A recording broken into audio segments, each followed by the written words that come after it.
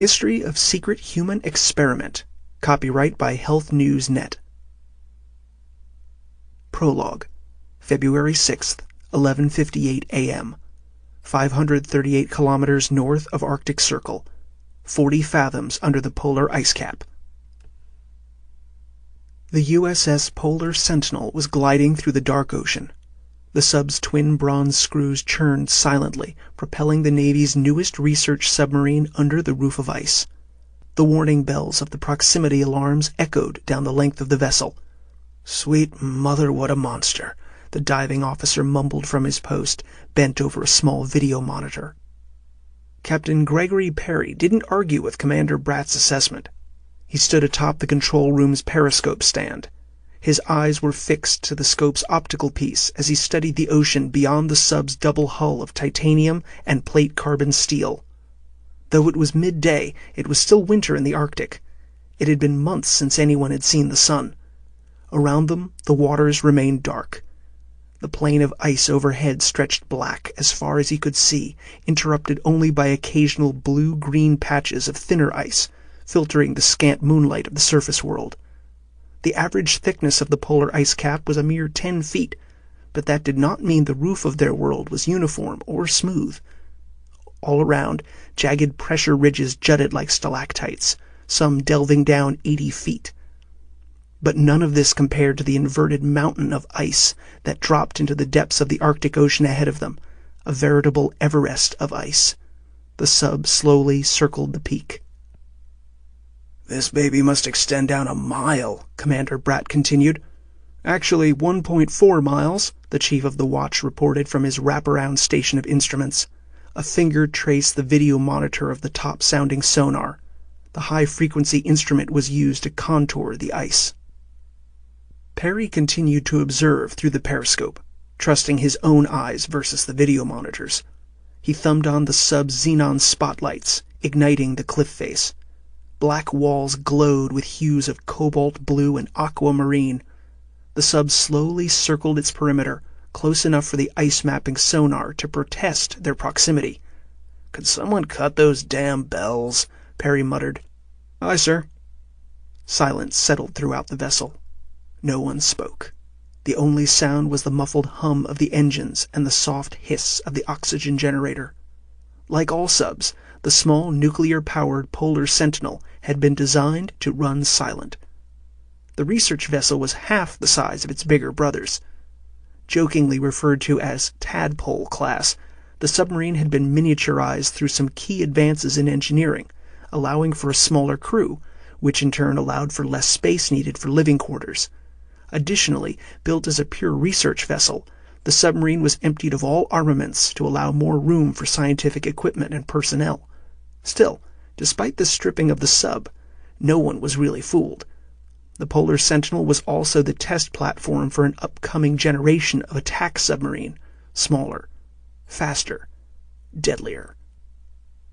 Technically still on its shakedown cruise, the sub had been assigned to the Omega Drift Station, a semi-permanent U.S. research facility built atop the polar ice cap, a joint project between various government science agencies, including the National Science Foundation and the National Oceanographic and Atmospheric Administration. The crew had spent the last week surfacing the sub through open leads between ice flows or up through thinly iced-over lakes called polynyas. Their task was to implant meteorological equipment atop the ice for the scientific base to monitor. But an hour ago, they had come upon this inverted Everest of ice. "That's one hell of an iceberg," Bratt whistled. A new voice intruded. "The correct term is an ice island." Perry glanced from the periscope. A gray-haired man with a neatly trimmed beard stooped through the hatch to enter the control room from the forward research decks. It was Dr. Oskar Willig, the Swedish oceanographer. He was accompanied by an ensign. The aging but wiry and hard-eyed Swede waved a dismissive hand toward the video monitor and nodded to Captain Perry. "It's a much more spectacular view from Cyclops. In fact, Dr. Reynolds asked to see if you'd join us there. We've discovered something intriguing." After a long moment, Perry nodded and folded up the periscope grips. He twisted the hydraulic control ring, and the stainless steel pole with its optic module descended into the housing below. "Commander Bratt, you have the con." He stepped down from the periscope stand to join Dr. Willig. Commander Bratt raised one bushy eyebrow as he passed by. "You're going to Cyclops? With all this ice around? You're a braver man than I am, Captain. True balls of brass." "Not brass." Perry tapped a knuckle on a wall plate. "Titanium." This earned a chuckle from his second-in-command. The Swedish oceanographer's eyes were bright with excitement as Perry joined him. "In all my years, I've never seen such a spectacular example of an ice island." Perry ran a hand over the stubble of his red hair, then motioned the older doctor ahead of him. The doctor nodded, turning, but he continued to speak rapidly, lecturing as if still in his classroom at the University of Stockholm. "These islands are rare. They originate when giant icebergs calve off the mainland glaciers. Then ocean currents drive these floating mountains into the polar ice cap, where they're frozen in place. Eventually, during the years of thawing and refreezing, they become incorporated into the cap itself." Dr. Willig glanced back at the captain as he climbed through the forward hatch. "Somewhat like almonds in a chocolate bar, you might say." Perry followed, bending his own 6-foot frame through the opening. "But what's so exciting about such a discovery? Why did Dr. Reynolds insist upon us mapping around this embedded almond?" Dr. Willig bobbed his head, leading the way down the main passage and through the research section of the sub. "Besides the rarity of these ice islands, because they have been calved from glaciers, they contain very old ice, and many even hold boulders and sections of terra firma. They are frozen glimpses of the distant past. Can you just imagine?" Perry followed, urging the doctor onward. "We dare not lose this chance. We may never find such an example again. The polar ice cap covers an area twice the size of your United States, and with the cap's surface worn featureless by winter winds and summer melts, such islands are impossible to discern. Not even NASA satellites could pinpoint such discoveries. Stumbling upon this mountain is a scientific gift from God." "I don't know about God, but it is intriguing," Perry conceded. He had been granted command of the Sentinel because of his background and interest in the Arctic region. His own father had served aboard the USS Nautilus, the first submarine to cross the Arctic Ocean and pass under the North Pole back in 1958. It was an honor to be adding to his father's legacy up here, to captain the Navy's newest research vessel. Dr. Willig pointed to a sealed hatch at the end of the corridor. "Come, you need to see this with your own eyes." Perry waved him on, glancing over his shoulder. The Polar Sentinel was divided into two sections. Aft of the control station were the crew's living quarters and the engineering levels. Forward of the bridge lay the research labs. But ahead, in the nose of the boat, where normally the torpedo room and sonar boom would be on a Virginia-class submarine, was the strangest modification of a naval sub. "After you," Dr. Willig offered as they reached the sealed door. Perry opened the hatch and pushed his way into the room. The muted lighting of the Sentinel ill-prepared him for the blinding brilliance of the next chamber. He shielded his eyes as he entered. The upper shell of the former torpedo room had been replaced with a canopy of foot-thick Lexan polycarbonate. The clear plastic shell arced overhead and in front, allowing an uninterrupted view of the seas around the Sentinel, a window upon the watery world. Viewed from outside, the Lexan canopy looked like a single glass eye, hence its nickname, Cyclops. Perry ignored the handful of scientists off to the sides, bent over equipment and monitors. The Navymen stood straighter and nodded to their captain. He returned their acknowledgement, but it was impossible to truly break his gaze from the view out Cyclops. Ahead, a voice spoke from the heart of the glare. "Impressive, isn't it?" Perry blinked away his blindness and spotted a slender figure in the room's center, limned in aquamarine light. "Dr. Reynolds?" "I couldn't resist watching from here." He heard the warm smile in the woman's voice. Dr. Amanda Reynolds was the nominal head of Omega Drift Station. Her father was Admiral Kent Reynolds, commander of the Pacific Submarine Fleet. Raised a Navy brat, the doctor was as comfortable aboard a submarine as any sailor wearing the double dolphins of the fleet. Perry crossed to her. He had first met Amanda 2 years ago when he was granted his captain's bars. It had been at a social function given by her father. In that one evening he had inadvertently insulted her potato salad, almost broken her toe during a short dance, and made the mistake of insisting that the Cubs would beat the San Francisco Giants in an upcoming game, losing $10 in the bargain. Overall, it had been a great evening. Perry cleared his throat and made sure Amanda was looking at him. "So, what do you think of Cyclops?" he asked, speaking crisply so she could read his lips. She had lost her hearing at the age of 13 as a result of a car accident. Amanda Reynolds glanced overhead, turning slightly forward. "It's everything my father dreamed it would be." She stood under the arch, surrounded on all sides by the Arctic Ocean. She appeared to be floating in the sea itself. Presently she leaned on one hip, half turned. Her sweep of ebony hair was snugged into an efficient ponytail.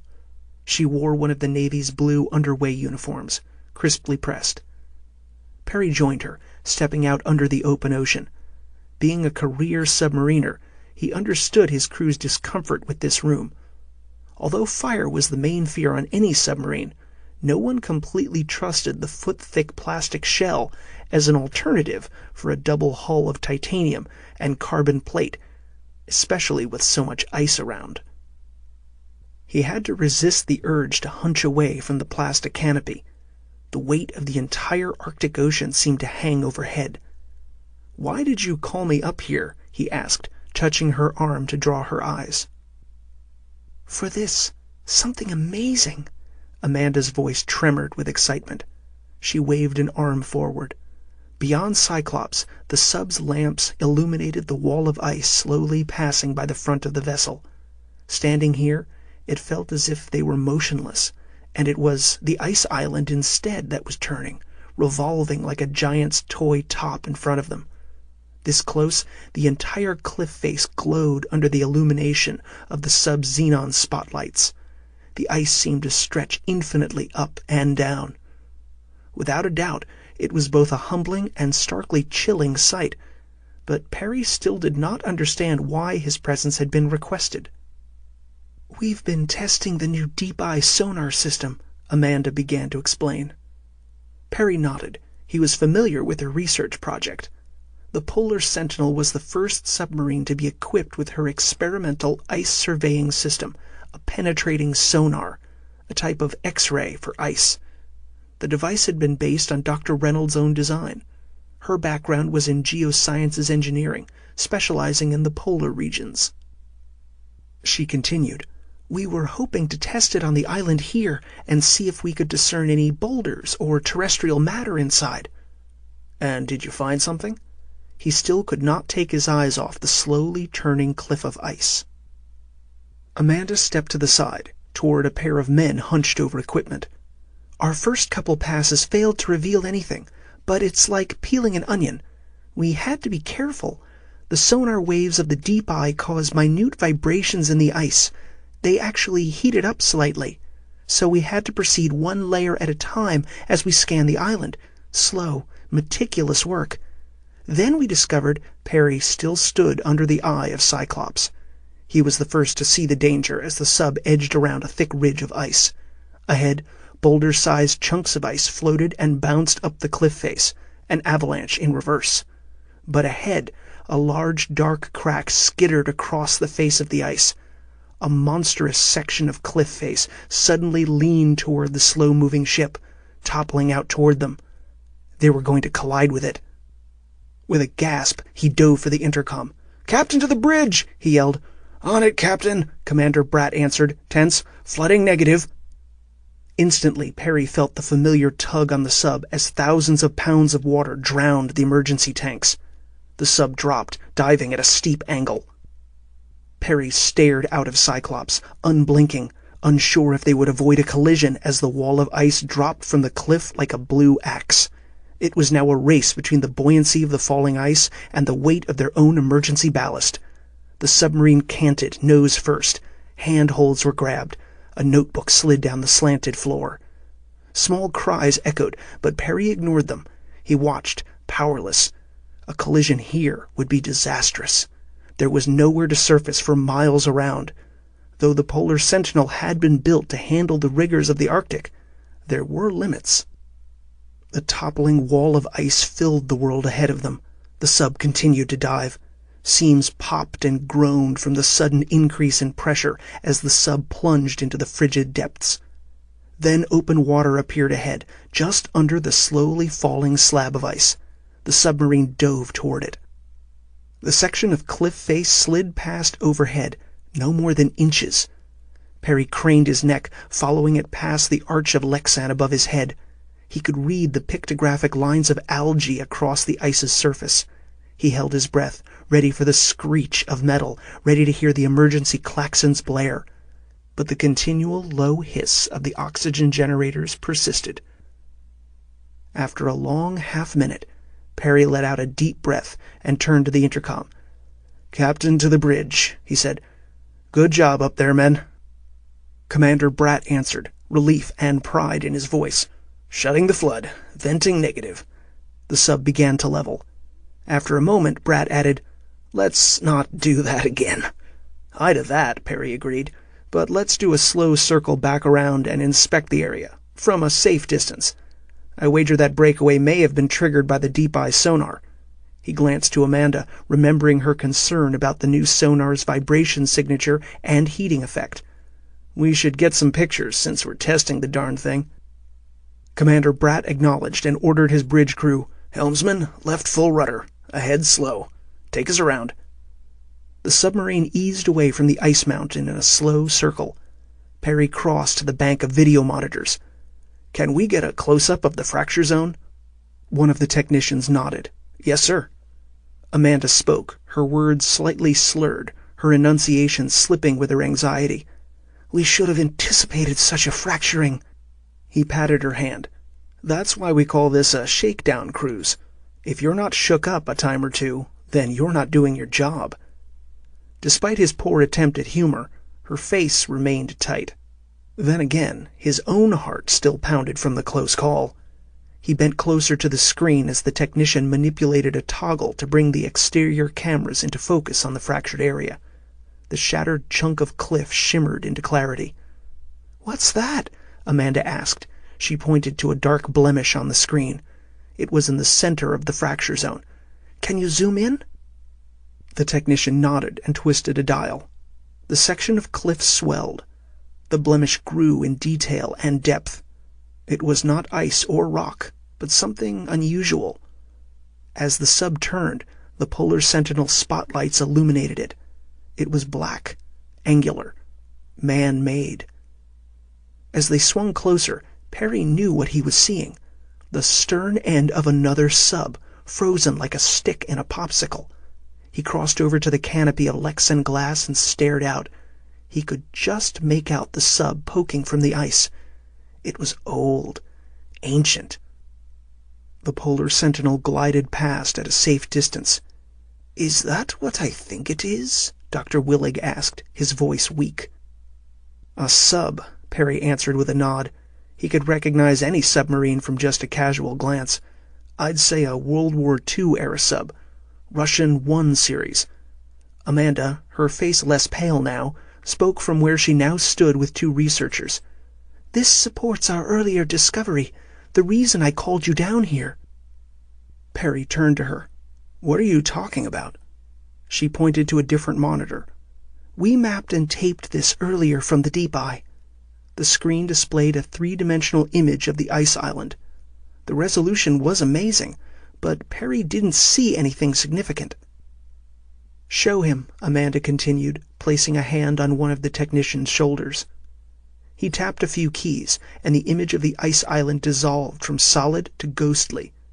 Within the interior of the island, passages and distinct tiers sectioned the iceberg, rising up layer by layer toward the top. "What is it?" Perry asked. The technician answered, "We think it's an abandoned ice base built inside the berg." He tapped a few keys and the image swelled to concentrate on one tier. There appeared to be rooms and corridors. It was definitely not a natural formation. "A Russian ice base, if you're right about that sub," Amanda added, lifting an eyebrow toward Perry. "The vessel is docked at the lowest level." He pointed to several darker objects scattered here and there on the display. "Are those what I think they are?" The technician overlaid a cursor atop one of them and tapped a key, zooming in on it. The shape of the form was unquestionable. "Bodies, Captain," he answered. "Dead bodies." A flicker of movement drew Perry's attention to the edge of the screen. Then it vanished. He frowned and glanced to the others. "Did anyone else see that?" Amanda's eyes widened. "Rewind the tape." The technician shuttled the recording backward and zoomed slightly outward. He forwarded to the blurred movement on the screen. He slowed it down. On the lowest tier of the station, something stirred, then disappeared into the deeper depths of the ice mountain, retreating beyond the reach of the sonar. Though visible only for a moment, there was no doubt. Amanda whispered, "Something's alive in there." Act 1. Blood Lure. April 6th, 2:56 p.m. Brooks Range, Alaska. Always respect Mother Nature, especially when she weighs 400 pounds and is guarding her baby. Matthew Pike faced the grizzly from 50 yards away. The massive she-bear eyed him back, chuffing into the breeze. Her yearling cub nosed a blackberry briar, but it was too early in the season for berries. The cub was just playing in the brambles, oblivious to the 6'2" fish and game officer standing, sweating, in the afternoon sun. But the youngster had little to fear when watched over by his mother. Her muscled bulk, yellowed teeth, and 4-inch claws were protection enough. Matt's moist palm rested on his holstered canister of pepper spray. His other hand slowly shifted to the rifle slung on his shoulder. "Don't charge, sweetheart. Don't make this day any worse than it already is." He'd had enough trouble with his own dogs earlier and had left them tethered back at his campsite. As he watched, her ears slowly flattened to her skull. Her back legs bunched as she bounced a bit on her front legs. It was clear posturing, a stance meant to chase off any threat. Matt held back a groan. How he wanted to run, but he knew to do so would only provoke the she-bear to chase him down. He risked taking a single, slow step backward, careful to avoid the snap of a twig. He wore an old pair of moose-hide boots, hand-sewn by his ex-wife, a skill learned from her Inuit father. Though they were 3 years divorced, Matt appreciated her skill now. The soft soles allowed him to tread quietly. He continued his slow retreat. Normally, when one encountered a bear in the wild, the best defense was loud noises, shouts, catcalls, whistles, anything to warn the normally reclusive predators away. But to stumble upon this sow and cub when topping a rise, running face to face into Ursus arctos horribilis, any sudden movement or noise could trigger the maternal beast to charge. Bear attacks numbered in the thousands each year in Alaska, including hundreds of fatalities. Just 2 months ago, he and a fellow warden had run a tributary of the Yukon River in kayaks, searching for 2 rafters reported late in returning home, only to discover their half-eaten remains. So Matt knew bears. He knew to watch for fresh bear signs whenever hiking: unsettled dung, torn up sod, clawed trunks of trees. He carried a bear whistle around his neck and pepper spray at his belt. And no one with any wits entered the Alaskan backcountry without a rifle. But as Matt had learned during his 10-year stint among the parks and lands of Alaska, out here the unexpected was commonplace. In a state bigger than Texas, with most of its lands accessible only by float plane, the wildernesses of Alaska made the wild places of the lower states seem like nothing more than Disney theme parks, domesticated, crowded, commercialized. But here, nature ruled in all its stark and brutal majesty. Of course, right now, Matt was hoping for a break on the brutal part. He continued his cautious retreat. The she-bear kept her post. Then the small male cub, if you could call a 150-pound ball of fur and muscle small, finally noticed the stranger nearby. It rose on its hind legs, looking at him. It shimmied and tossed its head about, male aggression made almost comical. Then it did the one thing Matt prayed it wouldn't do. It dropped on all fours and loped toward him, more in play and curiosity than with any aggressive intent. But it was a deadly move nonetheless. While Matt did not fear the yearling cub, a blast of pepper spray would surely stop it in its tracks. Its mother's response was a different matter. The pepper spray would be no more than a tenderizing seasoning when her pile-driver strength pounded down on him. And forget about a headshot, even with his Marlin sport rifle. The bear's thick skull would only deflect the bullet. Not even a shot square through the heart was a safe bet. It would take 10 minutes for such a shot to kill a bear, and the shooter would be bear scat by then. The only real way to kill a grizzly was to aim for the legs, bring her bulk down, then keep on shooting. And despite the personal danger, Matt was loath to do this. The grizzlies were his personal totem. They were the symbol of this country. With their numbers dwindling to less than 25,000, he could not bring himself to kill even one of them. In fact, he had come to Brooks Range on his own personal time to help in the cataloging and DNA mapping of the parkland's population of awakening grizzlies, fresh out of winter's blanket. He had been up here collecting samples from hare traps stationed throughout the remote areas of the park and freshening their foul-smelling scent lures when he found himself in this predicament. But now Matt was faced with the choice of kill or be killed. The cub bounded merrily in his direction. His mother growled in warning, but Matt was not sure if she was talking to him or her cub. Either way, his retreat sped up, one foot fumbling behind the other. He shrugged his rifle into one hand and unholstered his pepper spray. As he struggled with the spray's flip top, a fierce growl rose behind him. Matt glanced over his shoulder. On the trail behind him, a dark shape raced at him, tail flagging in the air. Matt's eyes grew wide with recognition. "Bane, no!" The black dog pounded up the slope, hackles raised, a continual growl flowing from his throat. The dog's keen nose must have scented the bear's, and maybe his own master's fear. "Heel!" Matt yelled in a barked command. Ever obedient, the dog halted the charge and stopped at his side, front legs breaking, hind legs bunched. With one resounding bark, he crouched, teeth bared. A wolf cross, Bane was broad of chest and bulked out just shy of 100 pounds. A short length of chewed leather tether hung from his collar. Matt had left Bane, along with his 3 other dogs, back at his temporary campsite while he went to freshen the scent lure of a nearby hare trap. The lure, a mixture of cow's blood, rotted fish guts, and skunk oil, drove the dogs crazy.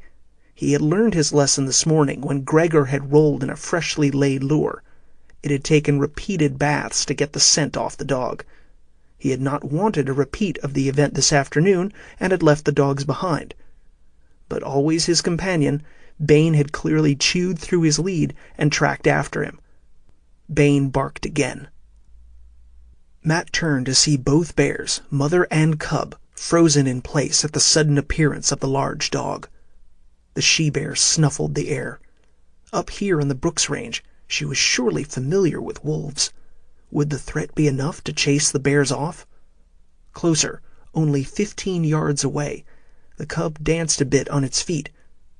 Then, with a toss of its head, it bounced toward them, heedless of any threat. The mother now had no choice. She opened her mouth and bellowed, dropping down to begin her charge. Matt thought quickly. He jammed the can of pepper spray into its holster and snatched a jelly jar full of blood lore from the side of his backpack. He leaned back and tossed it with all the strength in his arm and upper back. The fist-sized bottle flew with the accuracy of a Yankee pitcher's fastball and shattered against the bowl of a cottonwood 30 yards up the trail. Blood and guts splattered out. Usually 2 thimbles of the contents were enough to freshen a lure, capable of attracting bears from miles around. With the entire bottle emptied, the concentrated scent immediately swelled out, ripening the air. The cub stopped its ambling approach, dead in its tracks. It lifted its nose high, sniffing and snuffling. Its head swung like a radar dish toward the source of the delicious smell. Even the she-bear interrupted her charge to glance toward the smeared cottonwood. The cub turned and bounded up the slope. For a hungry cub, fresh from hibernating in its winter den, the reek was 1,000 times more interesting than blackberry briars or a pair of woodland strangers. The cub loped happily away. His mother eyed them warily still, but she sidled back on her haunches, guarding her cub as it trundled past her toward the fouled tree. Matt sensed now would be a good time to make a hasty retreat. "Heel, Bane," he whispered. The dog's nose was in the air, sniffing at the lure. Matt reached down and grabbed the chewed end of the lead. "Don't even think about it." He backed over the ridge and down the far side, leaving the bears to their prize. He kept walking backward, one eye on the trail behind him, one eye on the ridge above, just in case Mama decided to follow. But the bears stayed put, and after a quarter mile, Matt turned and hiked the 2 miles back to camp. Camp had been set by a wide stream, still iced over in patches as full spring was late to come. But there were signs of the warmer weather to follow in the blooming wildflowers all around. Blue Jacob's ladder, yellow fireweed, blood-red wild roses, and purple violets. Even the frozen stream, framed in willows and lined by alders, was edged in blooming water hemlock. It was one of Matt's favorite times of the year, when the gates of the Arctic National Park climbed out of winter's hibernation, but too early for the tourists and rafters to begin their annual pilgrimage here. Not that there were that many folks even then within the confines of the 8 million acres, a reserve the size of Vermont and Connecticut combined. Over the entire year, fewer than 3,000 visitors braved the rugged park. But for the moment, Matt had the region all to himself. At the camp, the usual cacophony of yips and barks greeted his safe return. His roan mare, half Arabian, half quarter horse, nickered at him, tossing her nose and stamping a single hoof in clear feminine irritation. Bane trotted ahead and bumped and nosed his own mates in canine camaraderie. Matt loosed the 3 other dogs, Gregor, Simon, and Butthead, from their tethers. They ran in circles, sniffing, lifting legs, tongues lolling, the usual mischief of the canine species. Bane simply returned to his side, sitting, eyeing the younger dogs. His coat was almost solid black, with just a hint of a silver undercoat and a white blaze under his chin. Matt frowned at the pack leader, ready to scold, but he shook his head instead. What was the damn use? Bane was the lead of his sled team, quick to respond to commands and agile of limb, but the mutt always had a stubborn will of his own. "You know that cost us an entire bottle of lure," Matt griped. "Carol is going to drain our blood to make the next one." Carol Jeffries was the head researcher running the DNA bear program out of Bettles. She would have his hide for losing the jelly jar. With just 1 bottle left, he could bait only half the sampling traps.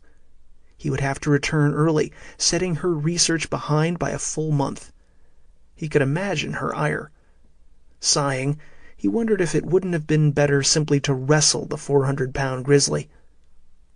He patted Bane's side and ruffled the dog's thick mane, earning a thump of a tail. "Let's see about getting dinner."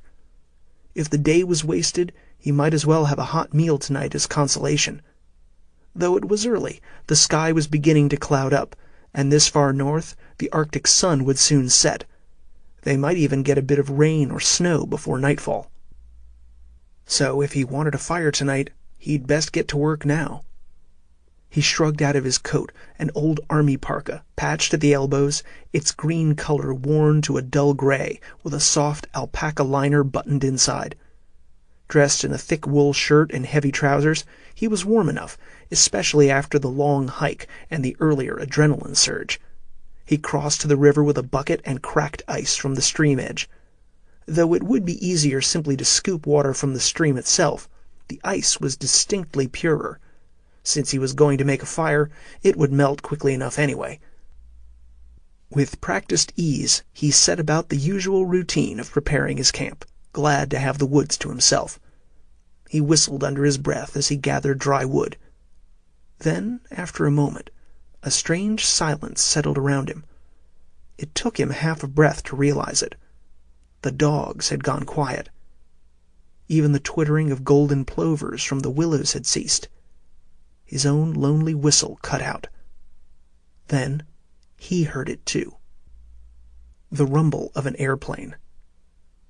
It was a soft sound until the single-engine Cessna crossed the ridgeline and swooped over the valley. Matt strained up. Even before he saw the plane, he knew something was wrong. The sound of the engine was not a continual whine, but an asthmatic sputter. The plane tilted on one wing, then the other. Its height bobbled, engine coughing. Matt could imagine the pilot struggling to look for a place to land. It was outfitted with floats, as were most bush pilot planes. It only needed a river wide enough upon which to set down. But Matt knew none would be found up here. The tiny stream beside his camp would eventually drain into the wider Alatna River that ran through the center of the park, but that was a good 100 miles away. He watched the Cessna scribe a drunken path over the valley. Then, with a grind of the engine, it climbed enough to limp over the next ridgeline. Matt winced as he watched. He would have sworn the floats brushed the top of a spruce tree. Then the plane was gone. Matt continued to stare, ears straining to listen for the fate of the plane. It was not long in coming. Like the sound of distant thunder, a splintering crash echoed from the neighboring valley. "God damn it," he mumbled under his breath. He watched the skyline, and after a long moment he saw the telltale streak of oily smoke snake into the dirty white sky. "And I thought I had a bad day." He turned to his camp. "Saddle up, boys. Dinner will have to wait." He grabbed up his army jacket and crossed to his mare, shaking his head. In any other place in the world, this might be a rare event, but up here in Alaska, the bush pilot myth was alive and well. There was a certain macho bravado in seeing how far one could push oneself or one's aircraft, leading to unnecessary chances. Over the course of a year, 200 small planes crashed into the Alaskan wilderness.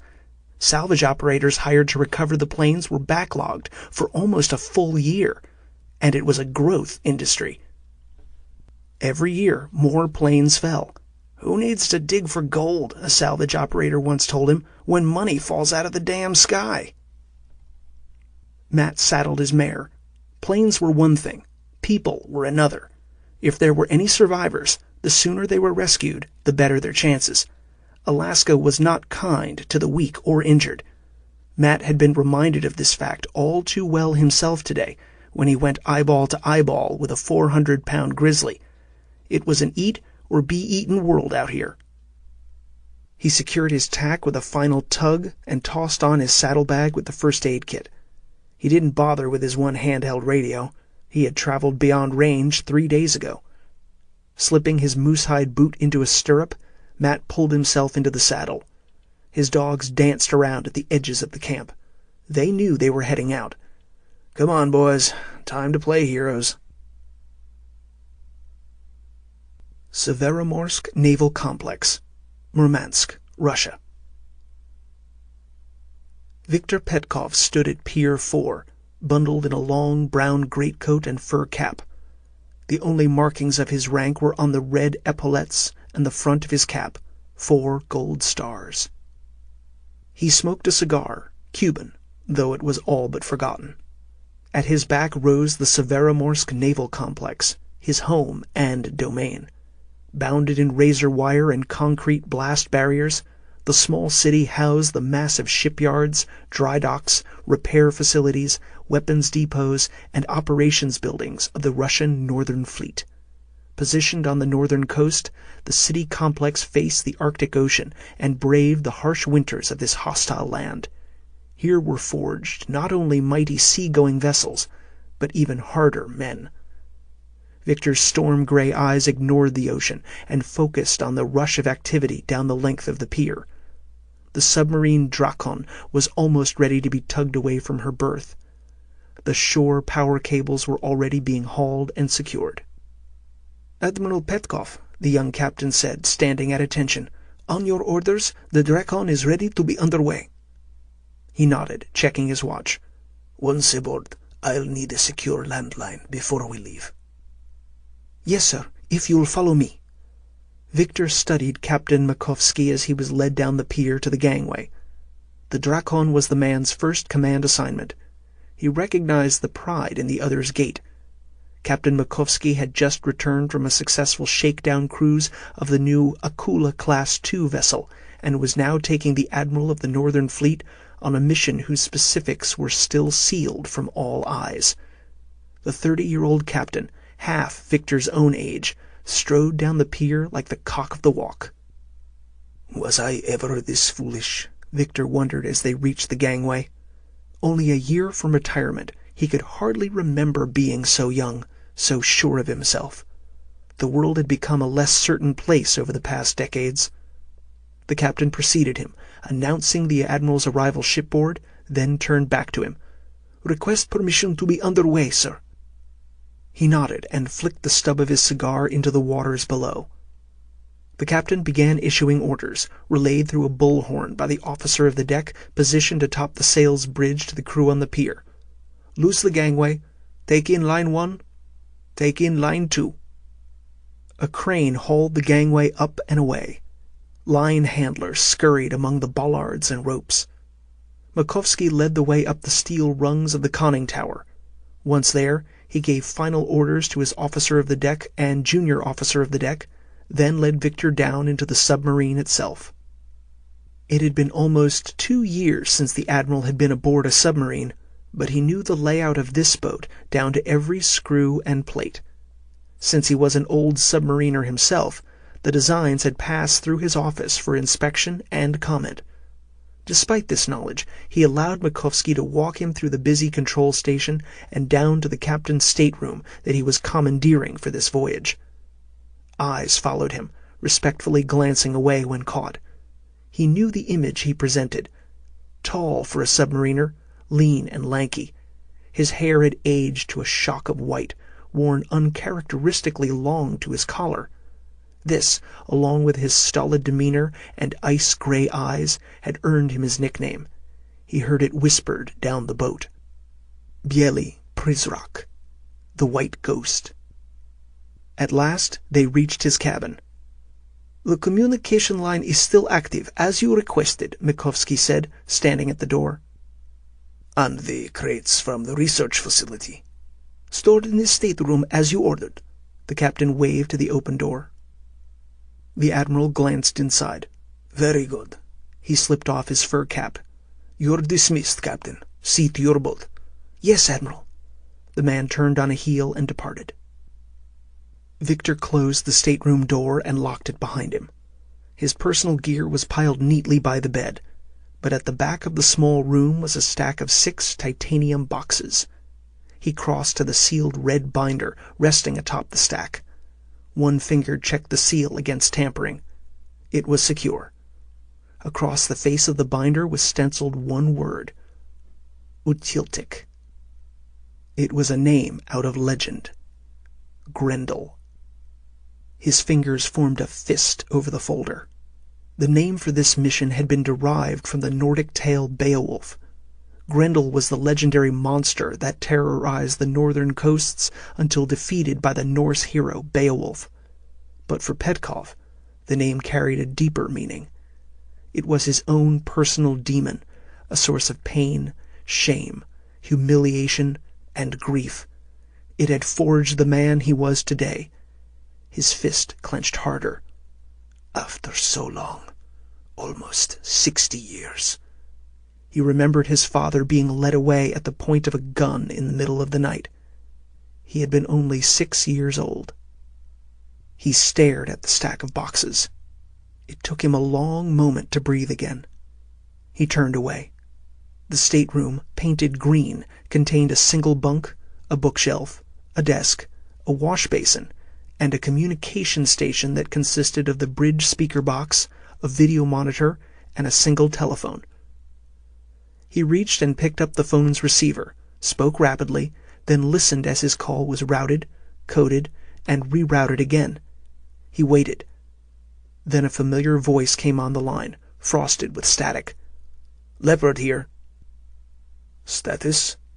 The target is down." "Confirmation? Underway." "You know your orders." A pause. "No survivors." This last needed no validation. Admiral Petkoff ended the call, settling the receiver down into its cradle. Now it started. 5:16 p.m. Brooks Range, Alaska. Matt urged his horse up the ridgeline. It had been a hard climb. The neighboring valley was 1,000 feet higher in elevation. Up here, snow still lay on the ground, thicker in the shadow of the trees. His 4 dogs were already loping ahead, sniffing, nosing, ears perked. He whistled to keep them from getting too far ahead. From the ridgeline, Matt surveyed the next valley. A spiral of smoke, thinning now, marked the crash site, but the forest of spruce and alder blocked the view of the crumpled plain. He listened. No voices were heard. A bad sign. Frowning, he tapped his heels on his mare's flanks. "Off we go, Mariah." He walked his horse down, mindful of the ice and snow. He followed a seep creek trickling through the forest. A mist hung over the thread of water. The quiet grew unnerving. Mosquitoes buzzed him, setting his teeth on edge. The only other sound was his horse's steps, a crunching sound as each hoof broke through the crust of ice over the snow.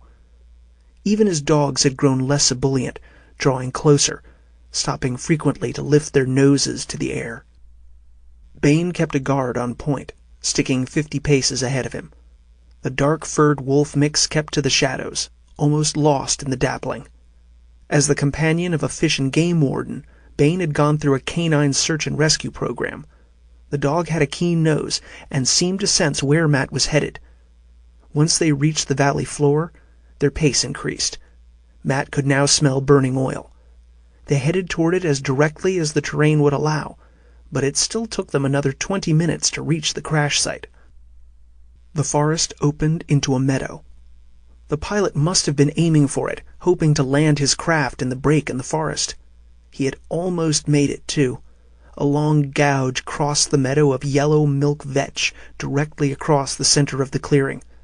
But the landing field had been too short. Off to the left, a Cessna 185 Skywagon lay smashed into the forest of green spruce.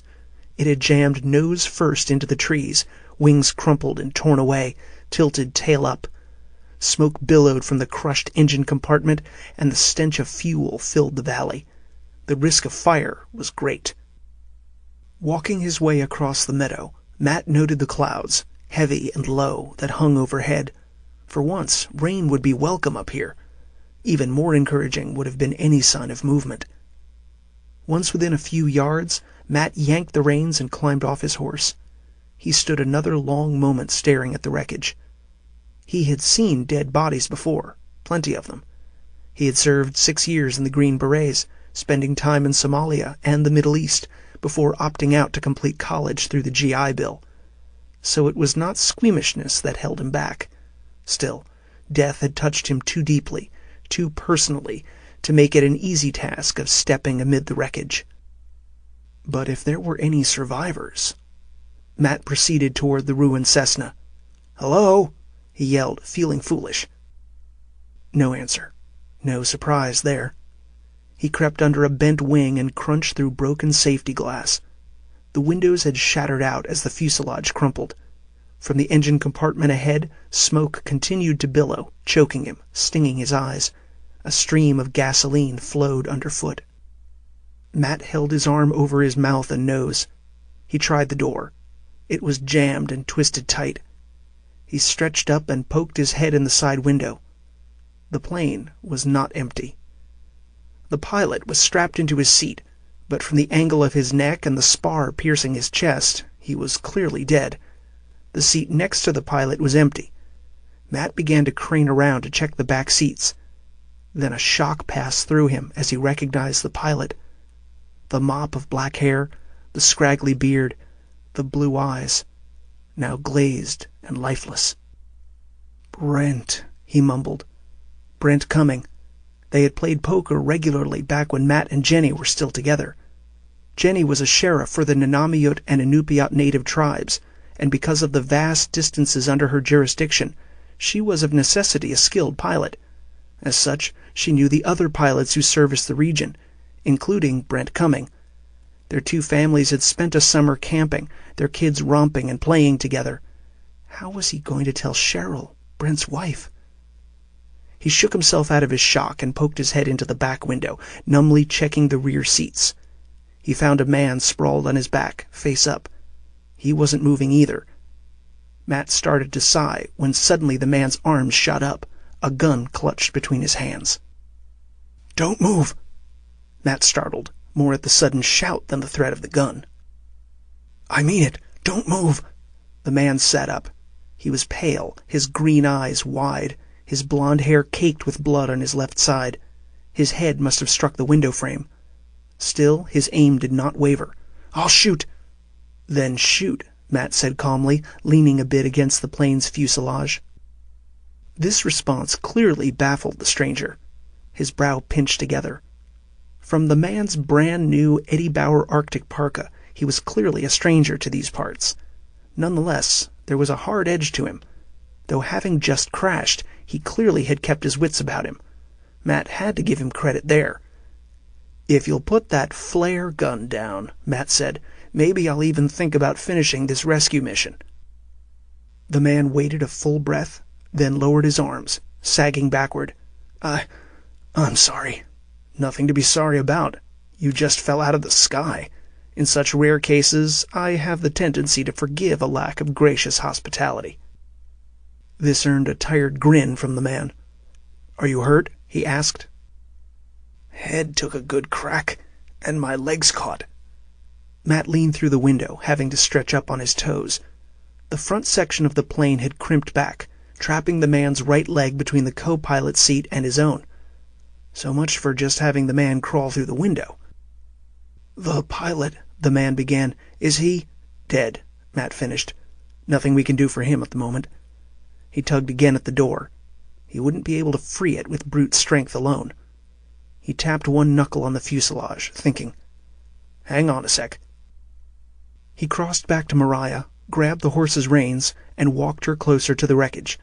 She protested with a toss of her head. It was bad enough being pulled away from the pasture of milk vetch, but the burning engine smell spooked her too. "Easy there, gal," Matt soothed. His dogs simply remained where they lay sprawled. Bane sat up, ears perked, but Matt waved the wolf down. Once close enough, Matt ran a rope from the saddle to the frame of the plane's door. He didn't trust the handle to be secure enough. He then crossed back to the mare and urged her to follow. She did so willingly, glad to leave the vicinity of the foul-smelling wreckage, but once she reached the length of her tether, she stopped. Matt coaxed her with tugs on the reins, but she still refused. He slid behind her, biting back a curse, then grabbed her tail and pulled it up over her hind end. He hated tailing her like this, but he had to get her to pull. She whinnied at the pain and kicked a hoof at him. He tumbled away, letting go of the tail and landing on his backside. He shook his head. He and the female species never did know how to communicate. Then Bane was there, barking, snapping at the horse's heels. Mariah might not respect Matt, but a half-wolf was another thing. Old instincts ran deep. The mare leaped ahead, yanking on the tether. A groan of metal erupted behind him. Matt rolled around. The entire tilted fuselage of the Cessna canted to the side. A shout of alarm arose from inside. Then, with a popping sound of an opening soda can, the crumpled door broke away. Mariah reared up, but Matt returned to calm her. He undid the saddle hitch and walked her away, waving Bane off. He settled her at the edge of the clearing, then patted her flank. "Good girl. You've earned yourself an extra handful of grain tonight. He strode back to the wreckage. The stranger was almost out of the plane. He was able to slide his trapped leg along the edge of the two crammed seats until he reached the open door. Then he was free. Matt helped him down. "How's the leg?" The man tested it gingerly. "Bruised, and the worst damn Charlie horse, but nothing feels broken." Now that the man was free, Matt realized he was younger than he first appeared. Probably no more than his late 20s. As they hobbled away from the wreckage, Matt held out a hand. "Name's Matthew Pike." "Craig Teague." After they were well away from the plane, Matt settled the man to a log, then shoved away his dogs when they came up to nose the stranger. Matt straightened a kink from his back and glanced back to the plane and his dead friend. "So what happened?" The man remained silent for a long moment. When he spoke, it was in a whisper. "I don't know. We were heading to Dead Horse." "Over in Prudo?" "Prudo Bay, yes." The man nodded, gingerly fingering his lacerated scalp. Dead Horse was the name of the airport that serviced the oil fields and township of Prudo Bay. It was located at the northernmost edge of Alaska, where the North Slopes oil fields met the Arctic Ocean. "We were about 2 hours out of Fairbanks when the pilot reported something wrong with the engine. It seemed he was losing fuel or something, which seemed impossible since we had just tanked up in Fairbanks." Matt could smell the fuel still in the air. They had not run out of juice, that's for sure. And Brent Cumming always kept his plane's engine in tip-top shape. A mechanic before becoming a bush pilot, Brent knew his way around the Cessna's 300-horsepower engine. With 2 kids and a wife, he depended on that craft for both his livelihood and his lifeline, so Brent maintained his machinery like a finely tuned Rolex. "When the engine began to sputter, we tried to find a place to land, but by that time we were among these damn mountains. The pilot, he tried to radio for help, but even the radio seemed to be malfunctioning." Matt understood. There had been storms of solar flares this past week. They messed with all sorts of communication in the northern regions. He glanced back to the wreckage. He could only imagine the terror of those last moments, the panic, the desperation, the disbelief. The man's voice cracked slightly. He had to swallow to continue speaking. "We had no choice but to try to land here, and then... Matt reached over and patted the man's shoulder. The rest of the story was plainly evident. "It's okay. We'll get you out of here. But I should see about that head wound of yours first." He crossed over to Mariah and retrieved the first aid kit. It was really a full med kit. Matt had assembled it himself, utilizing his experience in the Green Berets. Besides the usual gauze rolls, Band-Aids, and aspirin, he had a small pharmacy of antibiotics, antihistamines, antiprotozoals, and antidiuretics. The kit also contained suture material, local anesthetic, syringes, splinting material, even a stethoscope. He pulled out a bottle of peroxide and cleaned the man's wound. Matt talked as he worked. "So, Craig, what was your business up in Prudo?" he asked, studying the other. The fellow certainly didn't have the look of an oil rigger. Among such hard men, black oil and grease were indelibly tattooed into the creases and folds of their hands. Contrarily, this man's palms were free of calluses, his nails unbroken and neatly trimmed. Matt supposed he was an engineer or geologist. In fact, the man had a studious look to his countenance, keenly assessing the surroundings, glancing to Matt's horse, his dogs, the meadow, and the surrounding mountains. The only place he avoided looking was back to the wreckage. "Prudo Bay wasn't my destination. We were to refuel there, then hop out to a research base on the ice cap. Omega Drift Station, a part of the SkySex research group." "SkySex?" Matt smeared antibiotic cream on the wound, then covered it with a Teflon-coated gauze sponge, wrapping it in place.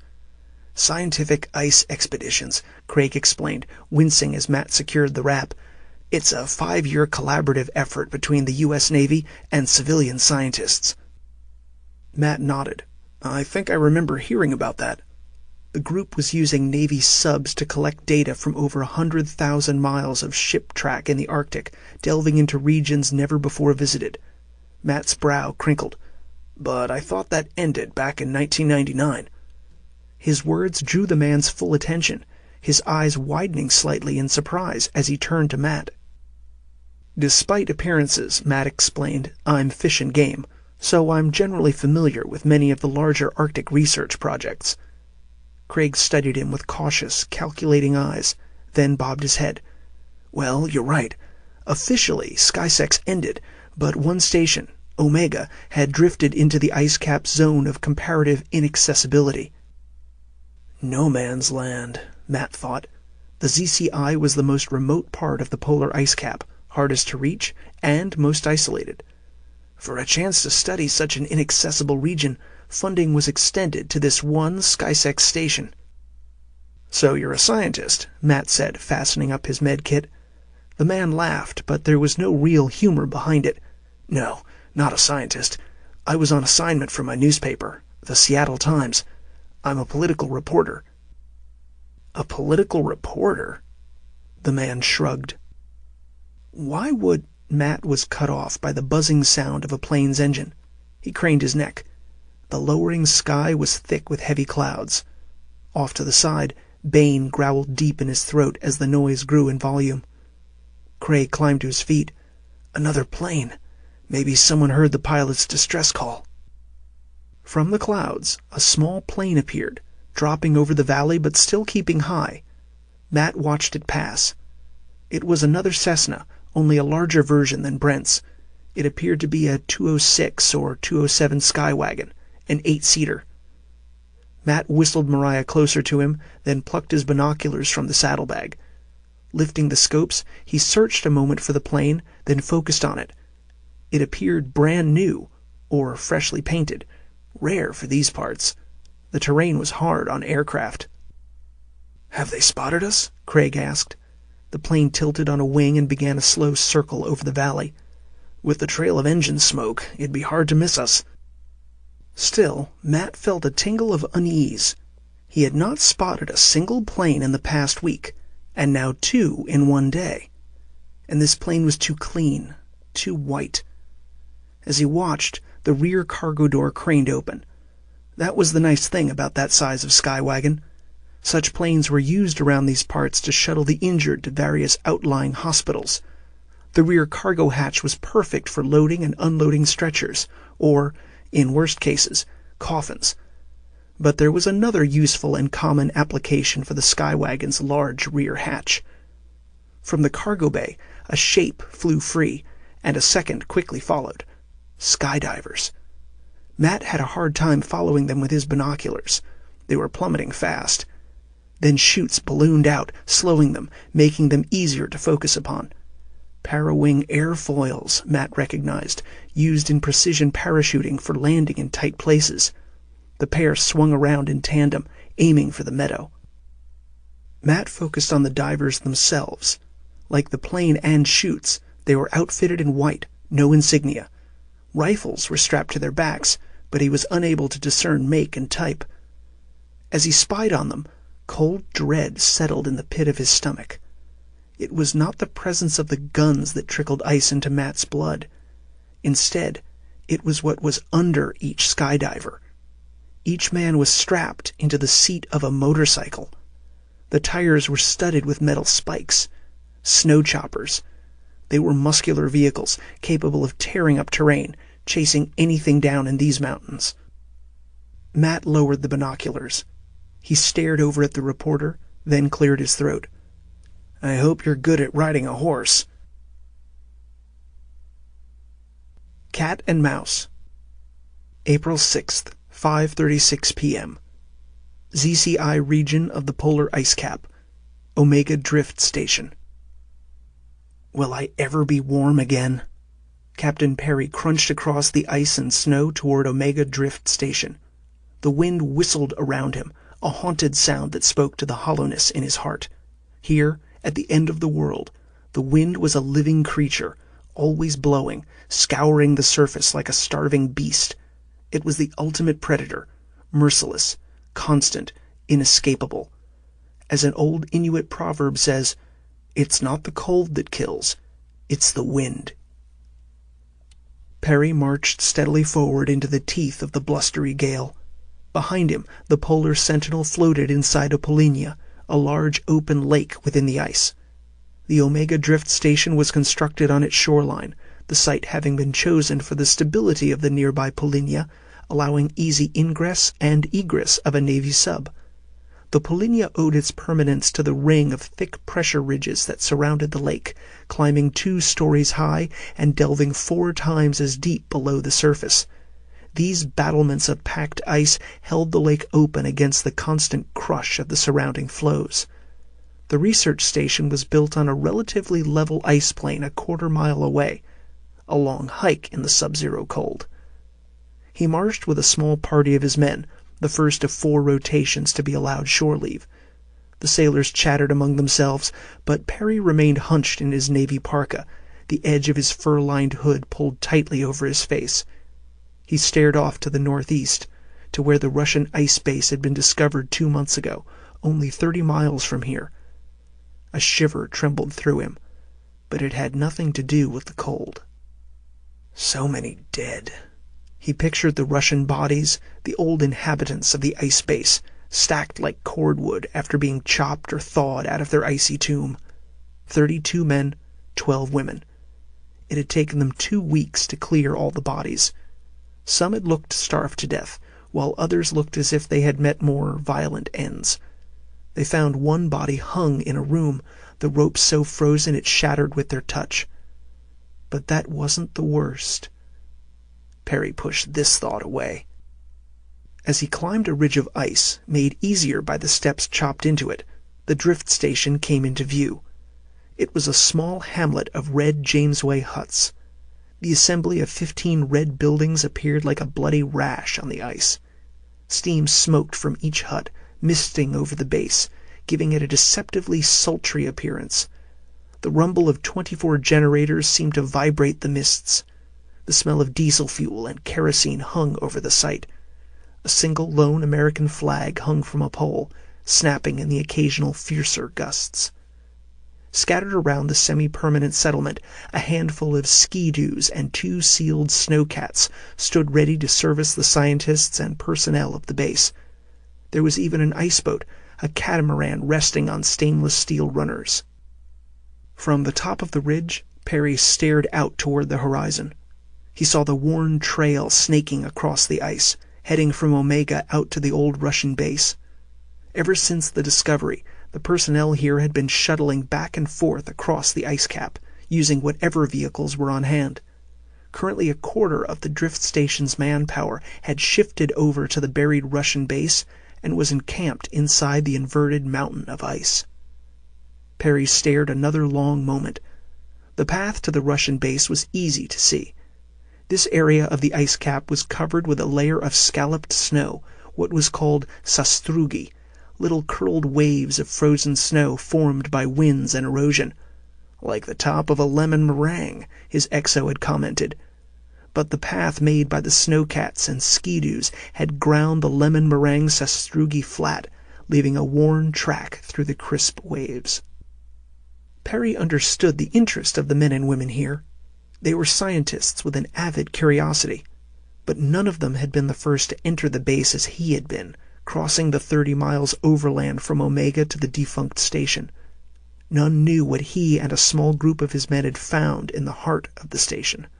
He had immediately ordered his men silent and stationed a complement of armed guards to keep that one section of the base off limits to the Omega personnel. Only one member of the drift station knew of Perry's find, Dr. Amanda Reynolds. She had been with Perry when he had entered the base.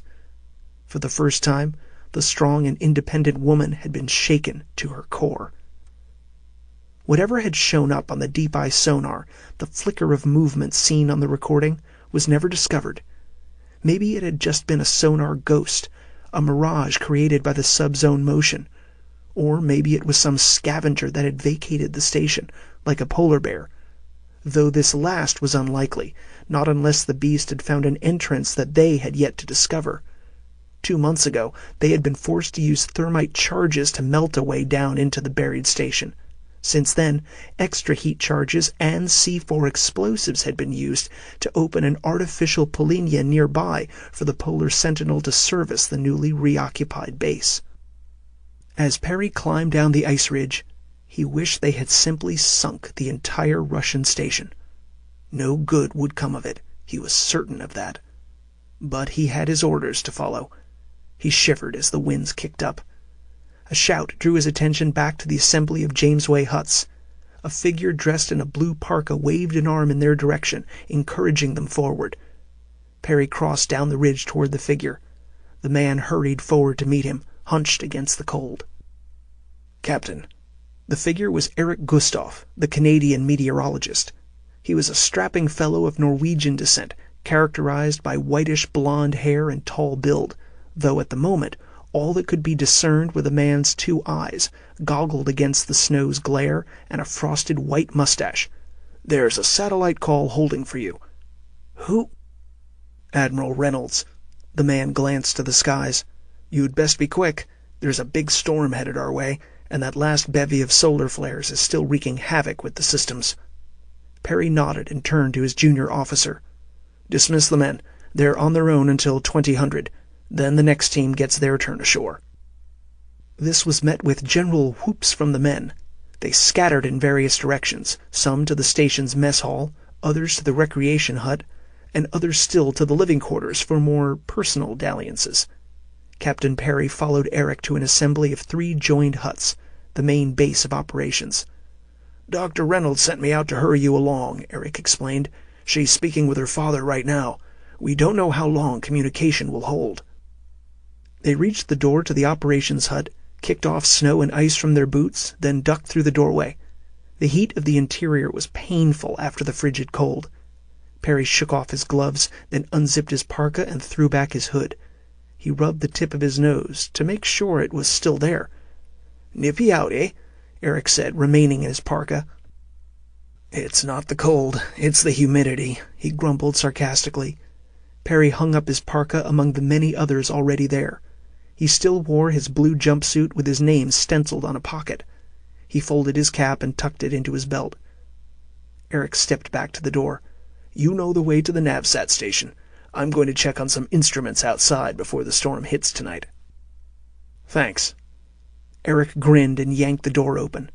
Even in such a short time, the wind had kicked up outside.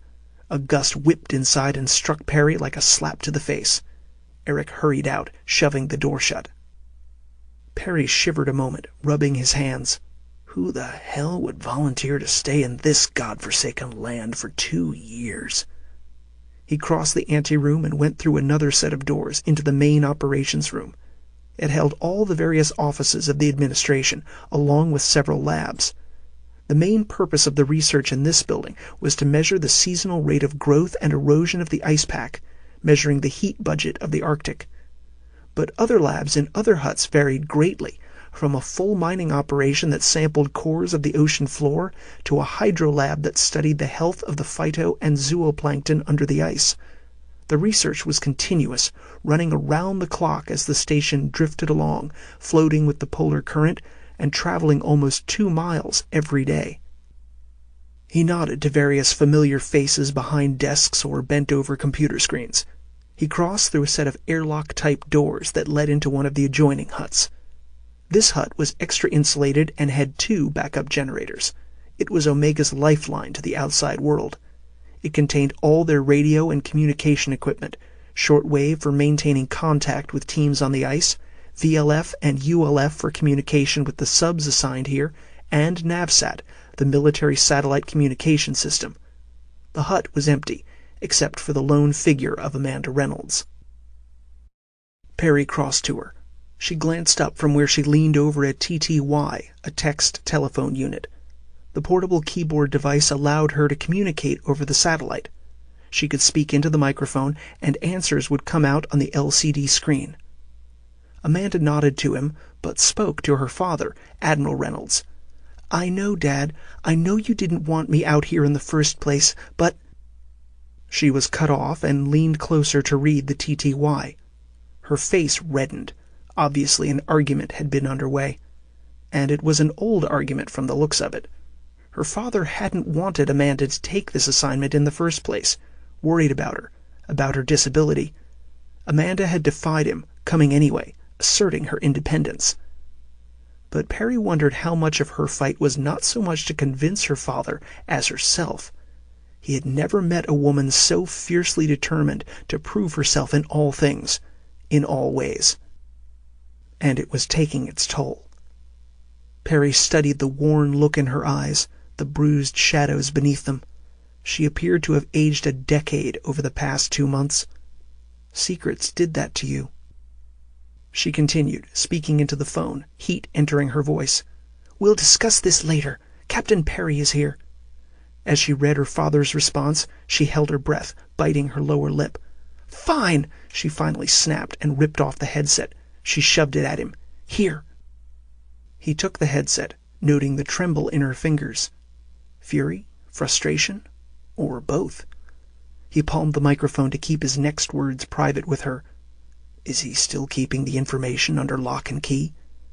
Amanda snorted and stood. And electronic padlock, and voice print recognition, and retinal scan identification. Fort Knox couldn't be more secure.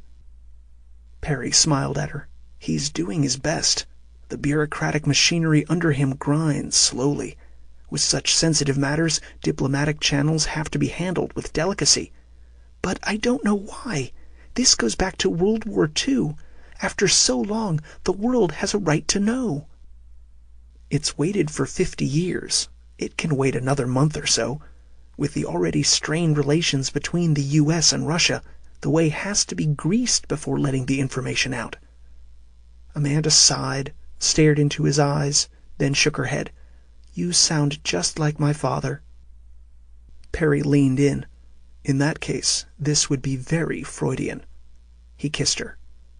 She smiled under his lips and mumbled, "You kiss like him, too." He choked a laugh, pulling back. She pointed to the headset. "You'd best not keep the Admiral waiting." He slipped the headset in place and pulled up the microphone. "Captain Perry here." "Captain, I trust you're taking good care of my daughter." His voice cut in and out a bit.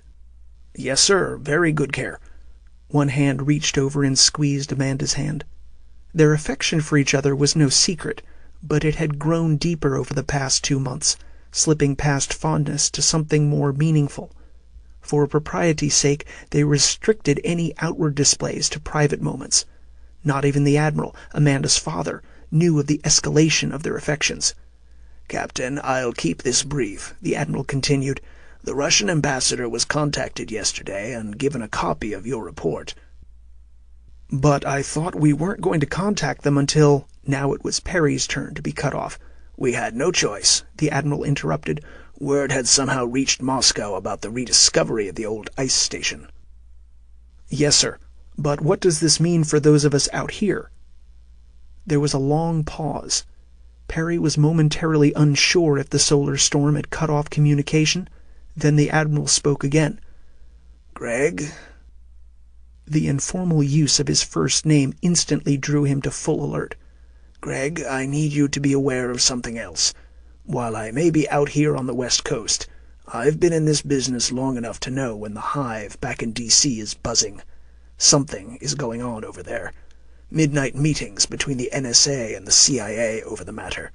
The Secretary of the Navy has been recalled from a junket in the Middle East. The entire cabinet was recalled early from their Easter break." "What's it all about?" "That's just it. I don't know.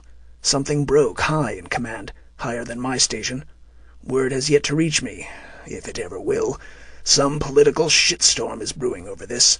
D.C. is locking up hatches and battening down. I've never seen its like before." A cold finger of dread ran up Perry's spine.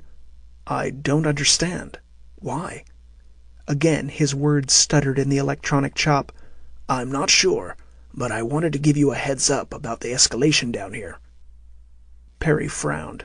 It all sounded like the usual politics to him. He would note the Admiral's concern, but what else could he do? "Captain, there's one other thing. A strange tidbit that has trickled down to me. Actually, it was passed by an aide to the Undersecretary. It's a single word that seems to be the center of the shitstorm." "What's the word?" Grendel? Perry's breath went out of him. Perhaps a code name, a name of a ship. I don't know. The Admiral continued. Does it mean anything to you? Perry closed his eyes. Grendel. The discovery had only been made today. The steel plaque had been covered in ice and hoarfrost, and was easy to miss. It was near the main surface entrance into the buried ice station. Kiludvis kifluni untiltik. Greg? His mind continued to spin. How did Washington know? Omega's translator and the Sentinel's own linguistic expert had argued over the plaque's translation, especially the last word, until finally coming to the same conclusion. It was the name of the buried base, Ice Station Grendel. Captain Perry, are you still there? Yes, sir. Does the word mean something? Yes, sir, I believe it does. His voice remained tight. Besides the word being etched on the plaque, Perry had seen the same Cyrillic lettering in one other place, on one of the station's doors, a door before which he himself had posted armed guards. Unchultik. Until today, he had not known the meaning of the Cyrillic letters stenciled upon that monstrous door. Now he did. But he hadn't been the first.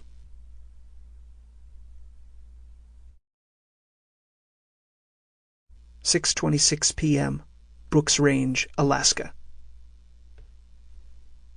Matt led the way up the steep slope, guiding Mariah by the reins. Craig rode on top, hunched down, clinging to the saddle horn. Matt dared not ride double, at least not yet, not until they were headed downhill or at least on flat land. He feared taxing the horse too soon. Ahead, his 4 dogs ranged toward the top of the valley. They all had to get out of these steep peaks. Only Bane seemed to sense his master's fear, sticking close, ears perked. Matt glanced behind. The skydivers had surely landed by now, but there was no growl of motorcycle engines. No sign of a chase, but the dense forest of spruce and aspen obscured his view. Already a twilight gloom had settled over the valley, the sun disappearing both into the surrounding peaks and the stacks of dark clouds overhead. Being April, the days had begun to lengthen from the continual dark of winter toward the midnight sun of summer. Squinting, Matt watched over his shoulder, but there was no telling what was going on. He frowned. Maybe he had been wrong. Maybe he had grown too paranoid out here in these empty woods. Craig must have noticed his concerned expression. Could it have been a rescue party? Are we running for no good reason? Matt opened his mouth to speak, then an explosion took his words away. Both men stared downhill. From the gloom below, a fiery ball rolled skyward. The blast echoed away. "The plane," Craig mumbled. "They destroyed it." Matt's eyes grew wide. He pictured Brent Cummings' body raised. Why? Matt squinted, thinking. He could come up with only one reason. They're covering their tracks. If the plane had been sabotaged, they'd need to destroy the evidence, and that includes any witnesses. Matt pictured the clear trail of hoof, boot, and paw prints heading away from the crash site. He'd had no time to mask their path. From below, a new noise cut through the forest like a bandsaw. A motorcycle engine roared to life, growling fiercely, then settling to a low rumble. A second soon joined the chorus. Bane echoed the motors, rumbling deep in his chest.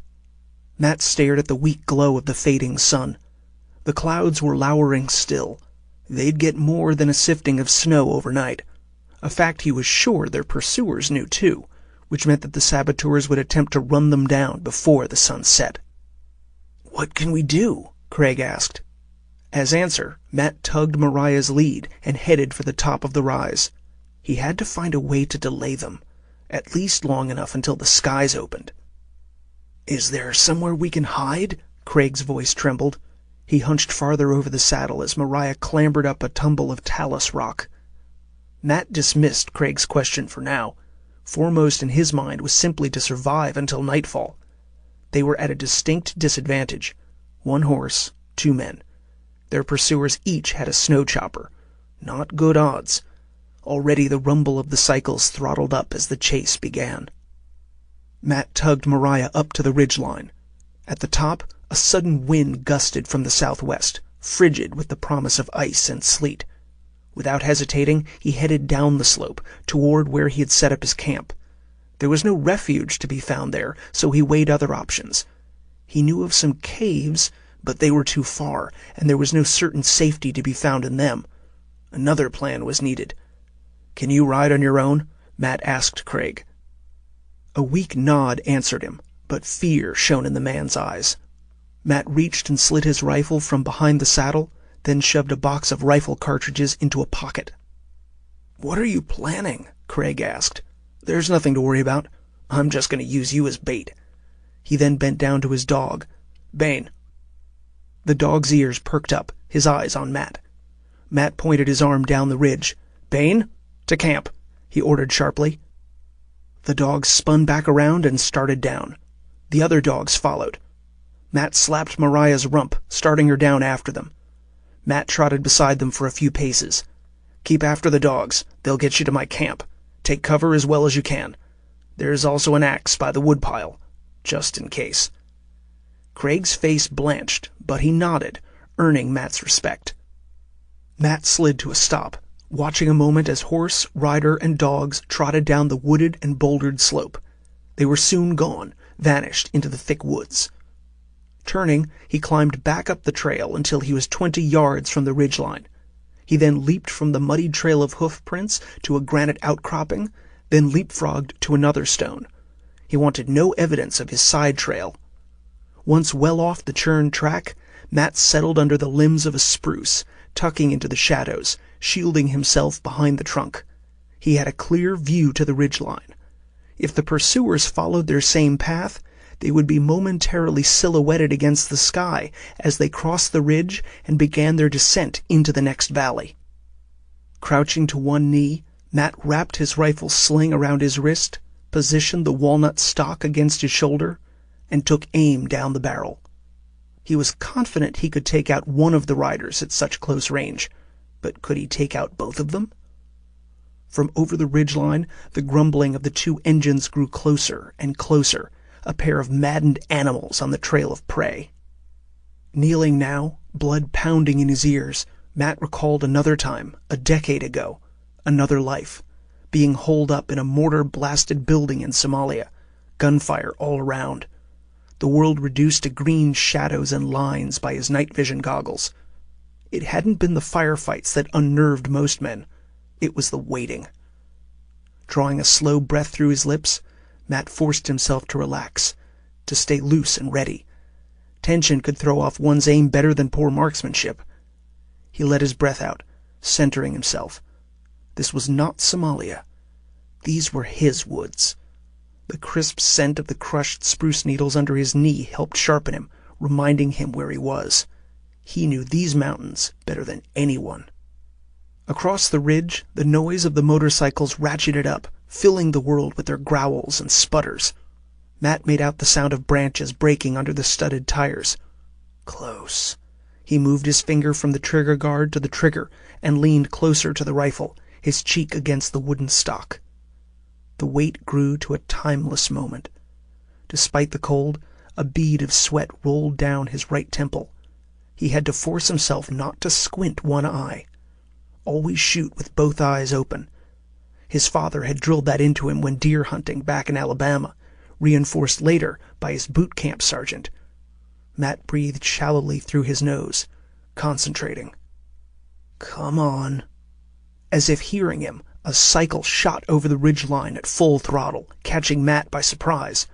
Rather than riding cautiously to the top of the rise, the rider had gunned his cycle and flew high across the ridge, his tires lifting free of the ground. Matt shifted his hip, following its course. He squeezed the trigger. The rifle blasted, answered immediately by the ping of a slug on metal. The airborne cycle fishtailed. He had struck the rear tire guard. Rider and cycle struck the ground askew, bounced once, then cartwheeled into a tumble. The rider leaped free, rolling down the slope and into dense bushes. "Damn it," Matt mumbled. He kept his gaze fixed on the ridgeline. He had no idea if the first rider was unharmed, injured, or dead, but he dared not take his attention from the ridgeline. There was still the second cycle. Matt levered the spent cartridge out the side of the rifle and snapped the next one home, wishing for his old M16 automatic from his Green Beret days. He covered the top of the rise. His hearing, after the rifle blast and tumbling crash of the first cycle, was confused.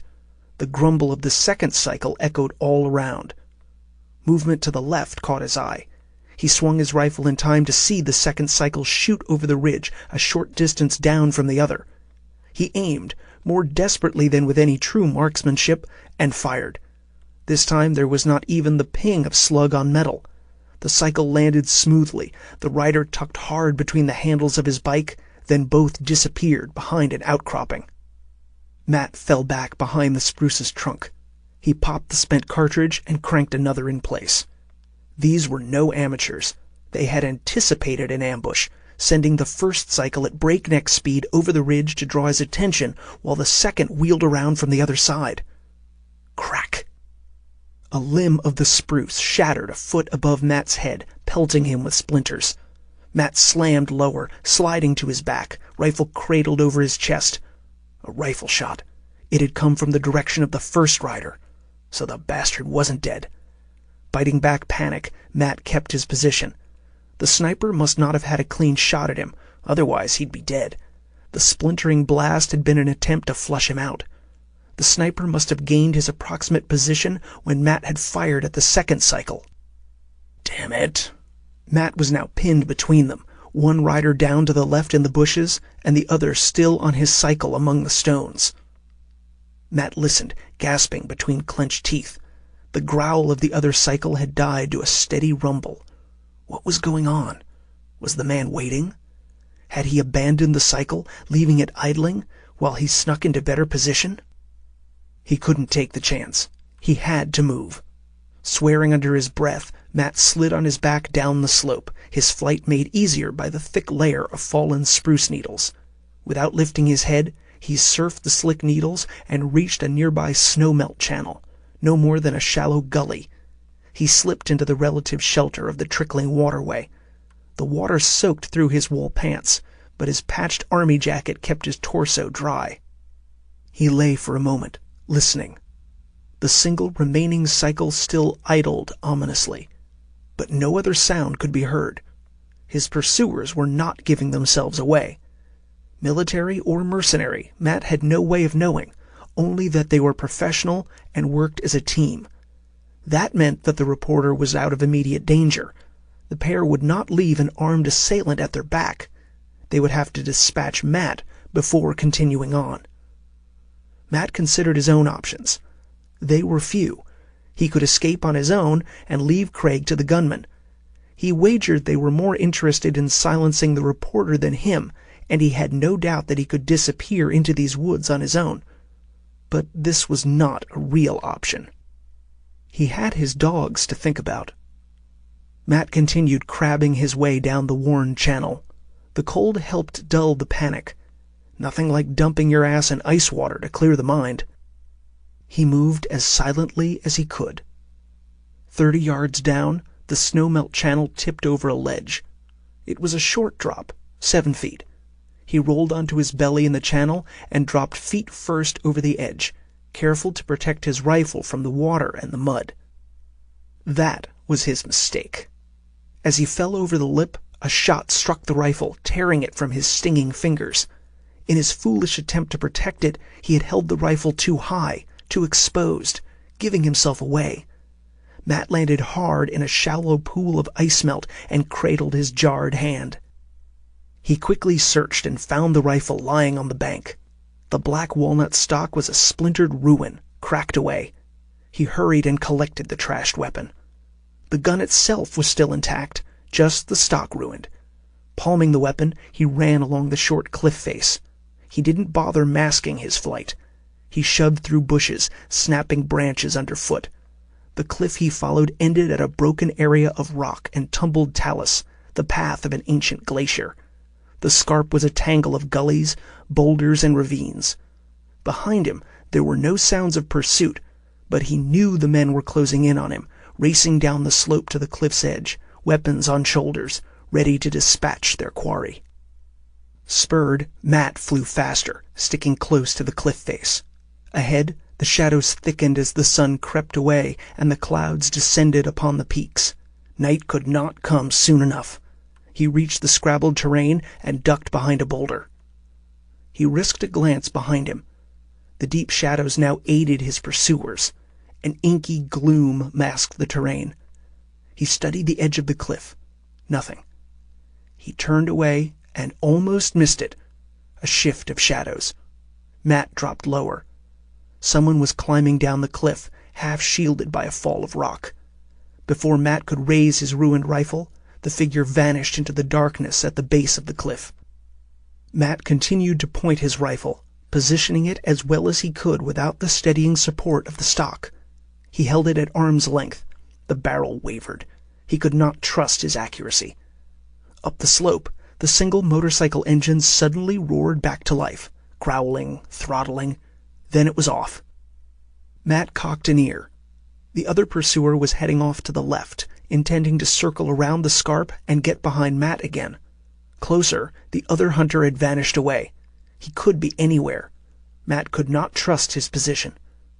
Twisting back behind the boulder, he searched the terrain. Few trees grew here, mostly just low bushes, weedy grasses, and scrabbles of reindeer lichen. A swift rocky stream tumbled down through the center in a series of waterfalls. A mist hovered and traced the waterway as the day cooled toward twilight.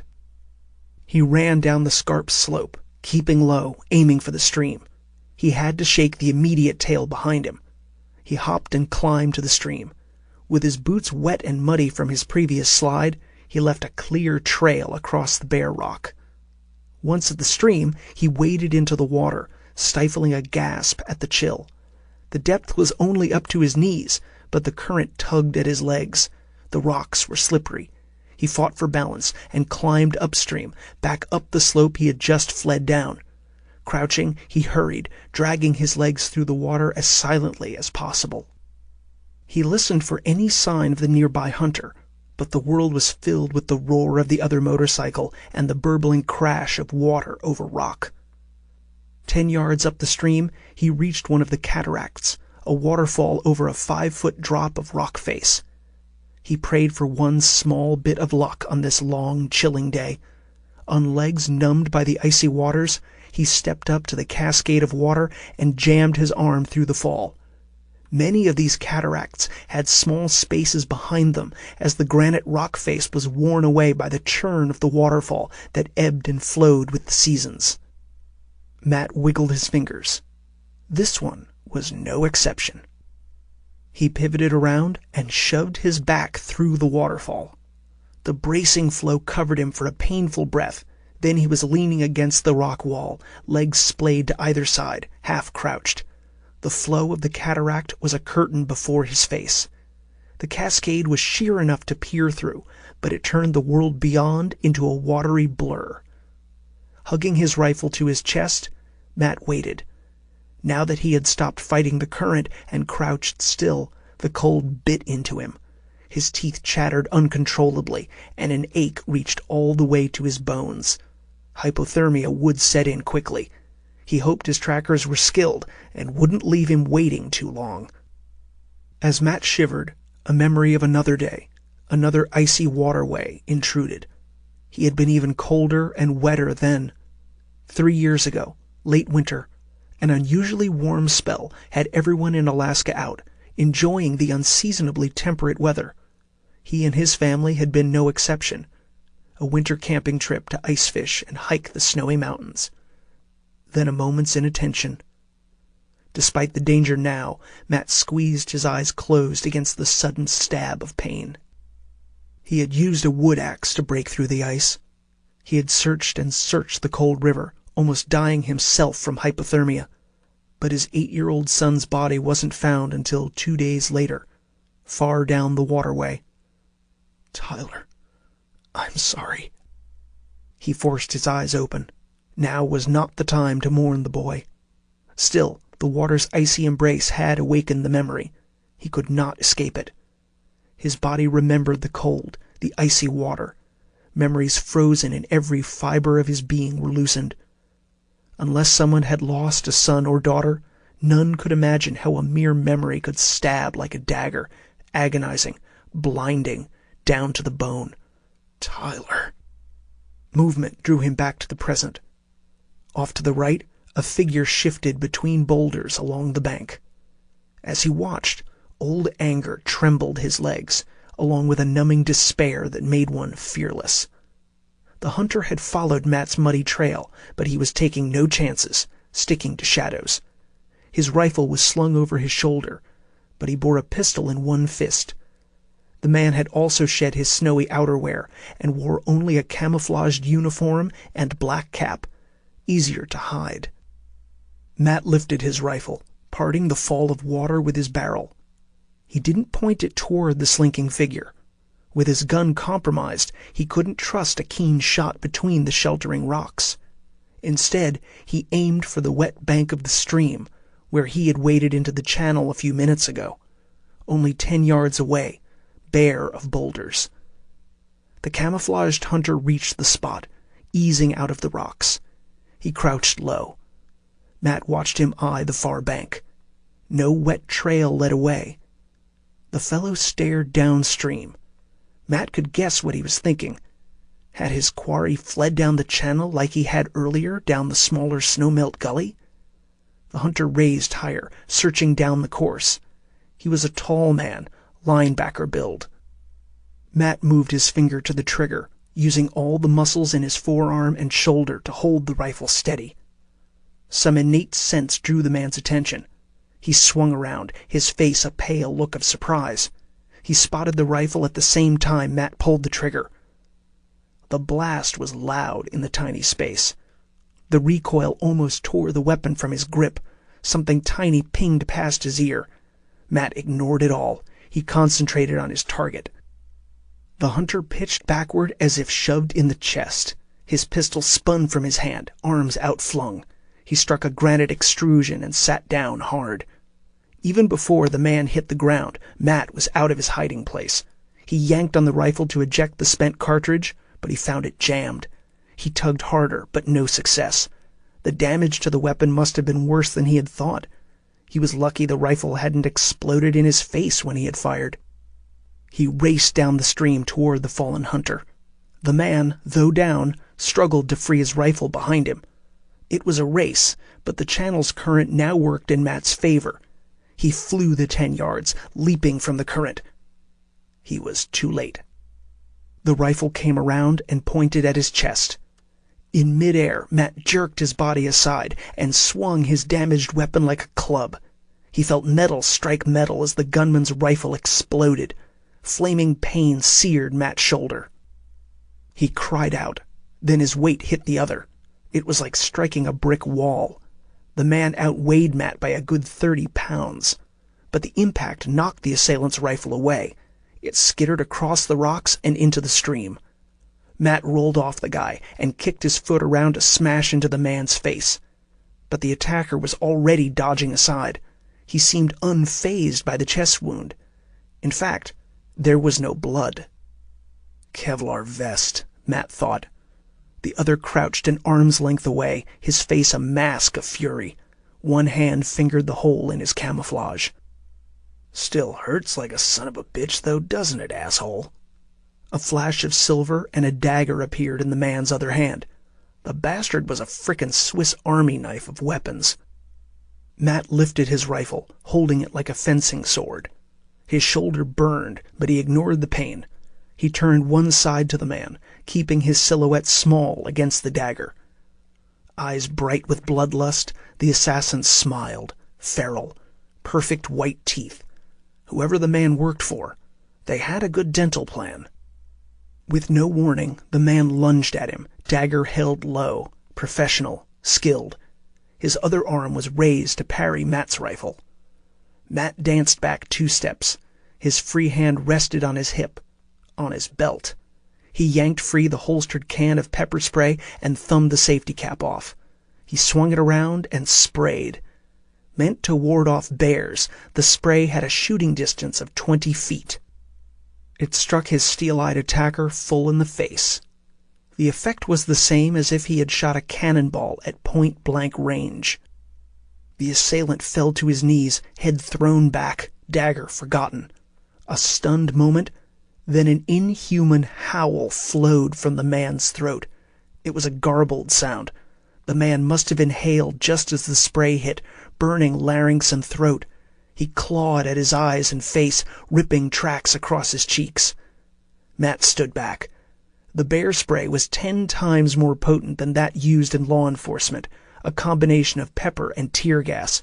It was meant to drop grizzlies, not just common thugs. Already the man's eyelids blistered. Blinded by the pain, he flipped around, wild, like a marlin landed on a fishing boat deck. But there was purpose to his thrashing. He fought toward the icy stream. His body racked and vomit spilled over the rocks, choking. He collapsed yards from the stream, moaning, curled in on himself. Matt simply walked over and collected the man's dagger. He considered slicing the man's throat, but he was not feeling generous today. The fellow was no further threat. There was a fair chance he would even die from the spray. And if not, he'd be disfigured and disabled for life. Matt felt no remorse. He remembered Brent coming, his friend's neck broken as his Cessna crashed. Matt turned away while checking his own wound.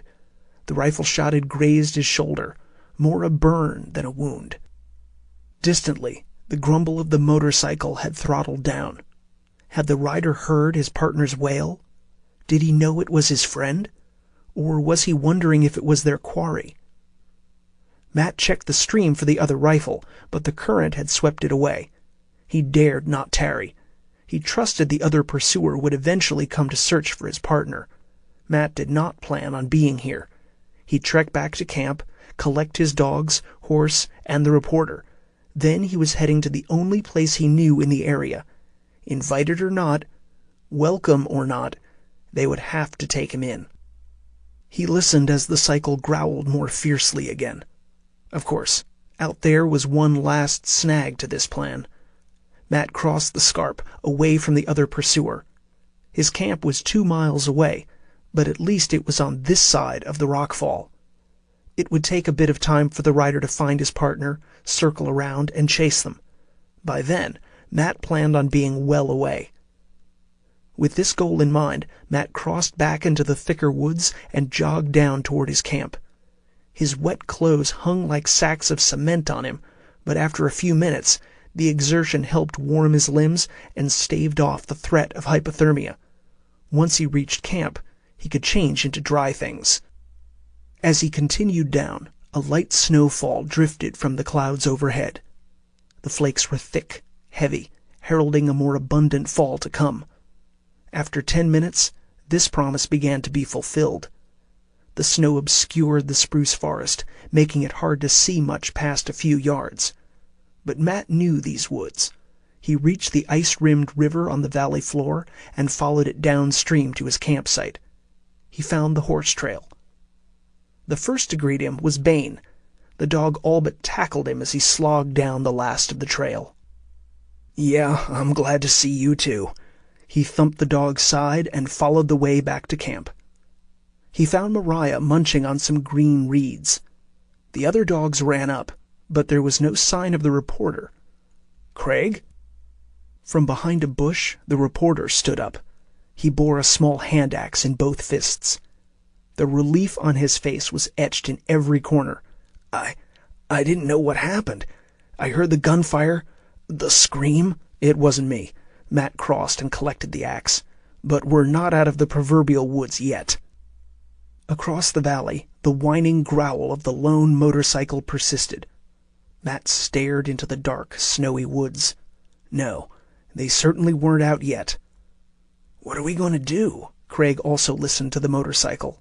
The sound had already grown louder. The reporter's eyes drifted to his shattered rifle. Matt had forgotten he was even carrying it. "Broken," he muttered. He turned back to camp and began to rummage through his supplies, quickly picking out what they would need for this midnight run. They would have to travel light. "Do you have another gun?" Craig asked. "Or can we outrun the motorcycle on the horse?" Matt shook his head, answering both questions. "Then what are we going to do?" He found what he was looking for. He added it to his bag. At least this wasn't broken. "What about the other motorcycle?" Craig's voice edged toward panic. Matt straightened. "Don't worry. There's an old Alaskan saying." "What's that?" "Up here, only the strong survive. But sometimes even they're killed." His words clearly offered no consolation to the Seattle reporter.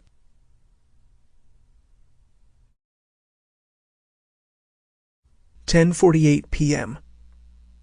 Stefan Jurgen wore night vision goggles, allowing him to see in the dark without the motorcycle's lights, but the snowstorm kept his vision to no more than 10 meters. The snow fell thickly, a green fog through the scopes. He kept his snow and ice bike steady, grinding and carving up the switchback trail. The snow might block his view, but it allowed him to follow his prey easily. The fresh snow clearly marked their trail. He counted 1 horse, 4 dogs. Both men were riding. Occasionally, one man hopped off and led the horse afoot across some trickier terrain, then remounted. He watched for any sign of the pair splitting, but no prints led away from the main trail. Good. He wanted them together. Under the frozen goggles, a permanent scowl etched his features. Mikhail had been his younger brother. An hour ago, he had found his brother's tortured body beside a small stream, nearly comatose from pain, his face a bloody wreck. He'd had no choice. He had orders to follow. It had still torn him to pull the trigger, but at least the agony had ended for Mikhail. Afterward, he had marked his forehead with his brother's blood. This was no longer just a search and destroy mission. It was an oath vendetta. He would return with the American's ears and nose. He would hand them to his father back in Vladivostok. For Mikhail, for what had been done to his younger brother, this he swore on Mikhail's blood. Stefan had caught a brief glimpse of his target earlier through his rifle's scope. Tall, sandy-haired, wind-burned face. The man had proven resourceful, but Mikhail had been the newest member to the Leopard Ops team, 10 years his junior. His younger brother did not have Stefan's years of battle-honed experience. He was a cub compared to a lion. Now, forewarned of his target's skill, Stefan would not underestimate his quarry. Upon his brother's blood, he would capture the American alive, carve his carcass while he still breathed. His screams would reach all the way back to Mother Russia. As Stefan climbed through the wooded ravine, the trail left by his quarry grew more distinct. His features hardened. The distance between them was closing. No more than 100 meters, he estimated. A skilled tracker, trained in the winter mountains of Afghanistan, Stefan knew how to judge a trail. He manhandled the bike up another switchback, then throttled down. He climbed off the cycle, shrugging his rifle snugly in place. He reached next to the weapon holstered on the side of the vehicle. It was now time to begin the true hunt. Raised along the Siberian coast, Stefan knew the cold, knew snow and ice, and he knew how to chase prey through a storm. From here, he would proceed on foot. But first, he needed to shake his targets, panic them into acting instinctively. And like any wild animal, once panicked, people made mistakes. He slid up his night vision goggles, raised the heavy weapon, then read the distance and elevation indicators through the scope. Satisfied, he pulled the trigger. 11:02 p.m. Craig shivered, clinging close to the man saddled ahead of him. He tried to glean whatever warmth he could from the shared contact. At least he was shielded from the worst of the wind by the Fish and Game Warden's broad back. Matt spoke as they climbed through the snowstorm. "I don't understand," he said, pressing the issue. "There has to be a reason for all this. Does it have to do with your story? Or is it something else?" "I don't know," Craig repeated for the 10th time, speaking through a wool scarf wrapped over his lower face. He didn't want to talk about it. He only wanted to concentrate on staying warm. Damn this assignment. If it's you, why go to all this trouble to keep you away from your story? I don't know. Back in Seattle, I covered alderman races and tracked AP stories out of Washington from a local angle. I was given this assignment because the editor has a grudge. So I dated his niece once. She was 20 years old, for God's sake. It wasn't like she was 12. Matt mumbled, a political reporter? I mean, why would a scientific research station call in a political reporter anyway? Craig sighed. The man would clearly not give up. In a desire to end this line of discussion, he finally loosened his tongue and spilled what he knew. A marine biologist from the drift station has a cousin who works for the paper. He sent a telegram indicating a discovery of significant interest, something to do with an abandoned ice base discovered by their researchers. Whatever they found has stirred up a lot of excitement, but the station was placed under a gag order by the Navy personnel there. A gag order? And this biologist was able to ferret this news out anyway. Craig nodded. I was being sent to see if there really is a story of national interest. Matt sighed. Well, it certainly stirred up someone's interest. Craig snorted, but he was relieved when the man fell into a ruminative silence. Behind them, the growl of the motorcycle seemed to have ebbed. Maybe they were outdistancing their pursuer. Maybe he had turned back, giving up the chase. Matt glanced behind them, slowing his horse. With the cycle quieted, the woods seemed to have grown more still and a little darker. The snowfall drifted with a hushed whisper through the trees. Matt reined the horse to a stop. He stood in the stirrups, staring back, his eyebrows tucked together. A sharp whistling suddenly pierced the quiet. What? Craig began, twisting around. Matt reached behind, grabbed him by the shoulders, and dragged them both out of the saddle. They fell to the snowy ground, knocking the wind from his chest. Craig coughed, gasping. What the hell is... Matt shoved his face into the snow, half covering his body with his own. Stay down, he growled. An explosion rocked the wintry quiet. A score of yards up the trail, snow, dirt, and bushes plumed upward. Leaves and needles were shredded from the surrounding trees. The mare bucked, whinnying in terror, eyes rolling white. But Matt was already up, grabbing the reins. Dogs barked and yipped from all around. Craig began to sit up. Matt reached down and yanked him to his feet. Up, up, he urged, shoving him toward the horse. What was... Grenade. The bastard has a goddamn grenade launcher. As the ringing in his ears died away, Craig tried to wrap his mind around this concept. He scrambled back up into the saddle. The mountains had gone quiet. Even the motorcycle's engine had gone silent. He's coming after us on foot, Matt explained.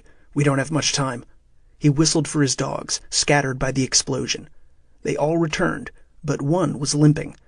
Matt bent to check the injured dog. Craig was not so patient. Come on, leave the dog. Matt glanced sharply at him, then back to the Malamute. He ran his hands down the lame limb. Just sprained, Simon, he whispered to the dog, relieved, and patted its head. Standing, Matt grabbed the horse's lead and headed away from the deer trail they had been following. Where are we going? Craig continued to search both ahead and behind him, his ears strained for any telltale whistle of another grenade. The jackass is trying to spook us. In Craig's case, the fellow had surely succeeded. They tromped through some denser woods, through deeper snow. Craig was forced to duck low branches, getting snow dumped on his back with their passage. It was hard going, slow, too slow, but Matt seemed determined in his direction. Where are we headed? Craig asked, dusting off his shoulders. To see if some old friends are still around.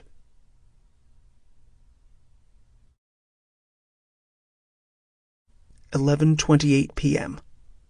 Stefan crouched by the trail. Gloved, hooded, and cloaked in white, he blended perfectly with the snow. But to him the world was traced and silhouetted in hues of green. Through his night vision goggles he examined the trail. His targets had struck off to the left, clearly scared from the trail by the grenade explosion ahead, just as he had hoped. He turned to follow, moving swiftly and silently. He had hunted wolves in the rural hills around his hometown. He knew how to travel a wood silently, to use the available cover. Coupled with the tools of his ops training, he was a most skilled assassin. Still, his targets needn't have feared another grenade. He had left the launcher back at the bike. His rifle was enough, along with his hunting knife, with which he planned to skin the American who had killed his brother. He set off down their new trail, watching to make sure the pair did not split up. But the track of hoof, paw, and footprints remained a steady, single course. Before leaving the cycle, he had radioed his superiors and reported the events. The storm was too severe to send in reinforcements, but Stefan had assured his lieutenant that they were not needed. Before midnight struck, he would have his quarry contained. His evacuation the next morning had already been coordinated. He continued down the side trail, watching for any treachery, but the grenade seemed to have done its job. It had sent them into flight. A quarter-mile down the side path, he found a spot where the snow was churned up. It looked like the horse might have taken a spill on the icy terrain. Stefan hoped a few bones had been broken during the fall. He quickly searched the area, but only one trail led off from here. The track was much fresher. Slush had not yet frozen in the hoofprints. He was no more than 5 minutes behind. The American continued to walk his horse. Stefan straightened, noting the ripe smell of offal. Some animal must have died nearby. But before this night was over, there would be more for the scavengers to feed upon. Anticipating he was close enough to use the infrared feature in his goggles, he reached to his lens and toggled a tab on its edge, switching out of the current night vision mode, which amplified ambient light, and over to infrared, which registered heat signatures. The green hues vanished, and the world went dark.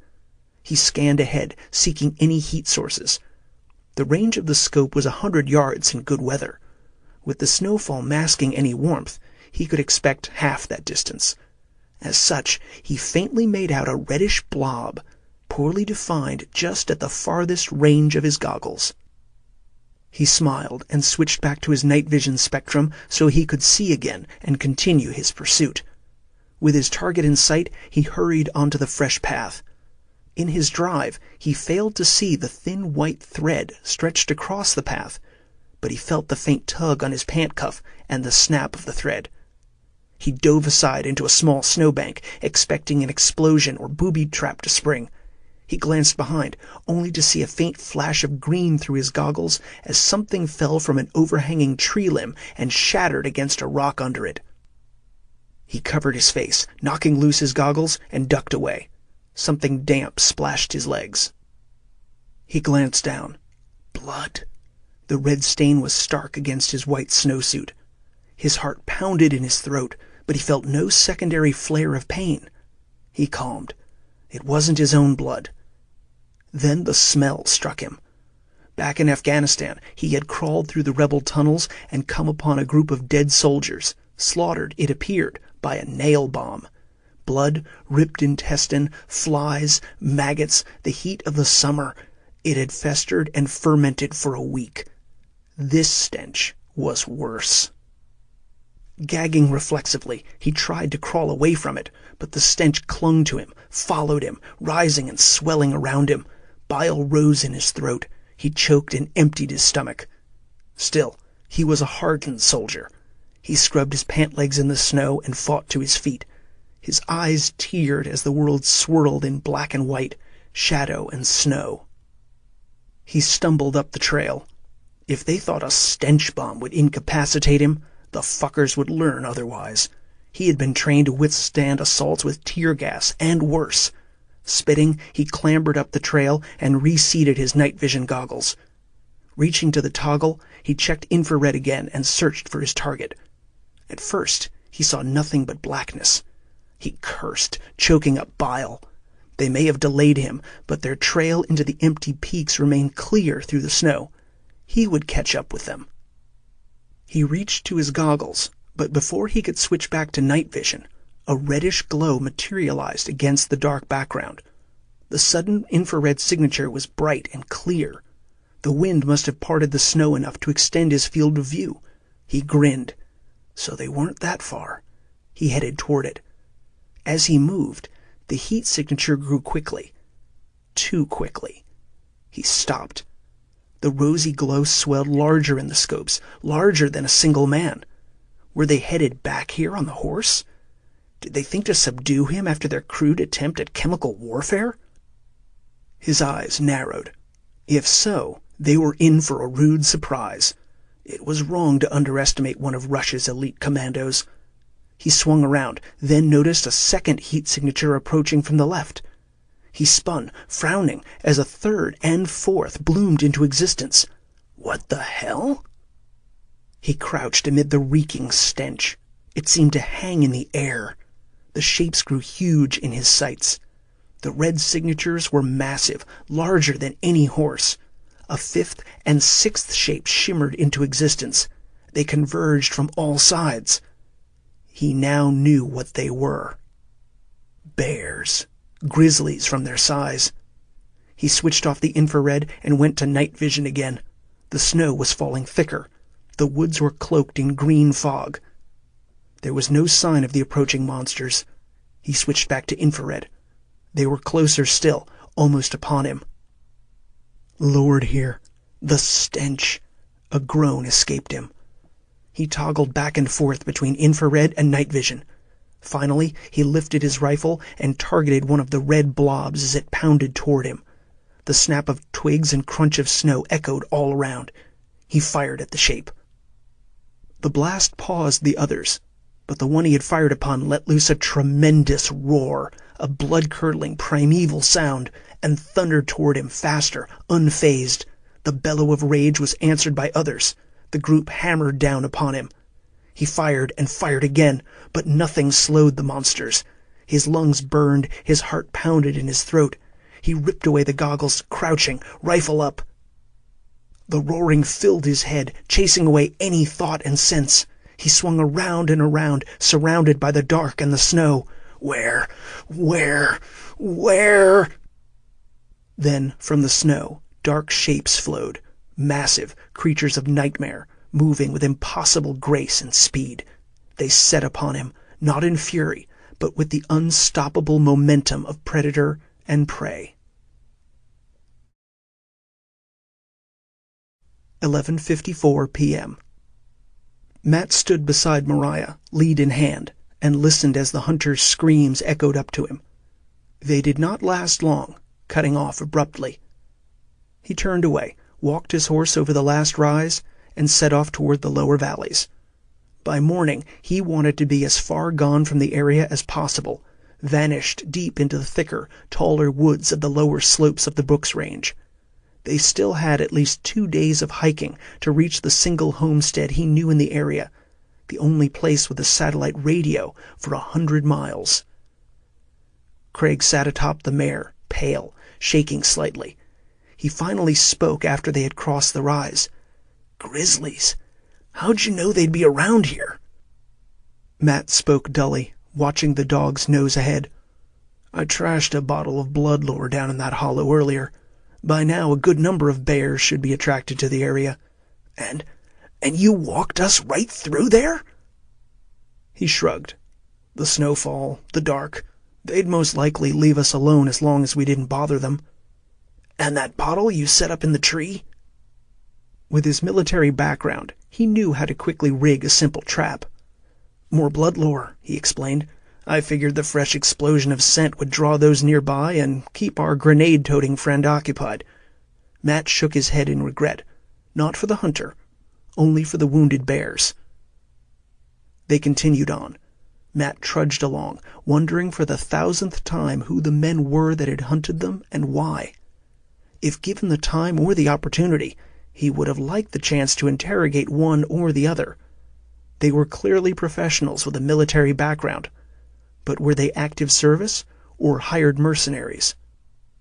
Matt slipped out the dagger he had confiscated from the first hunter. He flipped it around, examining it with a penlight. No insignia, no manufacturer's mark, no unique design, purposefully void of any indication of origin.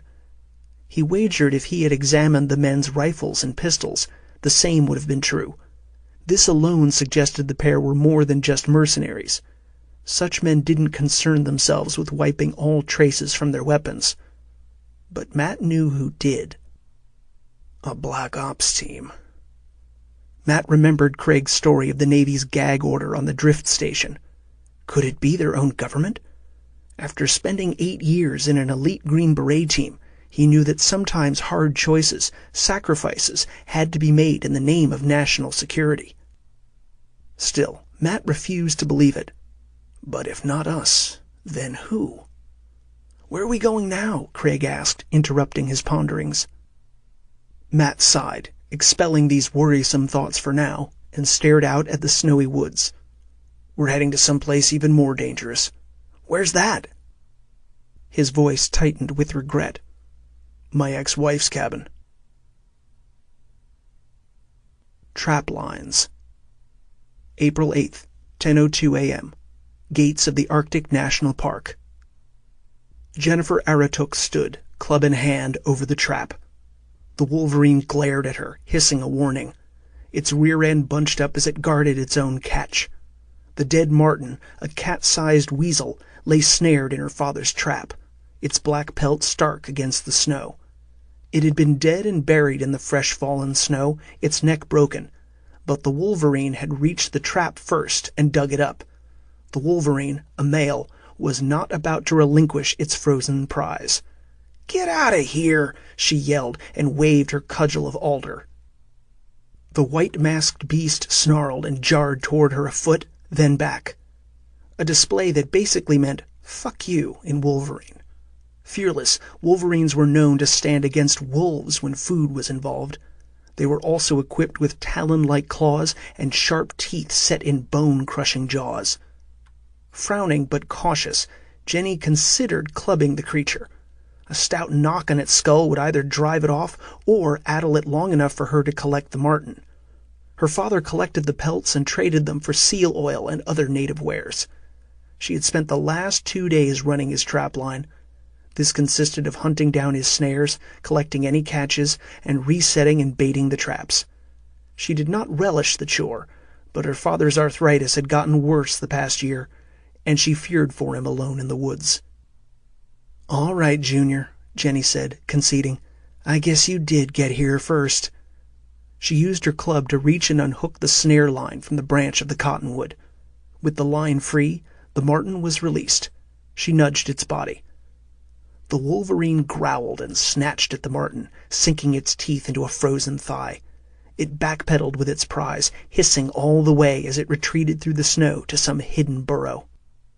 Jenny watched it waddle with its catch, then shook her head. She wouldn't tell her father about this, passing on a chance to get a marten and a wolverine pelt. He wouldn't be pleased.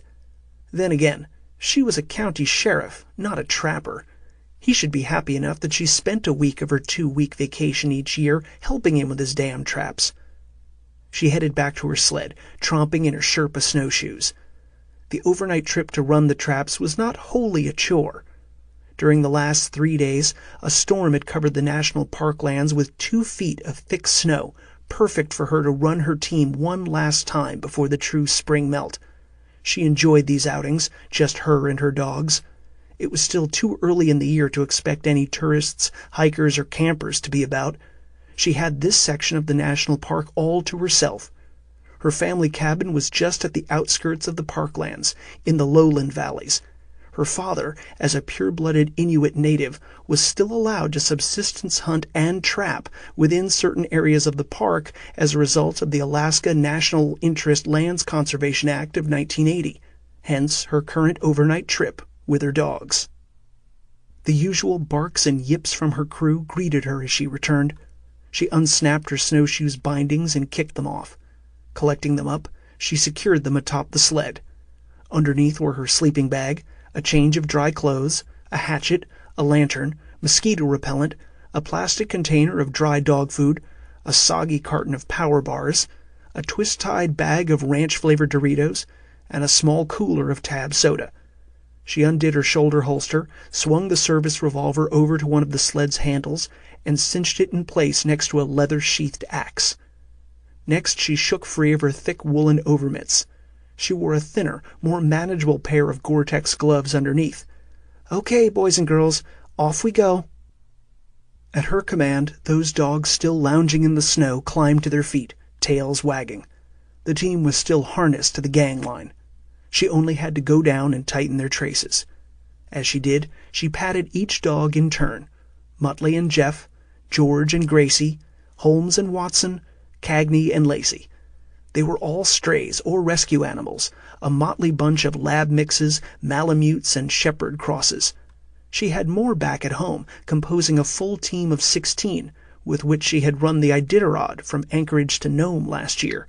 She had not even placed in the top half of the sled teams, but the challenge and the time with her crew was victory enough for her. With everyone ready, she grabbed the snub line and gave it a jostle. "Mush!" The dogs dug into the snow. With a furious row of barking, they set off at an easy pace. Jenny walked behind them, steering. The Wolverine-burgled trap was the last of the line.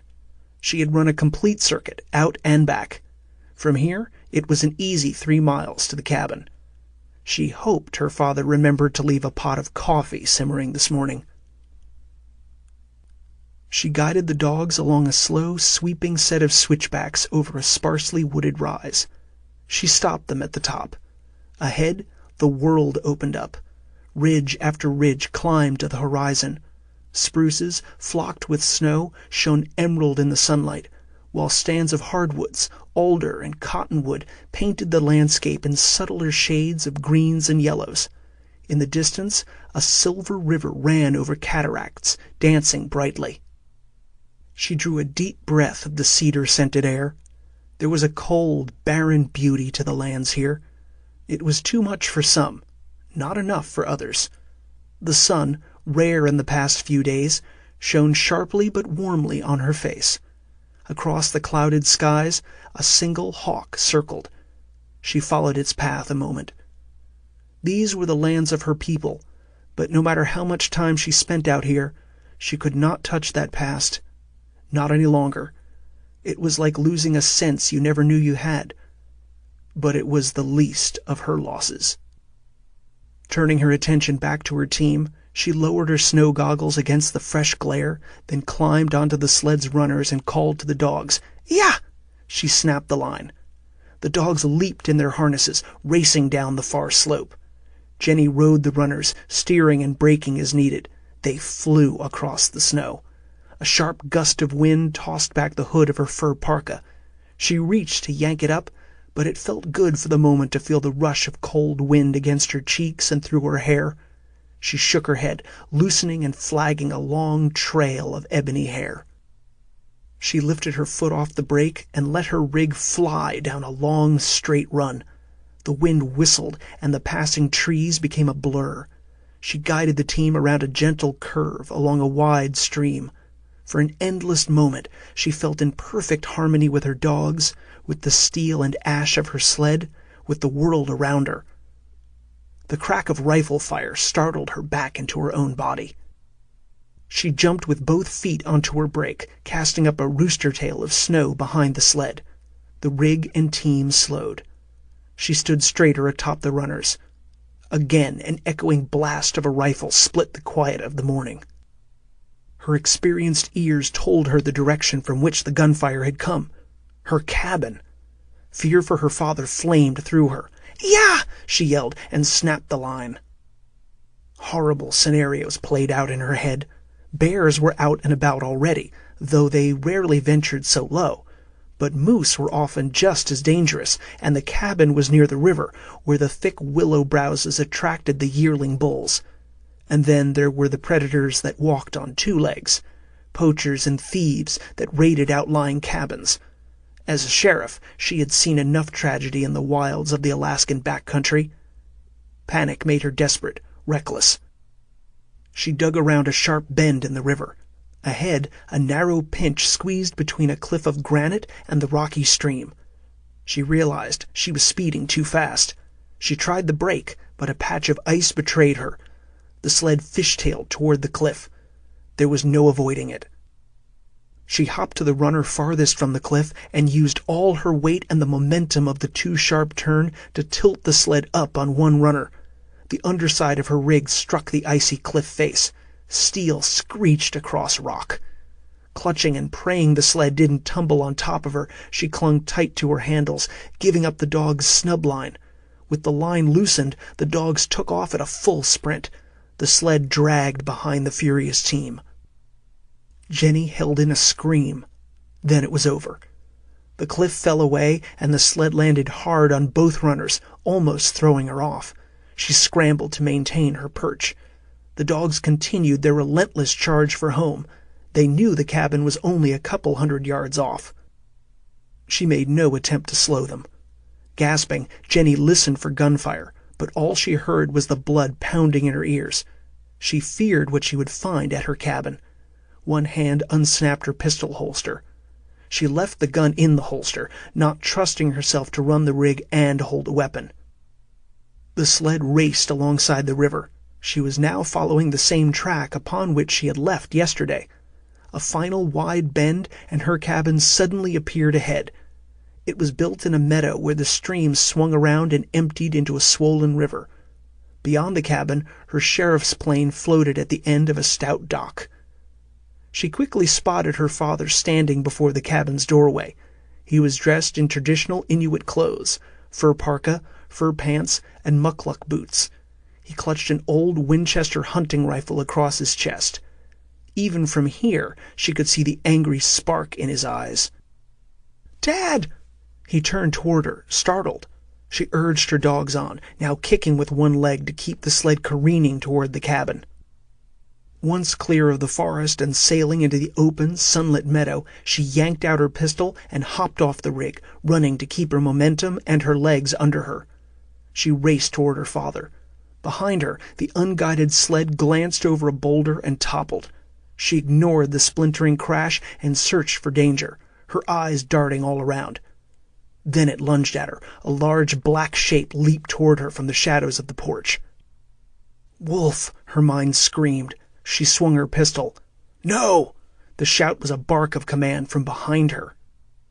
Her eyes adjusted, changing focus. The large dark shape dissolved into the familiar. "Bane!" she cried with relief. She lowered her weapon and dropped to one knee, accepting the exuberant attention and hot tongue of the huge dog. After being thoroughly slicked with saliva, she twisted around. Two men stood 10 yards away in the fringe of the forest. Nearby, a horse chewed leaves from a low-slung branch of an alder. Her father spoke from the doorway, harsh and angry. "I warned the bastard to get away from here. He's not welcome around these parts." He lifted his rifle for emphasis. Jenny stared over at her former husband. Matthew Pike smiled back at her, but a trace of nervousness shone behind his white teeth. She glanced over to her ruined rig, then back to her father. She stood up. "Go ahead and shoot him." Matt knew his ex-wife was only venting, but he still kept his post at the forest's edge. The two stared at each other for a long breath. Then she shook her head in disgust and crossed to her father. She took the rifle from him and spoke softly but sternly in Inuktitut. "Papa, you know better than to shoot a gun into the air, even out here." Matt studied her, unable to look away. Because of her mother's French-Canadian blood, Jenny was tall for an Inuit, almost 6 feet. But like her father, she was as lean as a willow switch. Her skin was the color of creamed coffee, soft, inviting to the touch, and she had the most expressive eyes of any woman. They could dance, spark, or smolder. He had fallen in love with those eyes. Now, 3 years after their divorce, those same eyes stared at him with bald anger, and something deeper, something more painful. "What are you doing here, Matt?" He couldn't find his tongue fast enough, so Craig spoke. "We're sorry to disturb you, ma'am, but there was a plane crash." He fingered the fresh wrap that Matt had applied to his scalp wound. "We've spent the past 2 days hiking out from it. Matt here rescued me." Jenny glanced back to him. "It was Brent Cummings' plane," Matt added, finally finding his tongue. He paused as understanding slowly hardened Jenny's face. Brent was not standing with them. He answered the question that now shone in her eyes. He's dead." "Oh my God!" She raised a hand to her forehead, sagging as she stood. "Cheryl, what am I going to tell her?" Matt tentatively walked forward, leading Mariah. "You'll tell her it wasn't an accident." The lost look in her eyes sharpened. "What do you mean?" "It's a long story." Matt glanced to the smoke rising from the chimney of the cabin. He had helped build the homestead 10 years ago. It was constructed of unpeeled, green-cut logs and a sod roof. He had followed a traditional design. There was even a small lagyak, or meat storehouse, out back. But to aid in heating the main dwelling, he had modernized the cabin's design with a propane tank and triple-paned windows. As he stood, old memories superimposed over the present. He had spent many a happy time here, and one awful winter. "Maybe we could discuss this inside," he said. "There are 2 other bodies out in the woods." Concern crinkled her forehead, but she nodded. His words, though, did little to soften her father's expression. "I'll see to the horse and dogs," John Aratuk said, stalking forward and taking Mariah's lead. He had calmed enough to rub a palm down the mare's nose, but the old man refused to make eye contact with Matt. He did, however, nod perfunctorily to Craig as they passed each other. He plainly bore the stranger no ill will, only begrudged him the company he kept. Jenny shoved the cabin door open and set the bolt-action Winchester rifle just inside the doorway. "Come in." Matt waved Craig ahead of him. The reporter passed inside, but Matt paused on the threshold. "It's been 3 years since I last stepped inside here." He girded himself, licked his dry lips, and ducked through. A part of him expected to see Tyler's tiny body still sprawled on the pine table, bony arms crossed over his chest. At that time, Matt had stumbled inside on limbs leaden with grief, half frozen, frostbitten, his heart an icy stone in his chest. But the cabin was not cold now. It was warm, scented with old smoke and a deep woody musk. Across the room, Jenny bent over a small cast-iron stove. She opened the door and used a poker to stoke the firebox and stir up the coals.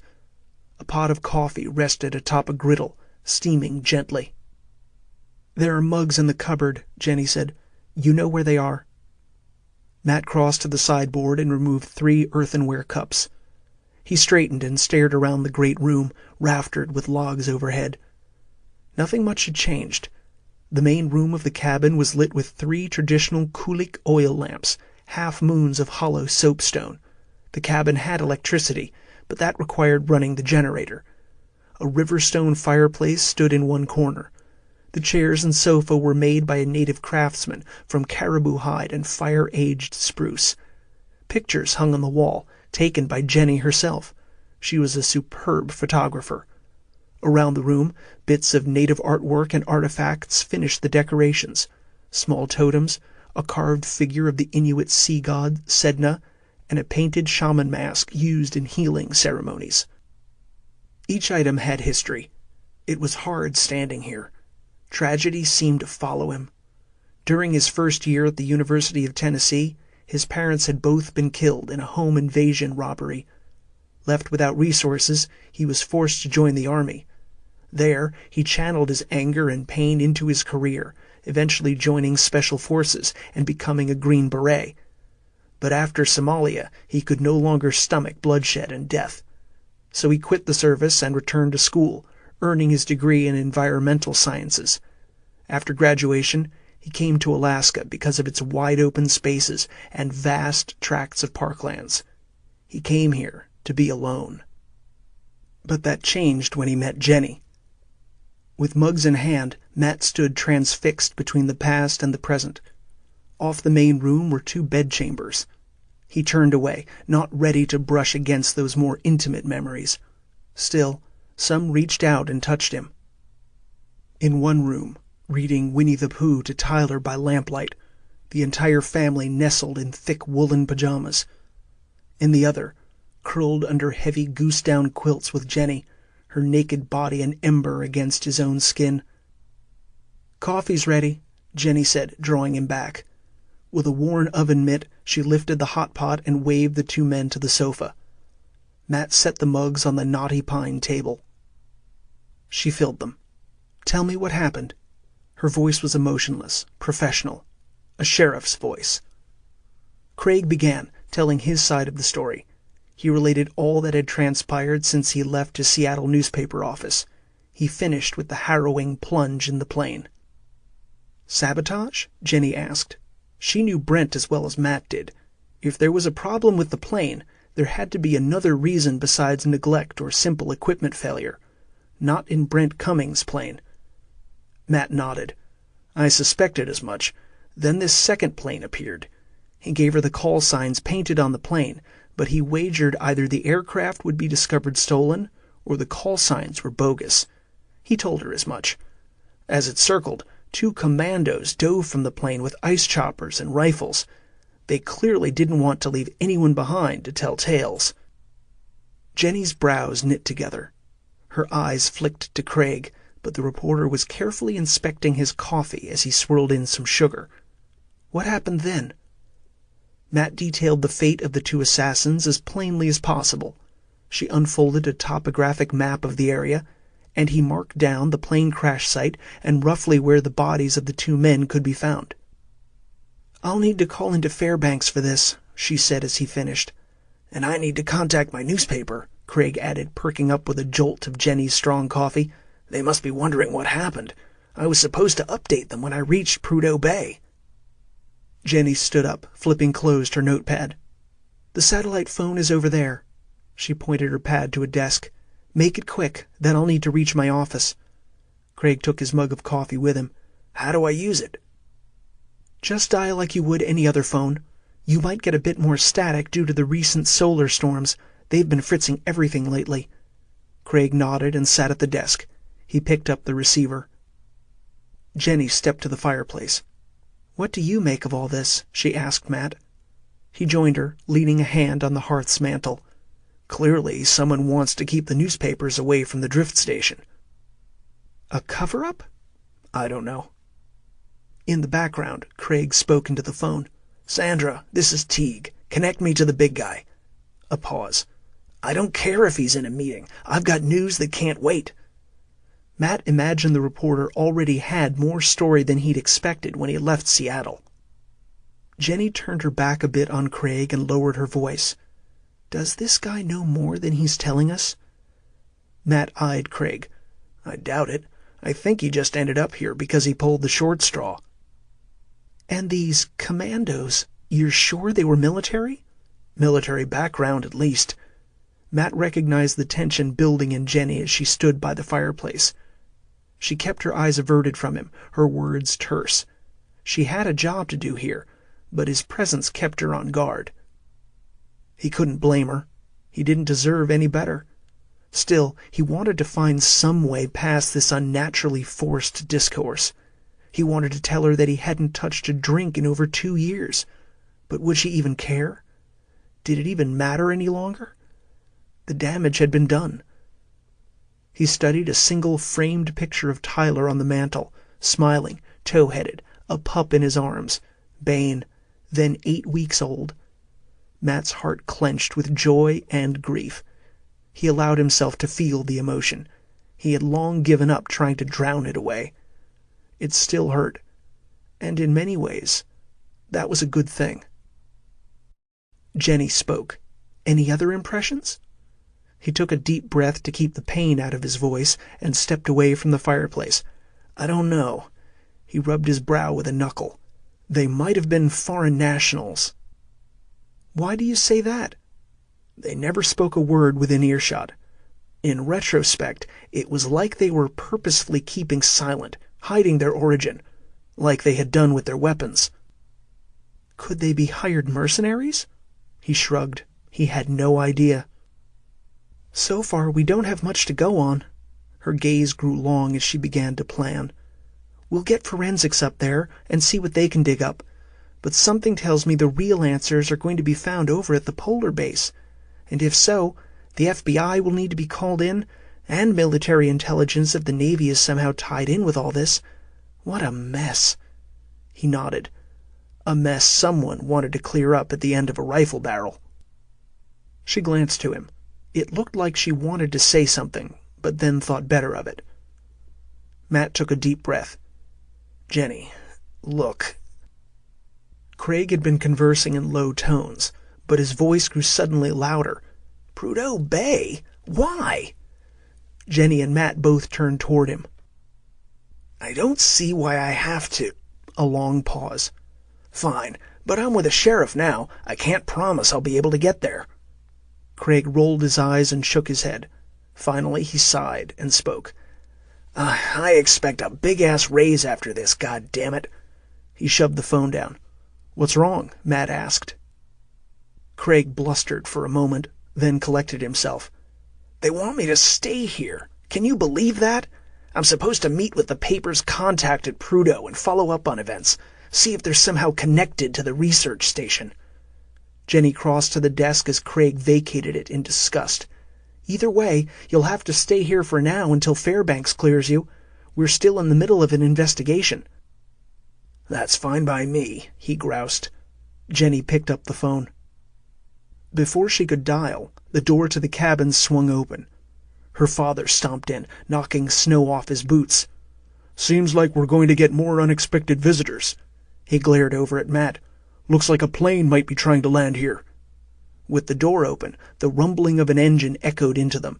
Dogs barked in the background. Matt met Jenny's gaze, and both hurried to the door. From the shelter of the door jamb, they studied the skies. A white Cessna slowly circled into view, drawing parallel with the wide river. "Matt?" He stared up at the plane. Blood drained into his legs. "It's the same one." "Are you sure?" She shielded a hand over her eyes, clearly attempting to spot the call sign on the underside of the wings. "Yes." He didn't need to read the stenciled letters and numbers. "Do they know you're here?" Matt spotted motion by one of the plane's windows. Someone leaned out, waving an arm at them. Then his eyes widened. Not an arm. A grenade launcher. A rocket-propelled grenade launcher. He shoved Jenny back inside as a spat of flame spouted from the weapon. "What?" she cried out. The explosion cut off her words. A window on the south side of the cabin shattered inward. Glass sprayed the room. As the blast echoed away, Matt dove to the ruined window. Just outside, the remains of the tiny Lac-Yak storehouse smoldered around a cratered ruin. The roof still sailed high into the air. In the sky, the Cessna sped past, low over the trees, tilting on a wing for another pass. Matt swung around and met Jenny's gaze. "I'd say they know we're here." Jenny's expression remained hard. She already had the Winchester rifle in hand again. She stalked toward the open door, followed by everyone else. Matt hurried after her. "What do you think you're going to do?" Outside, Jenny had to yell to be heard above the racket of barking dogs and the whine of the Cessna. "We're getting out of here!" She raised the rifle and tracked the plane as it arced around. "Everyone get to the Twin Otter!" "What about running back into the woods?" Craig asked, staring doubtfully at the small sheriff's plane resting on its floats in the river. "We escaped once that way," Matt said, shoving the reporter toward the dock. "We can't count on that kind of luck again. Not on such a clear day. And there's no telling if they dropped other commandos out there somewhere." Together, the group fled across the yard toward the dock. Jenny helped her father, one hand on his elbow. Dogs ran all around, leaping, barking. Suddenly Bain appeared at Matt's side and raced with his master as they hit the docks. Matt had no time to warn the wolf away. Instead, Matt held out a hand for Jenny's rifle. "Get the engine started. I'll try to keep them busy." Jenny nodded to him. Matt was surprised by the lack of fear in her eyes. She passed the rifle into his palms. Matt backed down the dock. Bain followed him. The Cessna banked into another glide toward the homestead. Matt raised the rifle and followed its course. He squeezed off a shot, to no effect. He yanked on the rifle's bolt to crank another round in place. At the end of the dock, the Twin Otter's engine coughed once, then died. "Come on, Jen." The Cessna dropped its flaps and dove along the river's length, aiming for the foundering float plane. Matt aimed for the cockpit window and fired again. He missed. Undeterred, the plane continued its dive. Damn it! He pulled the rifle's bolt and shouldered the weapon, widening his stance. Nearby, the Otter's engine finally choked and caught. The rumble drowned out the barking dogs. "Matt!" Jenny called out the side window. "Get in!" The Cessna now glided no more than 30 feet above the river. A figure dressed in a white parka leaned out an open side door. The length of a black grenade launcher was balanced on his shoulder. They were coming in fast, going for a point-blank shot. There was no way the Otter could accelerate out of the way in time. Their only chance was for Matt to get them to blow this shot, make them come around again, buying them time to get airborne themselves. Biting his lower lip, he eyed through the sights and focused on the man with the launcher. He would swear the guy stared right back at him. Matt squeezed the trigger. The crack of the rifle made him blink. The man on the Cessna ducked under one of the plane's struts. Matt had missed, glancing only the wing, but the close call had rattled the man. Unfortunately, that was not enough. The grenade launcher quickly swung back into position. The Cessna was now only 70 yards away and coming in savage and low. He readied the Winchester. "Matt!" Jenny yelled. "Now!" He glanced over. Jenny's father held open the plane's door. The man beckoned to him. "We're still tethered to the dock," he bellowed, pointing to the rope. Matt swore under his breath and ran to the plane, clutching the rifle in one hand. With his free hand, he tugged off the plane's rope tether and hopped onto the nearest pontoon. At his heels, Bain leaped into the cabin in one graceful bound. From their years together, the dog was familiar with this mode of travel. "Go!" Matt yelled through the open door. The Otter's engine roared. The twin props, one on each wing, chewed up the air. The plane swiveled away from the docks. Jenny's father reached to help Matt inside as he balanced on the float. "No, John," Matt said, and met the elder Inuit's eyes. He flipped the rope tether around his own waist, then tossed the end to Jenny's father. "Tie me in." John's brows crinkled. "Belay me," Matt explained, pointing to a steel stanchion by the door. The elder's eyes widened with understanding. He wrapped the rope loosely around the support. In the past, the pair had done some glacier climbing together. As the Otter began to accelerate along the river, Matt worked down the port side pontoon, leaning against the rope like a repeller, using the loop as a brace. Jenny's father fed the rope, keeping the line taut through the stanchion. Matt clambered out from under the wing's shadow. The Cessna chased 30 yards behind their plane's tail, almost directly overhead, closing swiftly down on them. The Otter would not escape in time. Matt raised his rifle and leaned far out, held only by the rope's loop, legs braced wide on the pontoon. Ignoring the commando with the grenade launcher, he aimed for the cockpit window. As he pulled the trigger, a matching flash of fire exploded from the launcher. Matt cried out. He was too late. But then the Cessna bobbled in the air, dropping suddenly, tilting on one wing. With a gut-punching whoosh, a geyser of water and rock jetted high over the far side of the Twin Otter. Matt craned around, twisting in his rope as they passed the spot. Debris rained down into the river and shoreline. The grenade had missed. The launcher's aim must have been jolted just as he fired. The Cessna, unable to stop its momentum, roared past overhead, now chased by the Otter on the river. The other plane managed to steady its flight, but Matt had spotted the spiderweb of cracks on the cockpit window. His aim had been true. He danced back up the pontoon, the river racing past his heels. The winds buffeted against him as John reeled him back to the door. Matt reached the opening just as the pontoons lifted free of the water. The rattle under his soul ceased in one heartbeat. As the plane tilted, Matt lost his balance, falling backward. His arms flailed. He dropped the rifle as he snatched for a handhold. The Winchester tumbled into the river below. Then a hand grabbed his belt. He stared into his former father-in-law's black eyes. The Inuit, secure and snugged in his seatbelt, held him tight. They matched gazes as the winds howled past the plane. Then something broke in the older man's face, and he yanked Matt inside. He fell into the cabin and twisted to close the door. Bain nosed him from the third row of seats, tongue lolling as he greeted him. Matt roughed him away and slammed the door. Jenny called from the front, "They're coming back around!" Matt hauled himself up and crawled toward the co-pilot seat. Ahead, the Cessna banked sharply on a wingtip.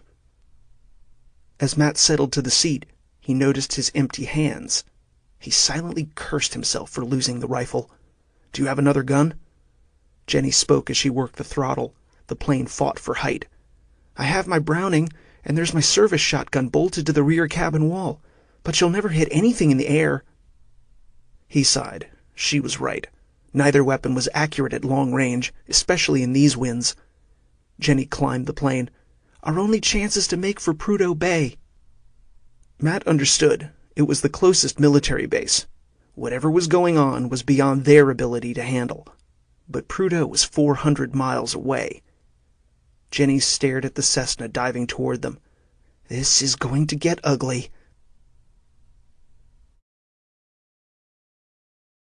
2:25 p.m. Under the polar ice cap. "Message for you, Admiral." Viktor Petkov ignored the young lieutenant at the stateroom door and continued to read the passage from the book on his desk, The Brothers Karamazov by Fyodor Dostoevsky. He had often found this book by the dead Russian writer a comfort. In moments when his own soul was tested, he could relate to Ivan Karamazov's struggle with himself and his spirituality. But it had never been a struggle for Viktor's father. He had always been Russian Orthodox, most devoutly so. Even after the rise of Stalin, when it became untenable to practice one's faith, his father had not abandoned his beliefs. It may have been for this reason, more than any other, that one of the most decorated scientists of the time had been exiled, stolen away from his family at gunpoint, and sent to an isolated ice station out in the Arctic Ocean. Viktor finished reading the section titled The Legend of the Grand Inquisitor, where Ivan dramatically repudiates God. It stirred him. Ivan's anger spoke to his own heart, his own frustration. Like Ivan, Viktor's own father had been murdered, not by the hands of one of his sons, as in the novel, but by treachery nonetheless. And the misery had not ended there. After the base's disappearance in 1948, his mother had slipped into a black depression that lasted a full decade, and ended one morning within the noose of a knotted bedsheet. Viktor had been 18 years old when he walked in and discovered his mother hanging from a rafter in their apartment. Without any other relatives, he had been recruited into the Russian military. It became his new family. Seeking answers to, or some type of resolution for the fate of his father, Viktor's interest in the Arctic grew. This obsession and a deep-seated fury guided his career, leading to his ruthless rise within the Russian submarine forces and eventually into the command staff of the Severomorsk naval complex. Despite this success, he never forgot how his father was torn from his family. He could still picture his mother hanging from her handmade noose, her toes just brushing the bare plank floors. "Sir?" The lieutenant's feet shifted on the deck plating, drawing him back to the present. His voice stuttered, clearly fearful of disturbing Bielý Prizrak, the white ghost. We've a coded message marked urgent and for your eyes only." Viktor closed the book and ran a finger along the leather-bound cover. He then held out a hand to the lieutenant. He had been expecting the message. The Drakon had risen to periscope depth half an hour ago and raised its communication array through a crack in the ice, sending out reports and receiving incoming messages. The man gratefully held out a metal binder. Viktor signed for it and accepted it. "That'll be all, Lieutenant. If I need to send out a reply, I'll ring the bridge." "Yes, sir." The man turned sharply on a heel and left. Viktor opened the binder. Stamped across the top was personal for the fleet commander. The rest was encrypted. He sighed and began the decryption. It was from Colonel General Yergenchenko, Directorate of the FSB, the Federalnaya Sluzhba Bezopasnosti, what the Americans called the Federal Security Service, one of the successors of the old KGB. "New name, same game," he thought sourly. The message came from their headquarters in Lubyanka. Urgent, urgent, urgent, urgent. From Federalnaya Sluzhba Bezopasnosti. FSB. To Drakon, //BT // REF Lubyanka 76-453A, dated 8 April. Subject: Deployment Rendezvous Coordinates. Top secret, top secret, top secret. Personal for Fleet Commander. Remarks. 1.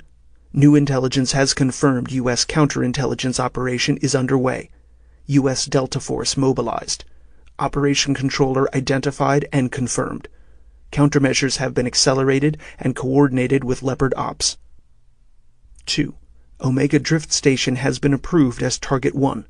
Coordinate Alpha 42.6 TAC 31.2, Chart Z Sub 1. 3. Drakon ordered to run silent from here until Molnia Go code is transmitted. 4. Deployment Go code set for 0800. 5. Intelligence update will be relayed along with Go code. 6. Colonel General Y. Chenko sends. BT NNNN. Victor frowned as he finished decrypting the message. What had been stated in the missive was plain enough and no surprise. The target and time of attack were established and confirmed. Omega Drift Station, tomorrow morning. And clearly Washington was now aware of the stakes surrounding the old ice base. But as usual with Chenko, there were layers of information hidden between the lines of his encryption. U.S. Delta forces mobilized. It was a simple statement that left as much unspoken as was written. The United States Delta Force was one of the most covert groups of the U.S. Special Forces and, when deployed, operated with immunity from the law. Once out in the field, a Delta Force team functioned with nearly complete autonomy, overseen only by an operational controller who could either be a high-ranking military official or someone with significant power in government. By the deployment of U.S. Delta forces, the rules of the coming engagement were clear to both sides. The war about to be waged would never be played out in the press. This was a covert war. No matter the outcome, the greater world would never know what happened out here. Both sides understood this and had silently agreed to it by their actions. Out on the polar ice cap, there was a vital treasure to be won, but also a secret to be buried. Both governments intended to be the victor. Pity those who came between them. Such covert conflicts were not new. Despite the outward appearance of cooperation between the United States and Russia, the politics behind closed doors was as rabid and retaliatory as ever. In today's new world, one clasped hands in greeting while palming a dagger in the other. Victor knew this game only too well. He was an expert at its stratagems and deceptions. Otherwise, he wouldn't be where he was today. He closed the metal binder and stood up. He crossed to the 6 titanium cases resting on the floor. Each was a half-meter square. Stamped on the top were a set of Cyrillic letters, the initials for the Arctic and Antarctic Research Institute, located in St. Petersburg, Russia. No one, not even Moscow, knew what was in these crates. Victor's gaze narrowed and settled on the symbol emblazoned below the Institute's initials, a trifoil icon known throughout the world. Nuclear danger. Victor touched the symbol. Here was a game he intended to win. Airborne. April 8th, 2:42 p.m. En route over Brooks Range. Jennifer Aratuk checked her airspeed and heading. She tried her best to ignore the Cessna banking through the skies toward her.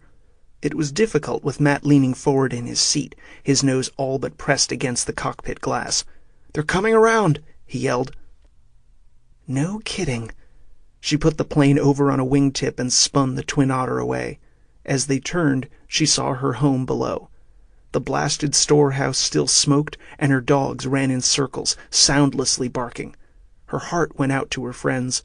They would have to fend for themselves until she could return or send someone to take care of them.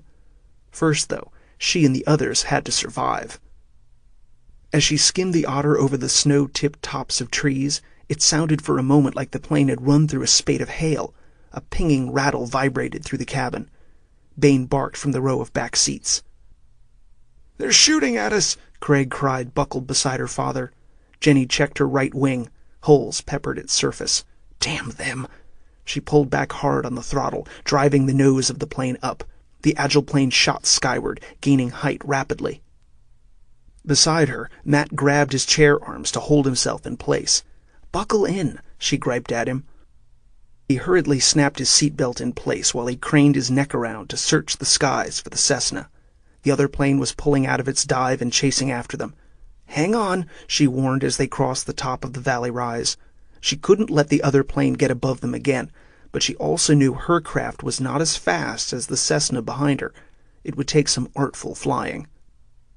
She dropped her flaps and pushed the wheel in, shoving the nose of the plane down into the neighboring valley. Its sides were steep, more a gorge than valley. The plane dropped sickeningly. She used gravity to increase her speed. The Twin Otter swooped down, slicing toward the wide river that carved through the center of the canyon. She followed it downstream. The Cessna appeared behind her. It stayed high, arcing over the river valley. It again tried to get above her. Jenny banked tightly and followed the river's course as it wound through the gorge. "Come on, baby," she whispered to her craft. She had flown the Otter since joining the sheriff's department. It had gotten her out of many a jam. "They're diving on us again," Matt said. "I hear you." "That's good," he said. She glanced to him, but he was staring out the window.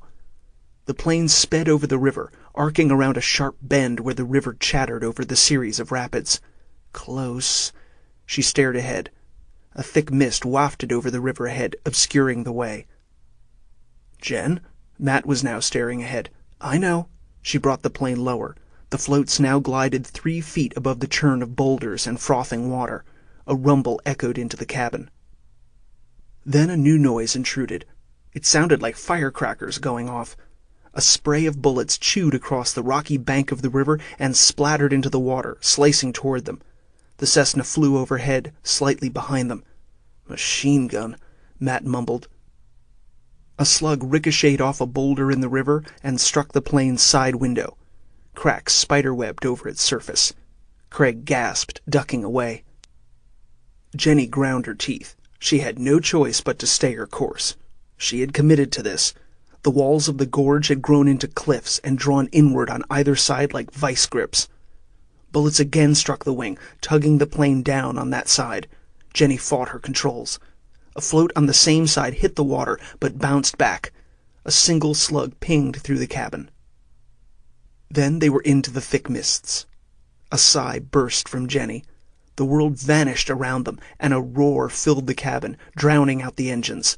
The windshield ran with droplets. She didn't bother with the wipers. She was momentarily blind. It didn't matter. She shoved the wheel forward, nosing the plane in a stomach-dropping dive. Craig cried out, thinking they were crashing. He needn't have worried. Their airspeed rocketed up as they plunged almost straight down, following the waterfall as the river tumbled over a 200-foot drop. The mists parted, and the ground came hurtling up toward them. Jenny again put the plane over on a wing and shot away to the right, following the cliff face on her left. Matt stared at the monstrous wall. Craig gaped, white-knuckled in his seat. "The Continental Divide," Matt said, turning to Craig.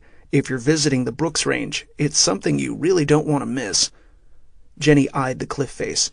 The Continental Divide split the country into its watersheds, driving up from the Rocky Mountains in the south, through Canada, and down along the Brooks Range, ending eventually at the Seward Peninsula.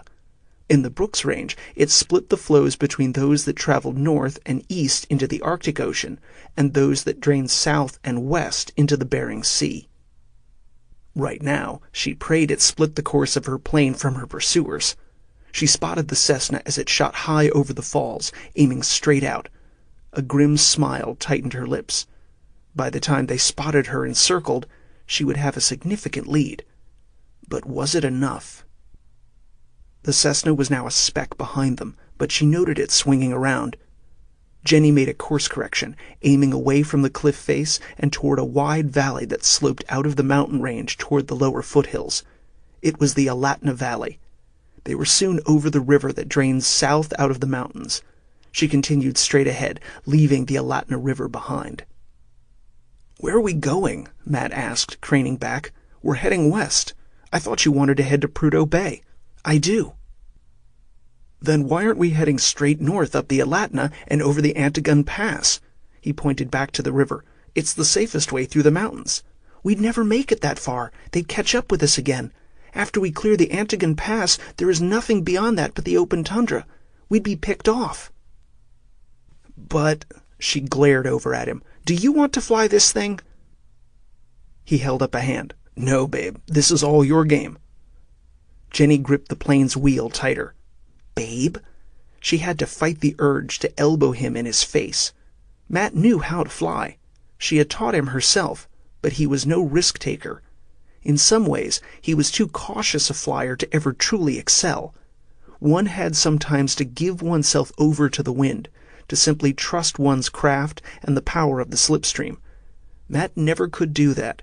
Instead, he always fought and tried to control every aspect of flight, like he was trying to break a horse. "Why don't you make yourself useful," she said, "and try the radio? We need to let someone know what's going on up here." Matt nodded and pulled on a set of earphones with a microphone attached. He switched on SATCOM to bounce their signal off a polar orbiting communication satellite. It was the only way to communicate in the mountains around here. "I'm just getting static." Her frown deepened. "Solar storm's kicking in again. Switch to radio, channel 11. Try to reach Bettles. Someone may still receive us. Signals cut in and out all the time." He did as instructed. His words were terse, giving their location and direction. Once done, he repeated it again. There didn't seem to be any response. "Where are we headed?" Craig asked behind her, his voice shaky. He stared out the cracked side window at the passing meadows and forests far below. Jenny could only imagine his terror. He had already crashed once this week. "Do you know the area?" she answered, drawing his attention to her. He shook his head. "If we mean to lose our tail, then we're going to need some cover. We're too open here, too exposed." Matt overheard her. He glanced to her, then at her heading. Understanding suddenly dawned in his face. "You can't be serious." Her father spoke one word, knowing her goal too. "Arigech." "Dear God," Matt exhaled, cinching his seatbelt tighter.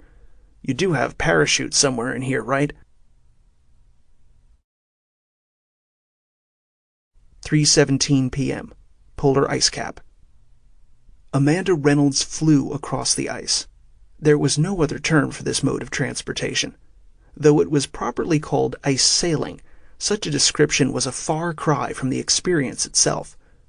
Winds filled the 12-foot sail, spreading in a bright blue billow before her. With her body crouched but comfortable in the fiberglass molded seat, her feet worked the two floor pedals. She kept one hand on the jib line's crank. Under her, the boat raced across the ice at breathtaking speeds, slicing through the frozen waves of snow. Despite her speed, she glanced around her.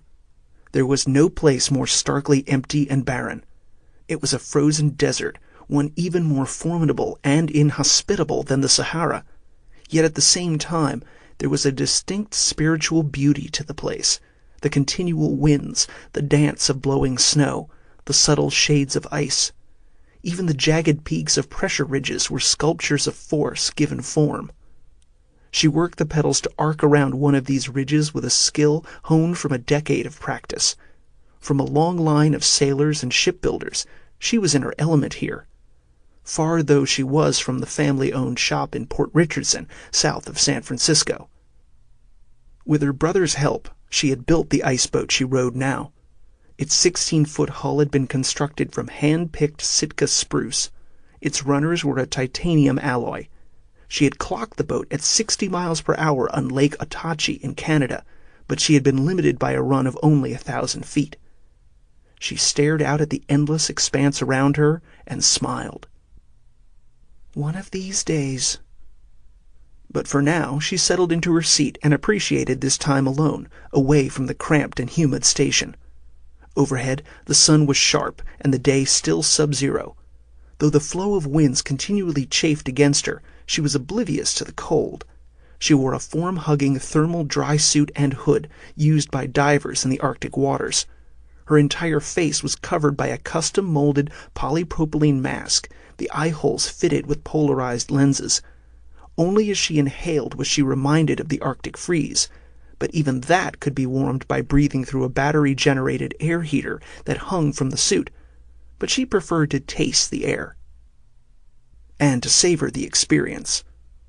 Out here, she had no disability. She did not need to hear the wind or the knife-sharp hiss of her runners over the ice. She sensed the vibrations through the wood, felt the wind's press, saw the dance of snow over the ice's surface. The world sang to her out here. She could almost forget the car accident. A drunk driver, a basal skull fracture, and the world went silent and more empty. Since then, she had struggled against pity, both from others and her own heart. But it was hard.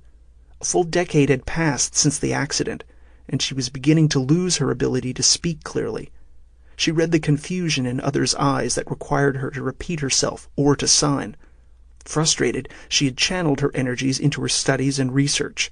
A part of her knew she was isolating herself, but where was the distinction between isolation and independence? After the loss of her mother, her father had hovered over her, kept her close, seldom out of his sight. And she suspected it wasn't all because of her deafness. He feared simply losing her. Concern turned into smothering.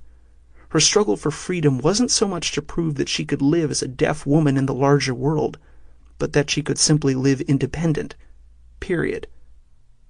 Then Greg, Captain Perry, came into her life. His smiles, the clear lack of pity, his bumbling attempts at flirtation, all had worn her down. Now they were at the threshold of a deeper relationship, and she was not sure how she felt about it. Her mother had been a captain's wife. It was not a world of isolation or independence. She knew this. It was parties, formal naval dinners, weekly social events with other wives. But did she want that life? She shook her head, pushing such thoughts aside for now. There was no need to make any decisions right now. Who knew where any of this would lead?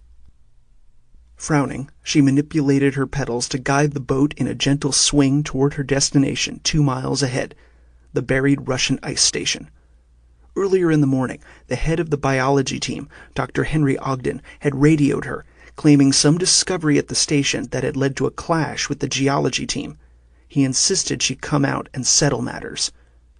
As head of Omega, Amanda was often called in to arbitrate interdisciplinary disputes. At times, it was like wrangling with a bunch of spoiled children. Though she could have easily sidestepped such a demand on her time, it was a perfect excuse for her to escape the drift station for a day. So she had agreed, setting out just after lunch. Ahead, red flags were staked atop the giant peaks of a huge pressure ridge system that extended for miles in all directions. The flags fluttered in the wind, marking the opening down into the ice base. Not that the signal flags were necessary any longer. Parked in the shelter of the ridge line were 4 ski-doos and 2 larger snowcats, all painted red. And beyond the vehicles, a scar split the smooth terrain where the Navy had blown a hole through the ice for the Polar Sentinel to surface.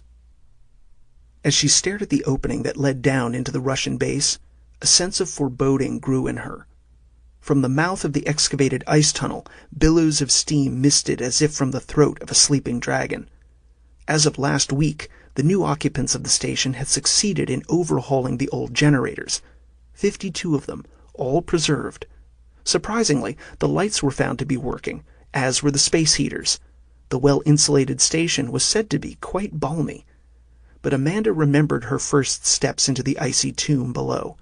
Using metal detectors and portable sonar devices, they were able to find the main entrance and use melt charges and explosives to tunnel down to the sealed doors of the base. The entrance was locked, both by ice and a thick steel bar. They had been forced to use an acetylene torch to cut their way into the dead base. Amanda now wondered if all their effort was worth it. She slipped her sail and gently began to brake as she neared the mountainous line of pressure ridges. In the sheltered valley between 2 of the ice peaks, a temporary morgue had been set up. The orange storm tents hid the frozen bodies. According to her father, a Russian delegation was already en route from Moscow to retrieve their lost comrades. They would be arriving next week. Still no one was talking about what else was found down below. She worked the foot pedals and expertly brought her ice boat around and braked the craft in the makeshift parking lot. There was no one to greet her. Glancing around, she searched the mountains. They were valleyed in shadows. Beyond them, the terrain was a maze of bridges, overhangs, crevices, and pinnacles. She again remembered the strange few seconds of movement that registered on the deep-eye sonar. Maybe it was just a sonar ghost, but the supposition that maybe it was some scavenger, like a polar bear, made her edgy. She stared at the impassable territory beyond the entrance and shivered. Amanda quickly cranked down her sails, tied them off, and used a hammer to pound in a snow anchor. Once everything was secured, she grabbed her overnight bag from the boat and set off the short distance to the misty tunnel opening. The entrance looked like any other ice cave that pocked the glaciers of the polar region. It had been widened since she had last been here and was now expansive enough to accommodate an SUV. She reached the threshold and climbed down the chopped steps to the steel door, which hung crooked on its hinges after being forced open. The mist grew thicker here, where the warm air from the base seeped out into the cold. Over the entrance was the sign Captain Perry had described. It must have been discovered when the ice tunnel had been widened. She studied it. Bold Cyrillic lettering marched across the thick riveted plate, naming the facility. Litovaya Stanция Grenle. Ice Station Grenle. Why had the Russians named it so oddly? Amanda was versed enough in literature to recognize the reference to the monster in the Beowulf legend, but the knowledge brought no further understanding. With a shake of her head, she turned her attention back to the door and had to shoulder her way through. Ice constantly reformed around the hinges and edges of the door. With a popping of steel and ice, she stumbled across the threshold. A young researcher down the hall glanced over to her. He was kneeling beside an open electrical panel. It was Lee Bentley, a NASA researcher specializing in material sciences. He wore only a t-shirt and jeans. Was it that warm in the base? Spotting her, the scientist lifted his arms in mock terror. "Don't shoot!" Amanda frowned, then realized how she must look with her polypropylene mask in place. She unsnapped and tugged it off, hooking it to her belt. "Welcome to Ice Sauna, Grenle," Lee chuckled, standing. He was short, only an inch over 5 feet.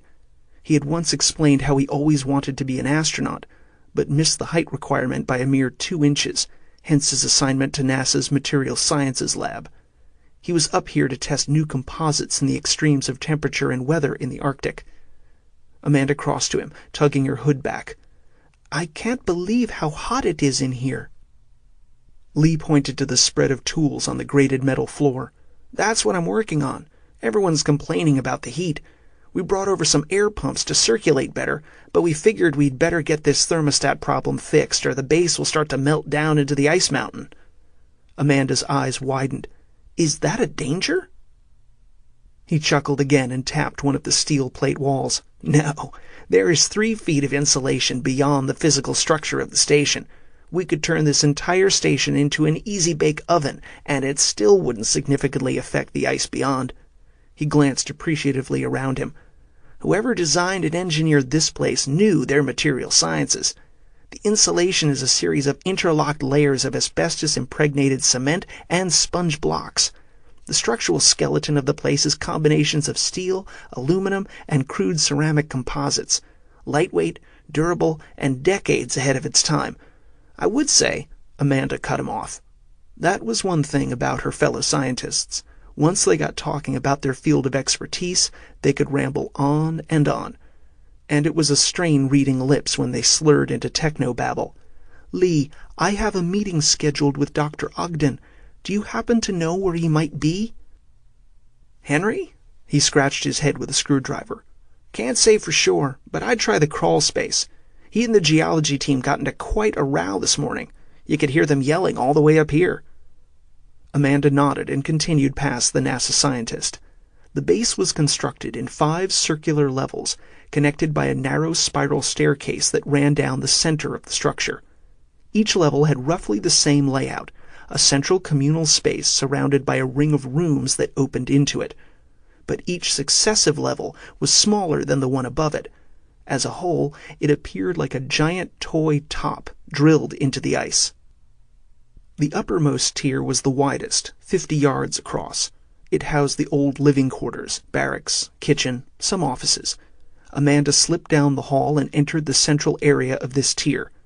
Tables and chairs were scattered about. It must have served as the base's mess hall and meeting room. She waved to a pair of scientists seated at one of the tables, then crossed to the central spiral staircase. The steps coursed around a 10-foot wide open shaft. Heavy oiled cables dropped down into the depths. It connected to a crude barred cage, actually more a dumbwaiter than an elevator, used to haul material from one level to the next.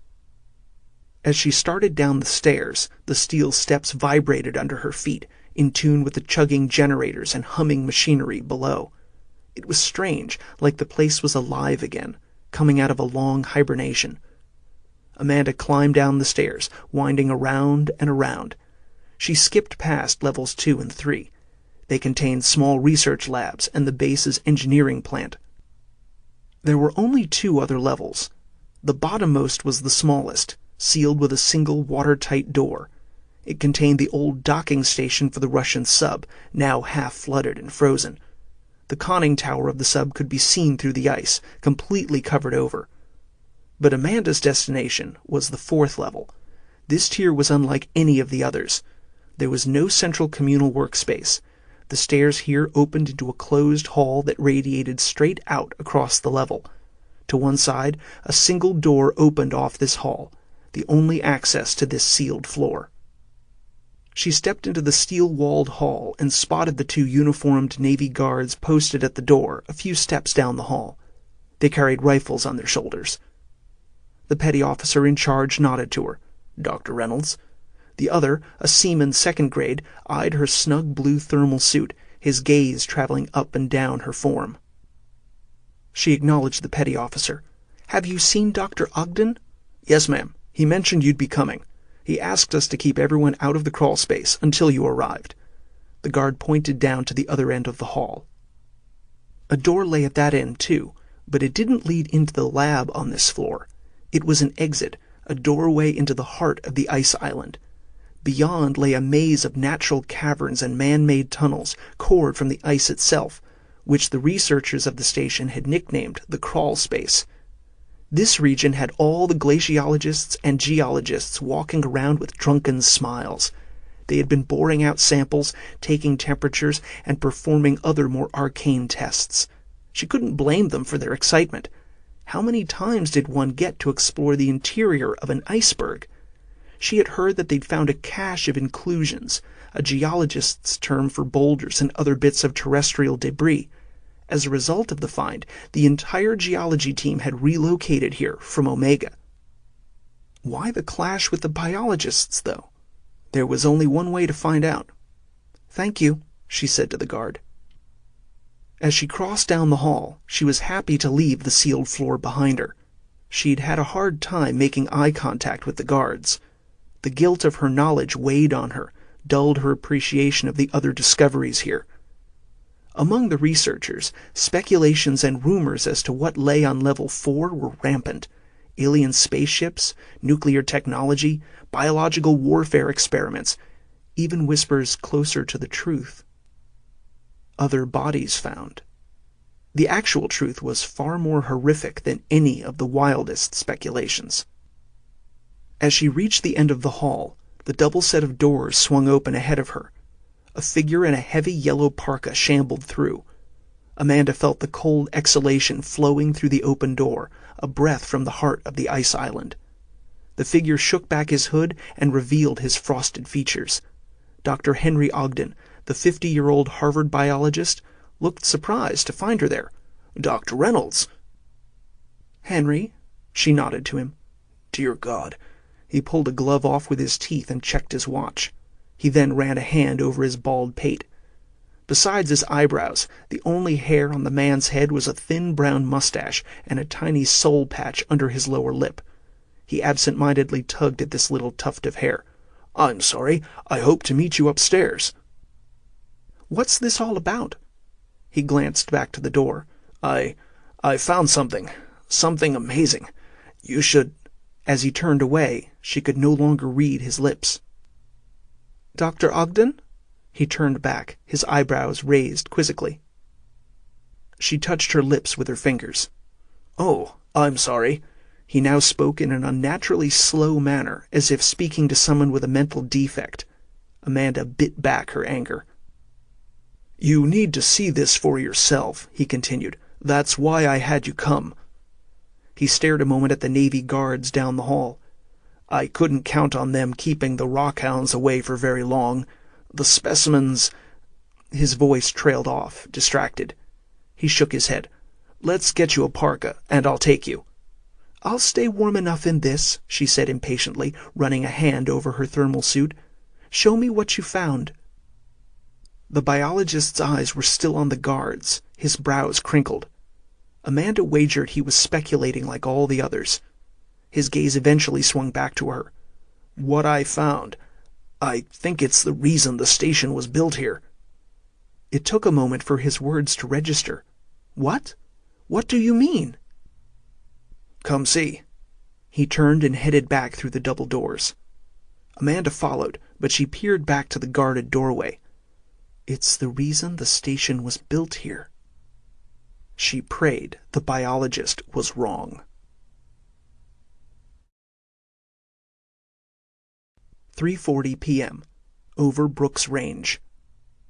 Staring out the windshield of the Twin Otter, Matt tried to focus on the beauty of one of the great natural wonders of the world. This section of the gates of the Arctic National Park was the goal of thousands of hikers, climbers, and adventurers each year. Ahead rose the Arrogech Peaks.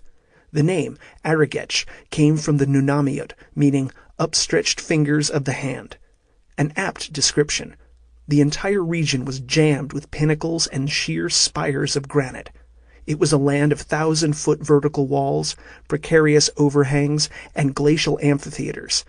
Such terrain was a natural playground for climbers, while hikers enjoyed its verdant alpine meadows and ice-blue tarns. But flying through Arrogech was plain madness. And it wasn't just the rocks. The winds were a hazard too. The air currents flowed from the glacial heights like a swollen river through cataracts, carving the winds into a raging mix of sudden gusts, shears, and crosswinds. "Get ready," Jenny warned. The plane climbed toward the jumbled landscape. To either side, mountains towered, their slopes bright with snow and ice floes. Between them rose Arrogech. There appeared no way to pass through the area. Matt craned around. Their pursuers had almost caught up with them again. The Cessna buzzed about a quarter-mile back. Would they dare follow into this maze? Below, a stream drained from the broken heights above. A sparse taiga spruce forest finally succumbed to the altitude and faded away. They were now above the continent's tree line. Matt turned to Jenny, ready to try one last time to dissuade her from what she was about to attempt. But he saw the determined glint in her eye, the way her brows pinched together. There would be no talking her out of it.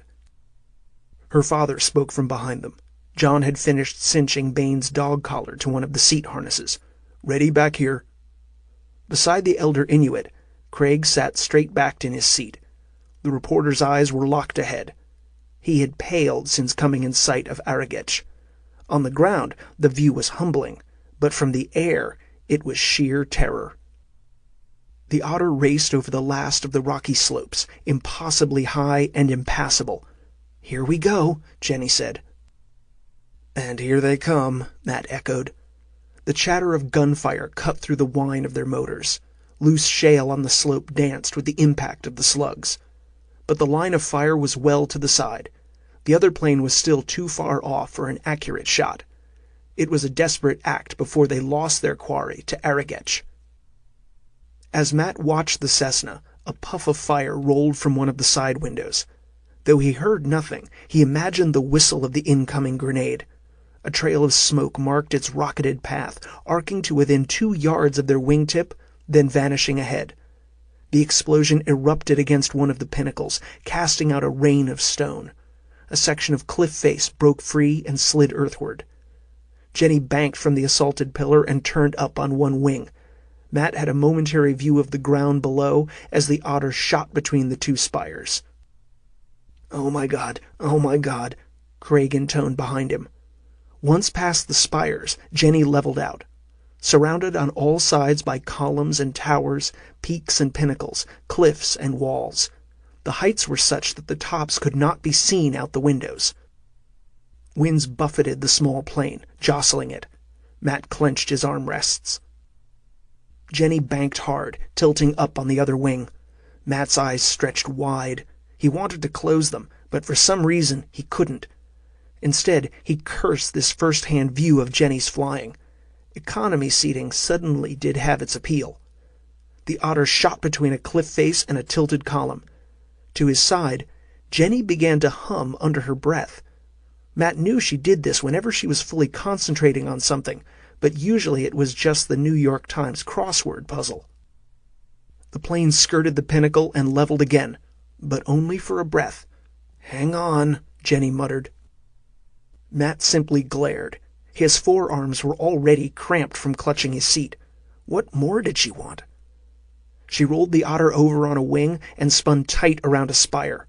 For the next 5 minutes she zigzagged and barnstormed through the rock maze, back and forth, up on one wing, then the other. His stomach lurching, Matt sought any sign of the Cessna in the skies, but it was like searching through a stone forest. He had lost sight of the plane as soon as they entered Arrogech, which had been Jenny's plan all along. There were 1,000 exits from this region, passes, chutes, moraines, valleys, glacial flows. And with the lowering cloud cover, if the Cessna wanted to know where they were headed, it would have to follow, if it dared. The plane entered a wide glacial cirque, a natural amphitheater carved from the side of one of the mountains. Jenny swung the otter in a gentle glide along the edge of the steep-sided bowl. The lip of a glacier hung over the mountain's edge in an icy cornice. Below, the floor was covered with boulders and glacial till, powdery rock and gravel that had been left behind as the ice retreated. But in the center lay a perfectly still mountain lake.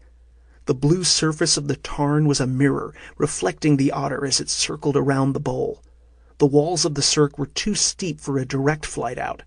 Jenny began a slow spiral, heading up, trying to clear the mountain cliffs. Matt let out a slow sigh of relief. They had survived Arrogech. Then movement in the tarn's reflection caught his eye. Another plane. The Cessna shot into the cirque, entering from an entirely different direction.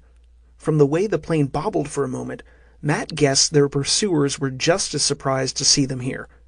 "Jen," Matt said. "I don't have enough altitude yet to clear the cliffs." Her words for the first time sounded scared.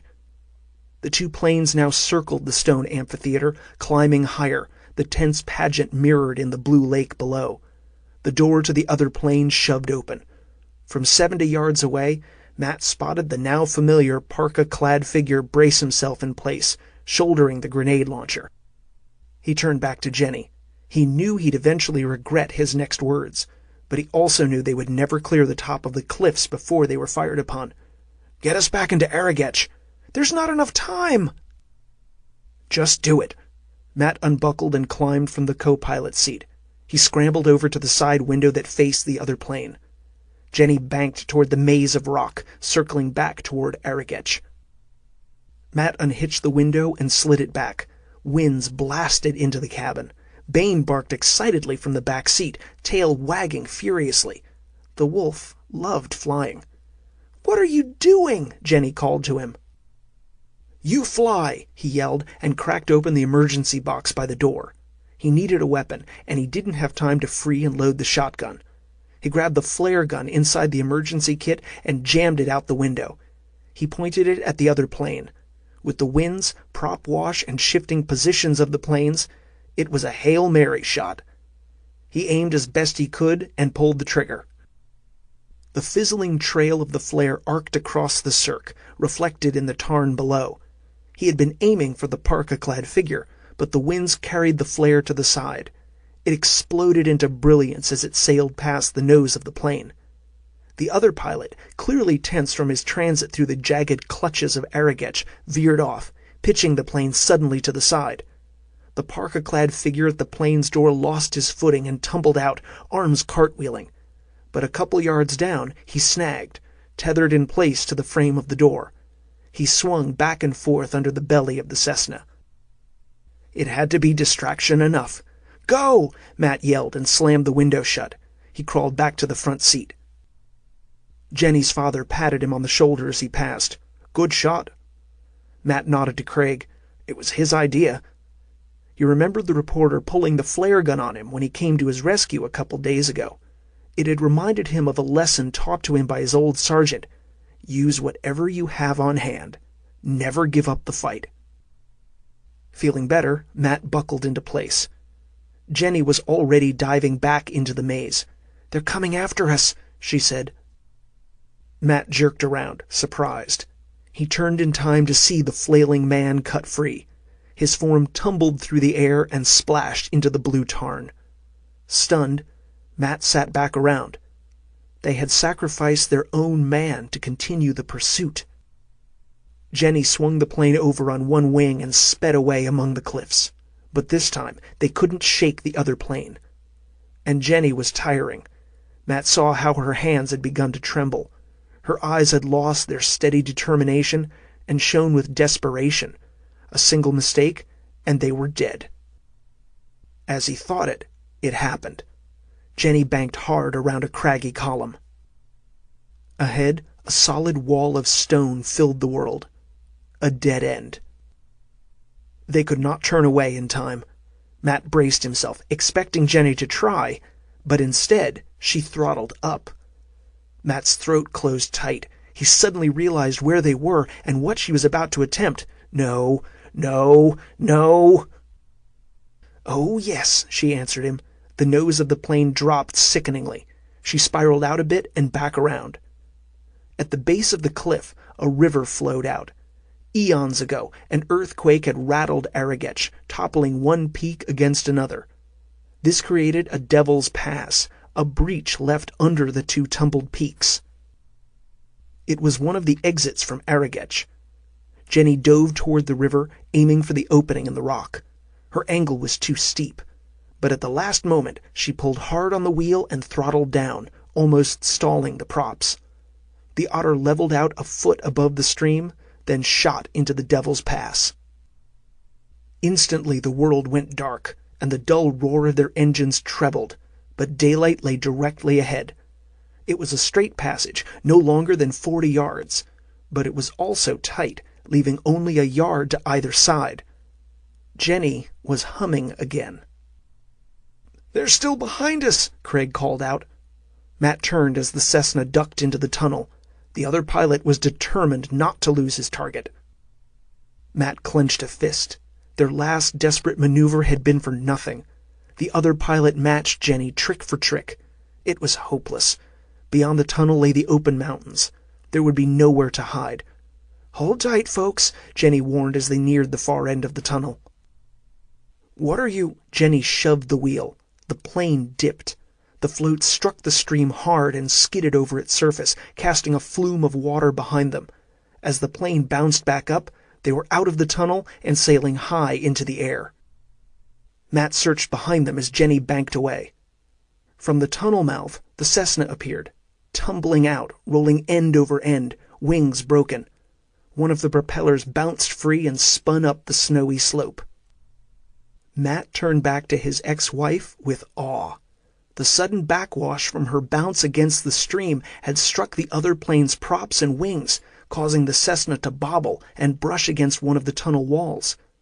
A fatal mistake. Jenny's voice trembled. "I hate tailgaters."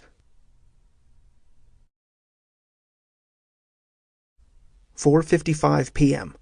Ice Station Grenle. It was like stepping into a different world. The crawl space outside the Russian ice station was a natural warren of ice caverns and chutes.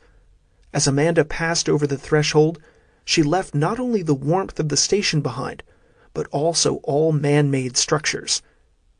Just outside the double doors to the base lay rusty piles of plate steel, bags of old concrete, stacks of conduit, and spools of wire. When it was first discovered, it was assumed the natural space in the ice was used as a storage annex, hence its nickname. A structural engineer within the NASA group hypothesized that the station may have been constructed within a natural cavern inside the ice island, requiring less excavation. He suggested the crawl space might be the tiny remnant of the larger cavern system. But outside such idle speculation, the crawl space held little fascination for most of Omega scientists. To them, it was just the janitor's closet of the base.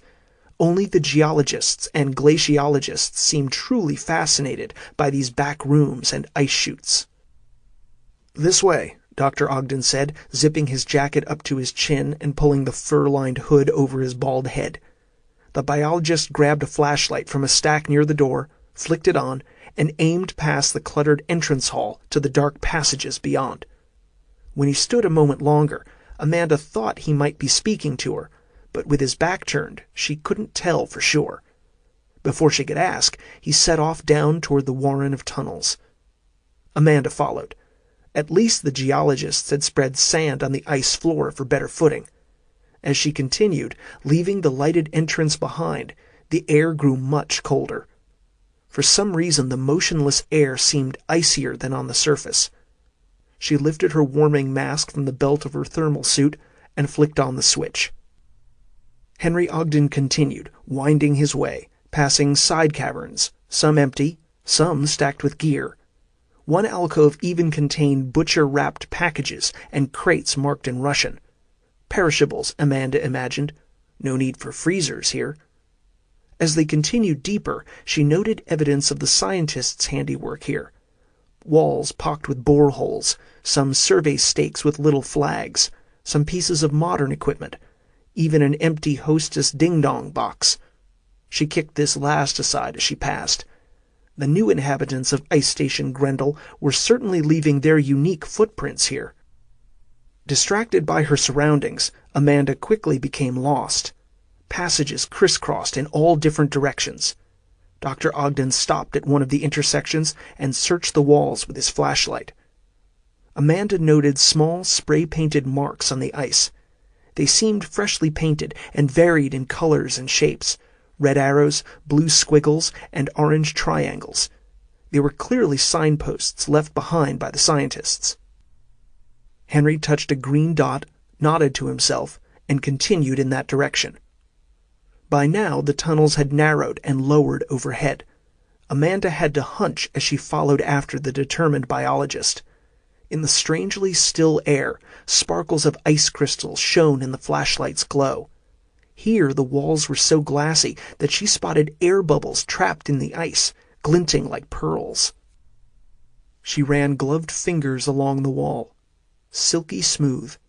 Such tunnels and caves were formed as the surface ice melted in the summer's heat, and the warm water leaked through cracks and fissures, flowing downward and melting out these shafts and pockets. Eventually the surface froze again, sealing and preserving the cavern system below. Amanda gazed at the blue glass walls. There was a beauty here that warmed the cold. As she craned around, her heel slipped. Only a frantic grab for a spar halted her tumble. Dr. Ogden glanced back to her. "Careful, it's pretty slippery from here on." "Now you tell me," she thought, and pulled herself back to her feet. She realized the spar she had grabbed was not ice.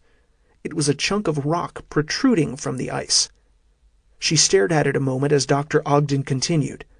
It was one of the many inclusions, she realized, described by the geologists. She touched it with a bit of reverence. Here was a rock from whatever landmass this glacial chunk had broken away from eons ago. Gloom settled around her as the biologist rounded a bend with his flashlight. Amanda hurried after him, regretting that she hadn't collected one of the flashlights herself.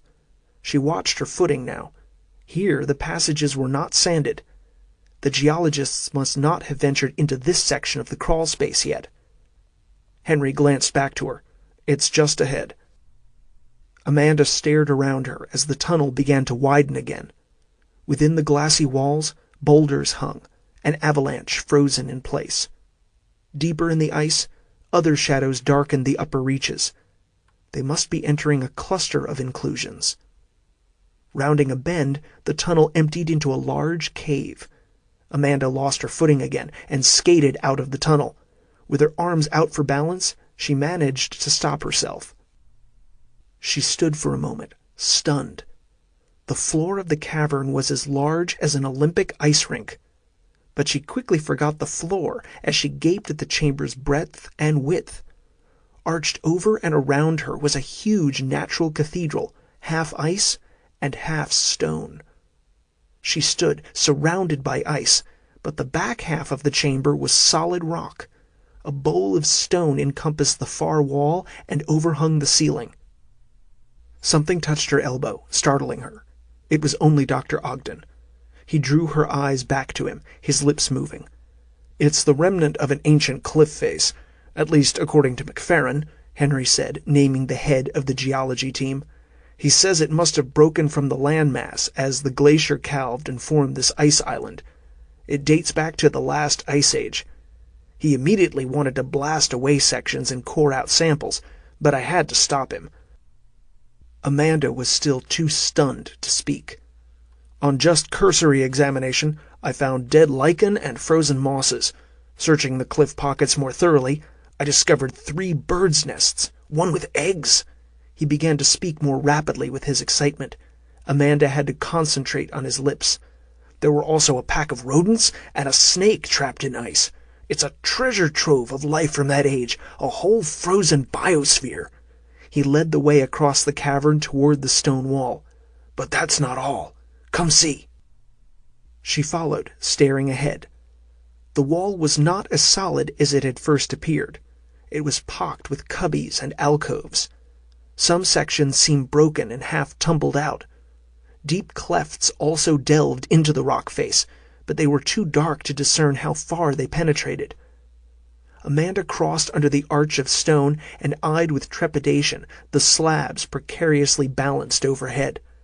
None of it seemed as solid as it had been a moment ago. Dr. Ogden grabbed her elbow, squeezing hard, stopping her. "Careful," he said, drawing her eye, then pointing to the floor. A few steps ahead lay an open well in the ice rink floor. It was too perfectly oval to be natural, and the eggs were scored coarsely. "They dug one of them out from here." Amanda frowned. "One of what?" She spotted other pits in the ice now. Henry tugged her to the side. "Over here." He slipped a canteen of water from his belt. He motioned her down on a knee on the ice. They were now only a few yards from the shattered stone cliff. Hunched down, it was almost like they were on a frozen lake, with the shore only a few steps away. The biologist whisked the ice with his gloved hand. Then he placed his flashlight face down onto the frozen lake. Lit from on top, the section of ice under them glowed. But details were murky because of the frost on the ice's surface. Still, Amanda could make out the dark shadow of something a few feet under the ice. Henry sat back and opened his canteen. "Watch," he mouthed to her. Leaning over, he poured a wash of water over the surface, melting the frost rime and turning the ice to glass under them. The light shone clearly, limning what lay below in perfect detail. Amanda gasped, leaning away. The creature looked as if it were lunging up through the ice at her, caught for a moment in a camera's flash. Its body was pale white and smooth-skinned, like the beluga whales that frequented the Arctic, and almost their same size, 1/2 a ton at least. But unlike the beluga, this creature bore short forelimbs that ended in raking claws, and large webbed hind limbs, spread now, ready to sweep upward at her. Its body also seemed more supple than a whale's, with a longer torso, curving like an otter. It looked built for speed. But it was the elongated maw, stretched wide to strike, lined by daggered teeth that chilled her to the bone. It gaped wide enough to swallow a whole pig. Its black eyes were half rolled to white, like a great white lunging after prey. Amanda sat back and took a few puffs from her air warmer as her limbs tremored from the cold and shock. "What the hell is it?" The biologist ignored her question. "There are more specimens." He slid on his knees across the ice and revealed another of the creatures lurking just at the cliff face. This beast was curled in the ice as if in slumber, its body wrapped in a tight spiral, jaws tucked in at the center, tail around the hole, not unlike a dog in slumber. Henry quickly gained his feet. "That's not all." Before she could ask a question, he crossed and entered a wide cleft in the rock face. Amanda followed, chasing after the light, still picturing the jaws of the monster, wide and hungry. The cleft cut a few yards into the rock face and ended at a cave the size of a two-car garage. Amanda straightened. Positioned against the back wall were 6 giant ice blocks. Inside each were frozen examples of the creatures, all curled in the fetal-like position. But it was the sight in the chamber's center that had Amanda falling back toward the exit.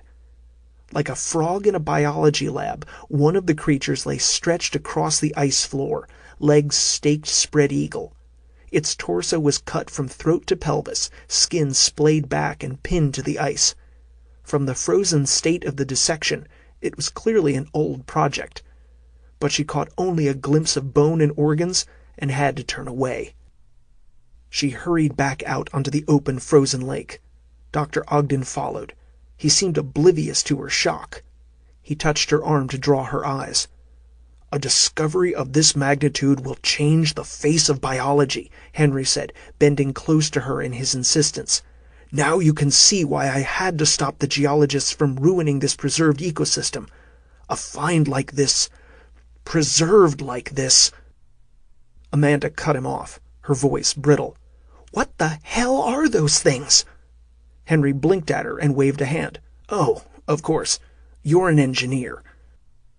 Though she was deaf, she could almost hear his condescension. She rankled a bit, but held her tongue. He motioned back to the cleft and spoke more slowly. "I studied the specimen back there all day. I have a background in paleobiology. Fossilized remains of such a species have been discovered in Pakistan and in China, but never such a preserved specimen." "A specimen of what, Henry?" Her eyes were hard on the biologist. "Of Ambulocetus natans, what is commonly called the walking whale. It is the evolutionary link between land-dwelling mammals and the modern whale." She simply gaped at him as he continued. "It is estimated to have existed some 49 million years ago, then died out some 36 million years ago. But the splayed-out legs, the pelvis fused into the backbone, the nasal drift, all clearly mark this as distinctly Ambulocetus." Amanda shook her head.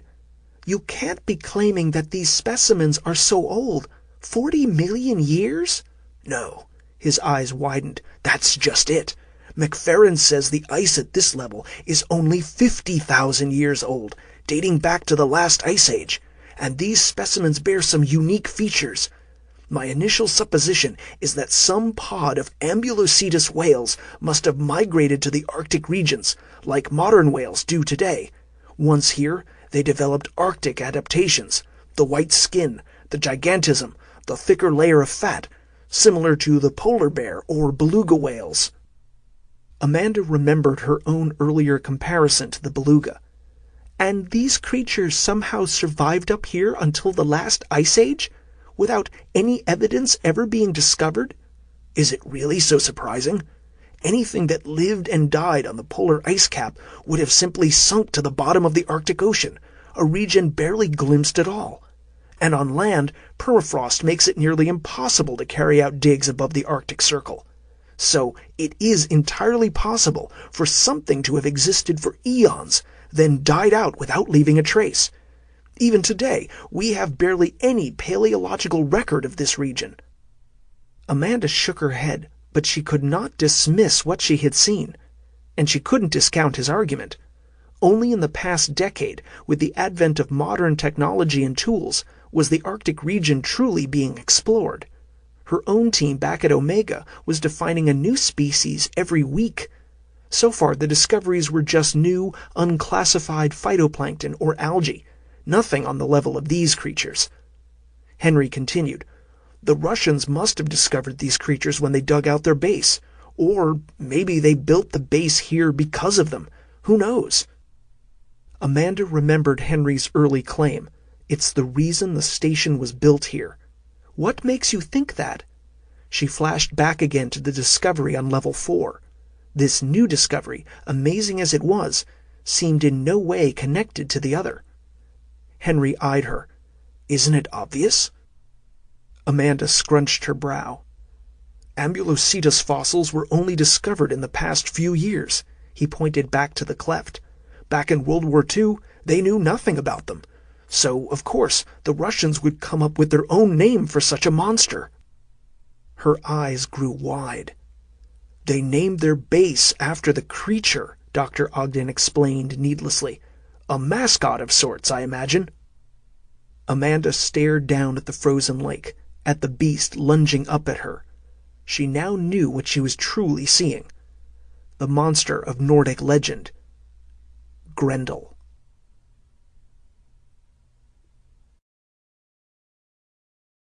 Act 2. Slippery Slope. April 8th, 9:55 p.m. Airborne over North Slope, Alaska. Matt slumped in his seat. Snoring echoed throughout the cabin of the Twin Otter. It came not from the sleeping reporter, nor from Jenny's dozing father, but from the wolf sprawled on his back across the third row of seats. A particularly loud snort raised a ghost of a smile on Matt's face. Jenny spoke from beside him. "I thought you were going to get his deviated septum fixed." The ghost became a true smile. Bane had snored since he was a pup curled on the foot of their bed. It had been a source of amusement to both of them. Matt sat straighter. "The plastic surgeon out of Nome said it would require too extensive a nasal job. Too much trimming. He would end up looking like a bulldog." Jenny didn't respond, so Matt risked a glance her way. She stared straight out, but he noted the small crinkles at the corners of her eyes. Sad amusement. Crossing his arms, Matt wondered if that was the best he could manage with her. For the moment, it was enough. He gazed out the window. The moon was near to full, casting a silvery brilliance across the snowy plains. This far north, winter still gripped the land, but some signs of the spring thaw were visible. A trickle of misty stream, a sprinkling of meltwater lakes. A few caribou herds speckled the tundra, moving slowly through the night, following the snowmelt waterways, feeding on reindeer moss, sprigs of lingonberry, and munching through muskeg, the ubiquitous tussocks of balled-up grass, each the size of a ripe pumpkin, rooted in the thawing muck. "We were lucky to have radioed Dead Horse when we did," Jenny mumbled beside him, drawing his eye. "What do you mean?" After clearing Aragetch, they had managed to raise the airstrip at Prudo Bay on Alaska's North Slope. They had alerted civil and military authorities to their chase through the Brooks Range. Helicopters would be dispatched in the morning to search for the debris of the Cessna. They should have answers on their pursuers shortly after that. Matt had also been able to reach Carol Jeffries, the bear researcher over in Bettles. She knew Jenny's cabin and would send some folks to take care of the animals left behind. Craig had also relayed word to his own contact at Prudo. Once questioned and debriefed, the reporter would have one hell of a tale to tell. After making contact, and with the story of their ordeal now passed to the outside world, they had all relaxed. But now what was wrong? Matt pulled himself up in his seat. Jenny pointed out the Otter's windshield, not to the tundra below, but to the clear skies. Matt leaned forward. At first, he saw nothing unusual. The constellation Orion hung brightly. Polaris, the North Star, lay directly ahead. Then he spotted the shimmering bands and streamers rising from the horizon, flickers of greens, reds, and blues. The Borealis was rising. "According to the forecast," Jenny said, We're due for a brilliant display. Matt leaned back, watching the spectacle spread in colored fans and dancing flames across the night sky. Such a natural show went by many names: the Aurora Borealis, the Northern Lights.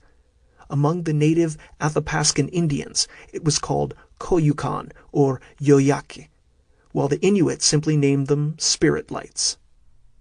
As he watched, the wave of colors flowed over the arch of the sky, shimmering in a luminous corona and rolling in clouds of azures and deep crimsons.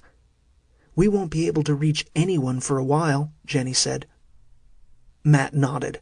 Such a dazzling display, created as solar winds struck the upper atmosphere of the Earth, would frazzle most communications. But they didn't have very far to go, another half hour at most.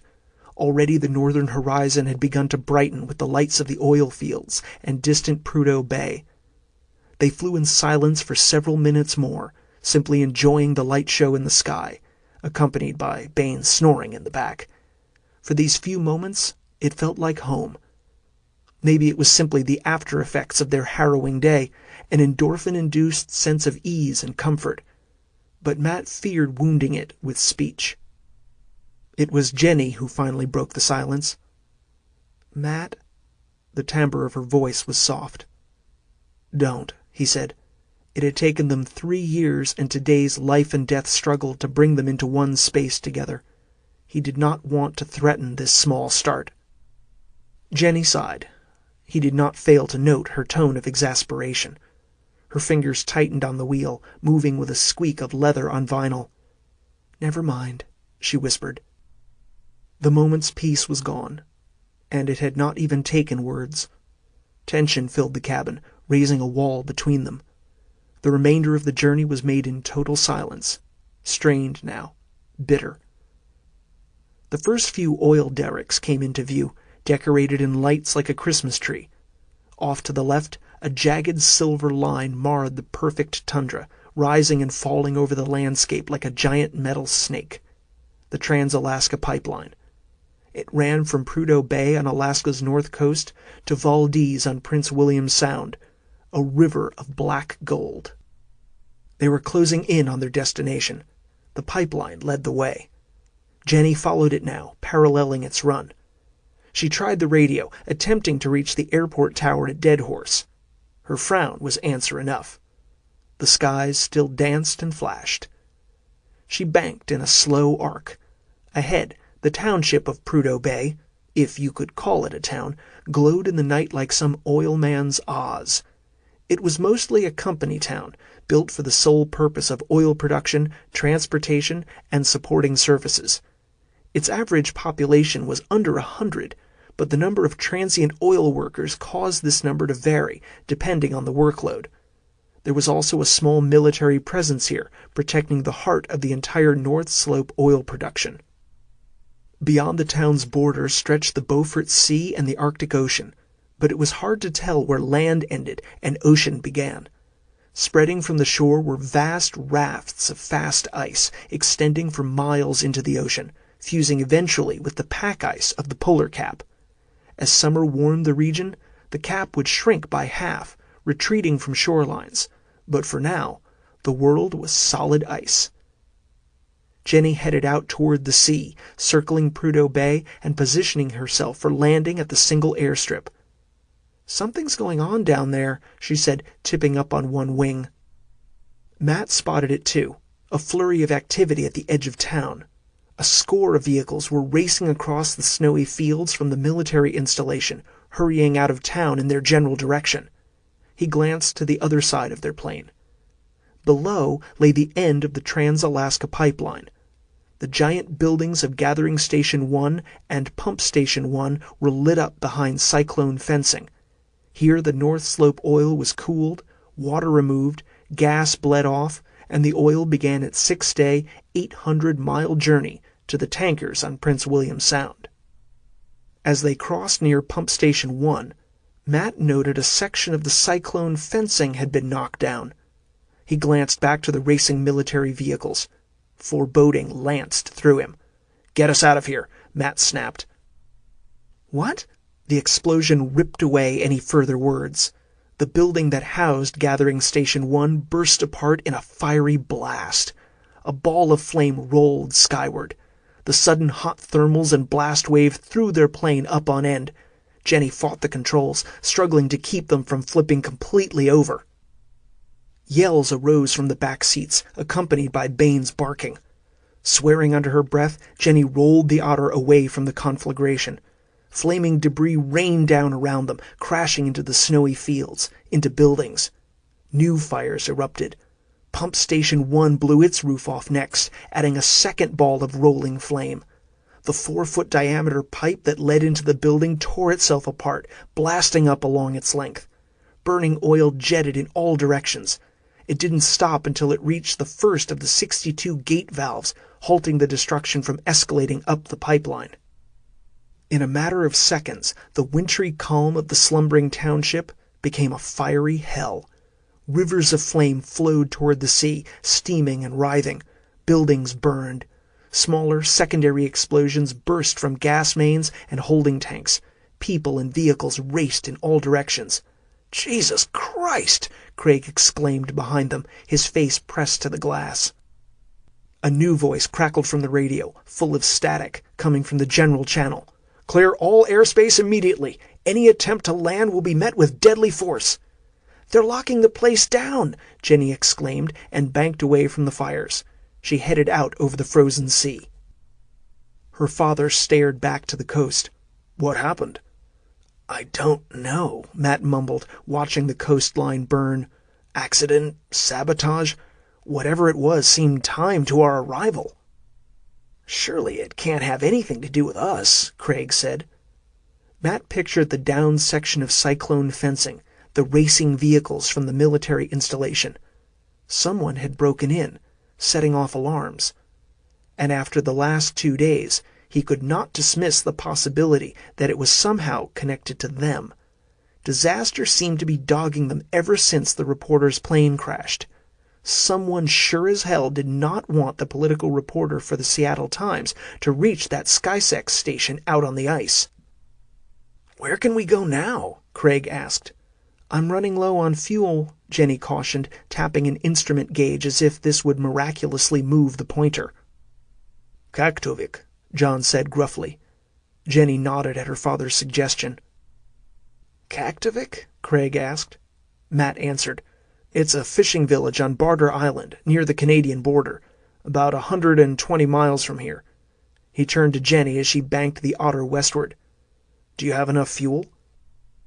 She lifted one eyebrow. "You may have to get out and push us the last few miles." "Great," he thought. Craig's face had grown more pale and drawn. He had already experienced one plane crash. The reporter was surely getting sick of Alaskan air travel. "Don't worry," Matt assured him. "If we run out of fuel, the otter can land on its ski skids on any flat snow."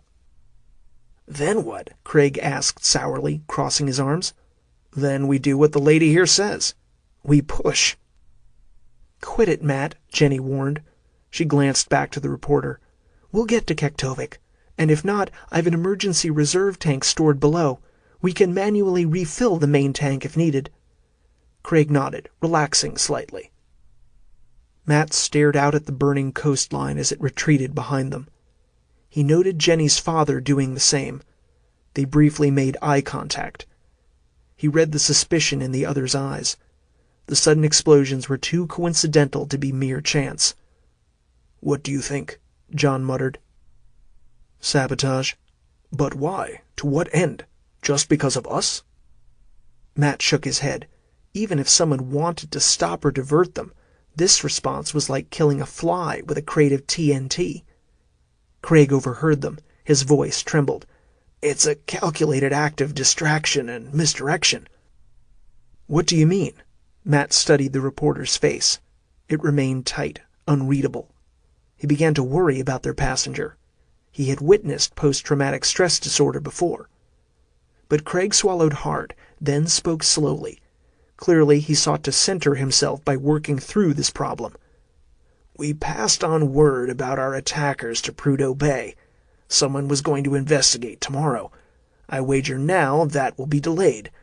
The limited investigative resources up here, military and civilian, will have their hands full for weeks. More than enough time for our attackers to cover their tracks." So it was all done so someone could clean up the mess in the mountains? Craig waved this away. "No, such a large-scale affront would need more of a reason to justify it. Otherwise, it's overkill." Matt heard his own thoughts from a moment ago echoed. Craig ticked off items aloud. "The explosions will delay any investigation in the mountains. It will also divert us and offer up a new, more exciting story for us to follow. The burning of Prudo Bay will be headlines for days. What reporter would want to miss such a story? To be here firsthand? To have witnessed it?"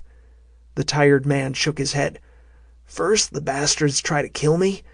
Now they try to bribe me with a more tantalizing and promising story. They throw it right in my damn lap." "Distraction and misdirection," Matt mumbled. Craig nodded. "And not just directed at us. We're small potatoes. I would bet my own left nut that this attack had been pre-planned all along, that we're only a secondary distraction. It's the larger world the saboteurs really want to distract. After this attack, everyone will be looking at Prudo Bay, discussing it, investigating it. CNN will have reporters here by tomorrow." "But why?" Craig met his gaze. Matt was surprised to see the tempered steel in Craig's eyes. He recalled him pulling the flare gun on him.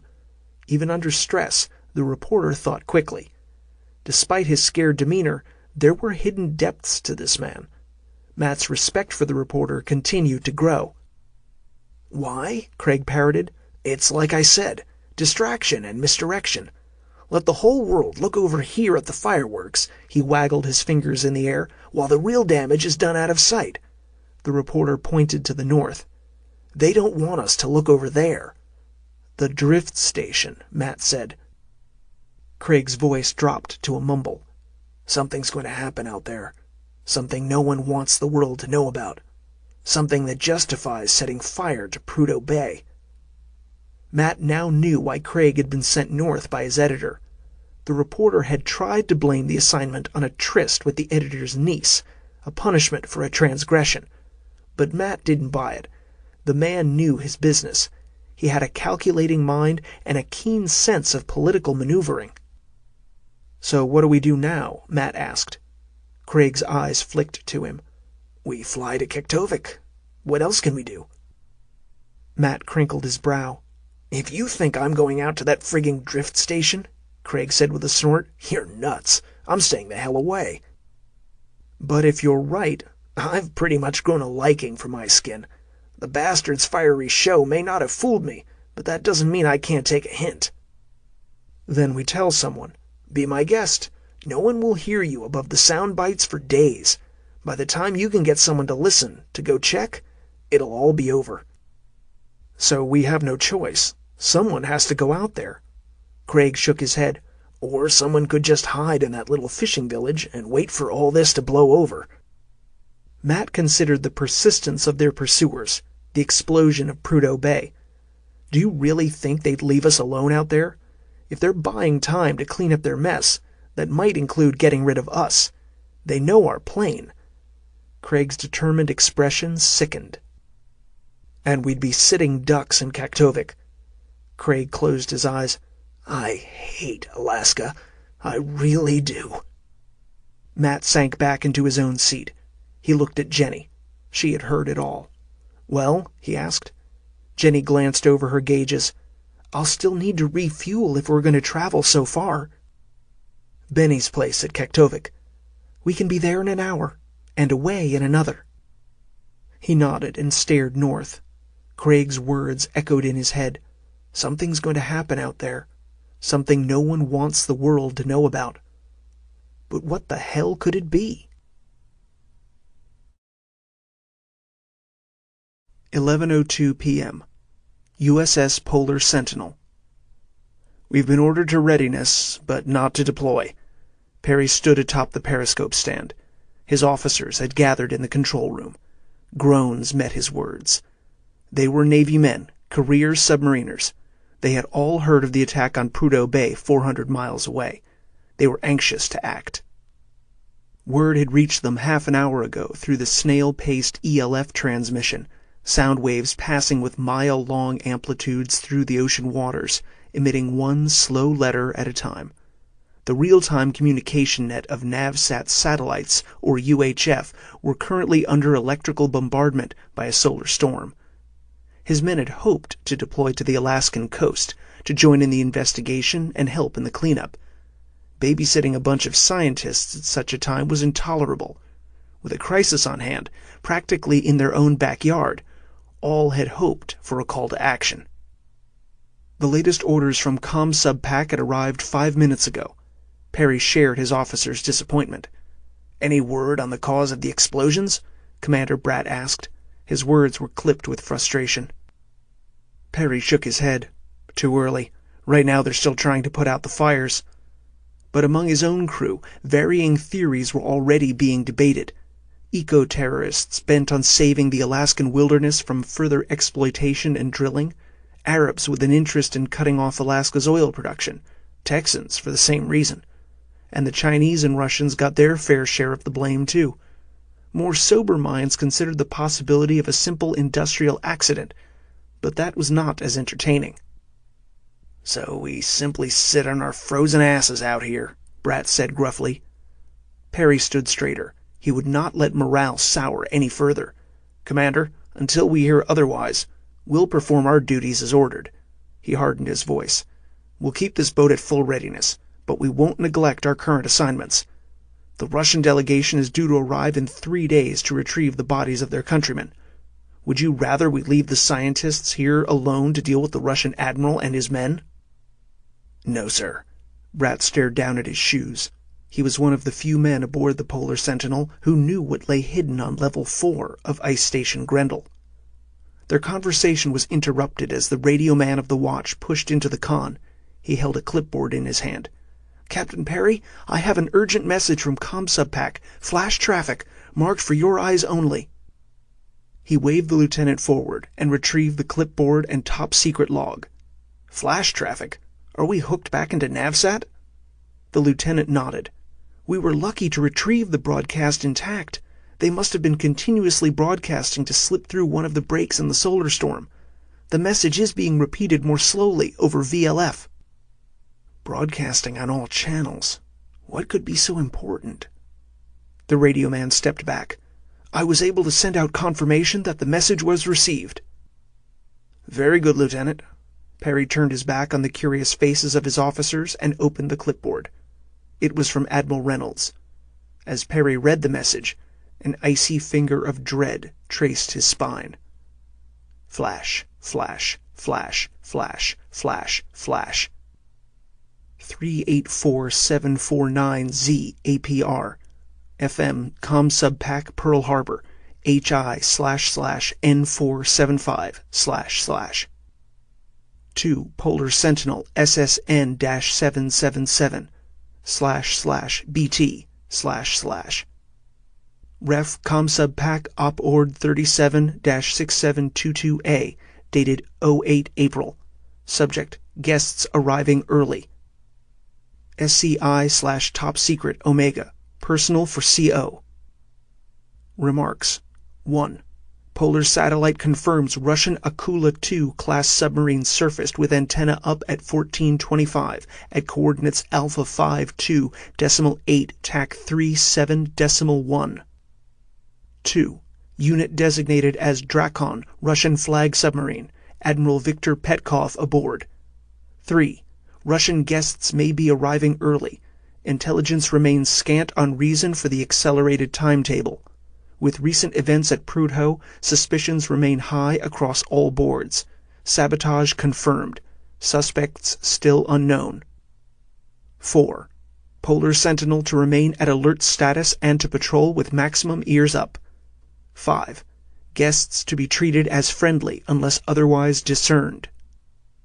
6.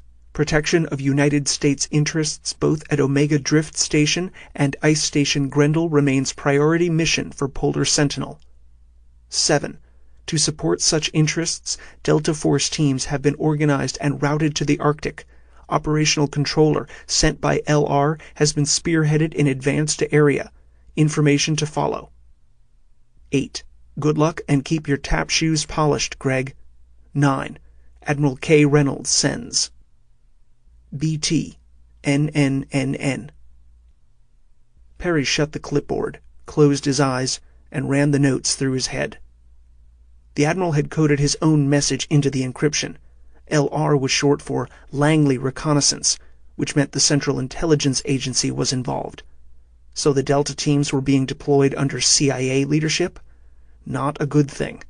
Such an organizational platform led to one hand being unaware of what the other was doing. It also stank of Black Ops maneuvering. Information to follow meant that even Pacific Submarine Command was cut out of the loop. A bad sign. And at the end, keep your tap shoes polished, Greg. Again, the informality in the use of his first name was as good as a long line of exclamation marks.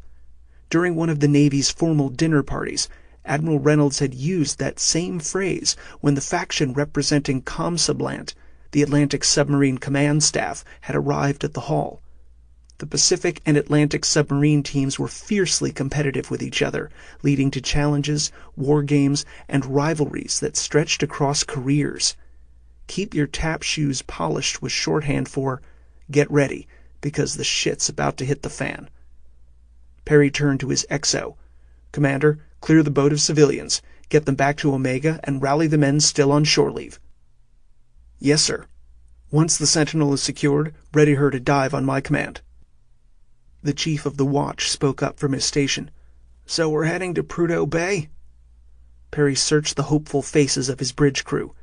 He knew there was no need to head to Prudo Bay to get into the action. His men would realize soon enough. He wrapped the metal clipboard on his thigh. Just keep your tap shoes polished, men. We've got some fancy footwork ahead of us. 11:32 p.m.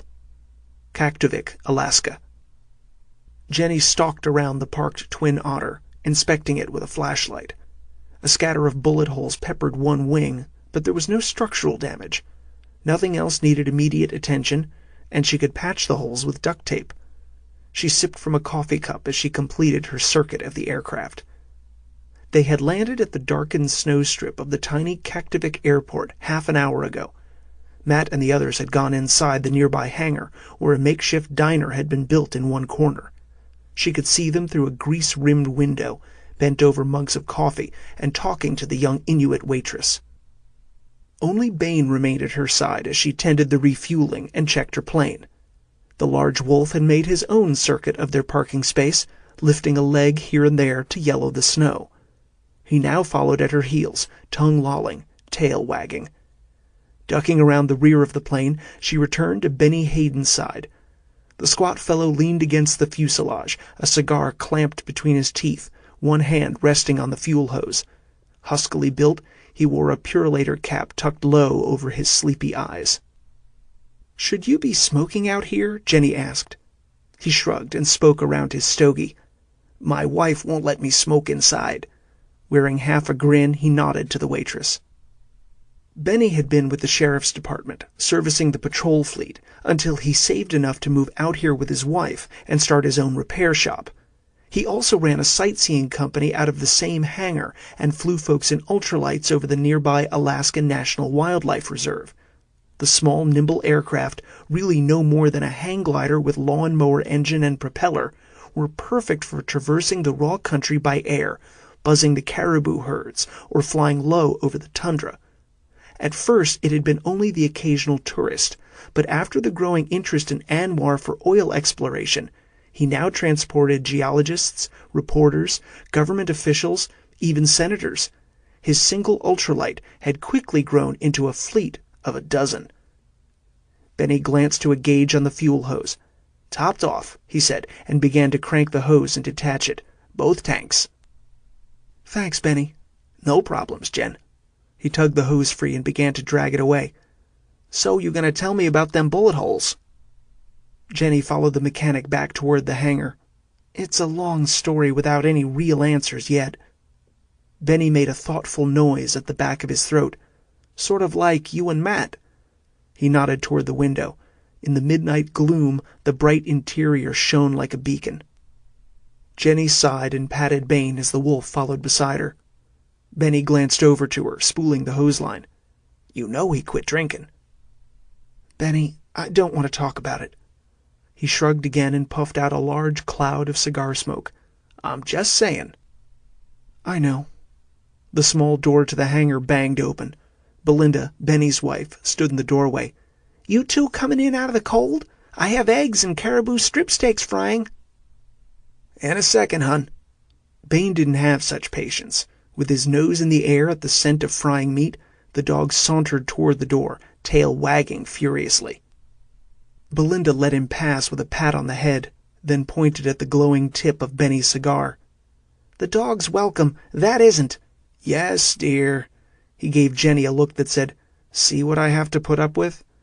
But Jenny also saw the love shining between both of them. Belinda closed the door with a sorry shake of her head. She was a decade younger than her husband, but her sharp intelligence and world-weary maturity spanned the gap.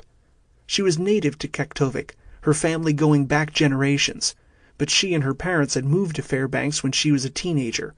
It had been at the beginning of the Black Gold Rush, a flood of oil, money, jobs, and corruption. Indians and native Inuit, all anxious for their share of the wealth, flocked to the cities, abandoning their homelands and customs. But what they found in Fairbanks was a polluted, blue-collar town of construction workers, dog mushers, teamsters, and pimps. Unskilled natives were ground under the heels of progress. To support her family, Belinda became a prostitute at the age of 16. It was after her arrest that she and Benny had met. He took her under his wing. Literally.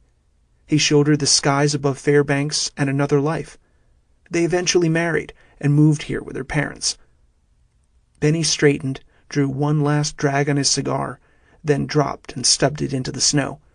"Jen, I know what you think of Matt." "Benny," warning entered her tone. "Hear me out. I know how much you lost, both of you." He took off his oil-stained cap and swiped his thinning hair. "But you gotta remember, you're both young. Another child could—" "Don't." The single word was a bark, a knee-jerk reaction. As soon as she said it, she remembered Matt cutting her off just as abruptly. But she could not hold back her anger. How dare Benny presume to know how it felt to lose a child, to think another child could replace a lost one? Benny stared at her, one eye squinted, judging her. When he spoke next, it was in a calm, measured voice. "Jen, we lost a child too. A baby girl." The simple statement stunned her. Her anger blew out like a snuffed candle. "My God, Benny, when?" "A year ago. Miscarriage." He stared out into the dark, snowy plains. In the distance, the few lights of the seaside village flickered. A heavy sigh escaped him. "It nearly crushed Belinda." Jenny saw it had done the same to the man in front of her. He cleared his throat. "Afterward, we found out she would never be able to bear a child. Something to do with scarring. Doc said it was secondary to—" His voice cracked. He shook his head. "Let's just say it was secondary to complications from her old job." "Benny, I'm so sorry." He waved away her sympathy. "We move on. That's life." Through the window, Jenny watched Belinda laughing as she refilled Matt's coffee. Not a sound was heard but the whistle of wind across the tundra. "But you and Matt," Benny resumed, "you're both young." She heard his unspoken words. You two could still have another child. "You were good together," he continued, kicking snow off his boots. "It's high time one of you remembered that." She stared through the window. Her words were a whisper, more to her own heart than to her companion. "I do remember." She had met Matt during an investigation of poaching in the Brooks Range. A conflict had arisen between native rights and the federal government over hunting for food in parklands.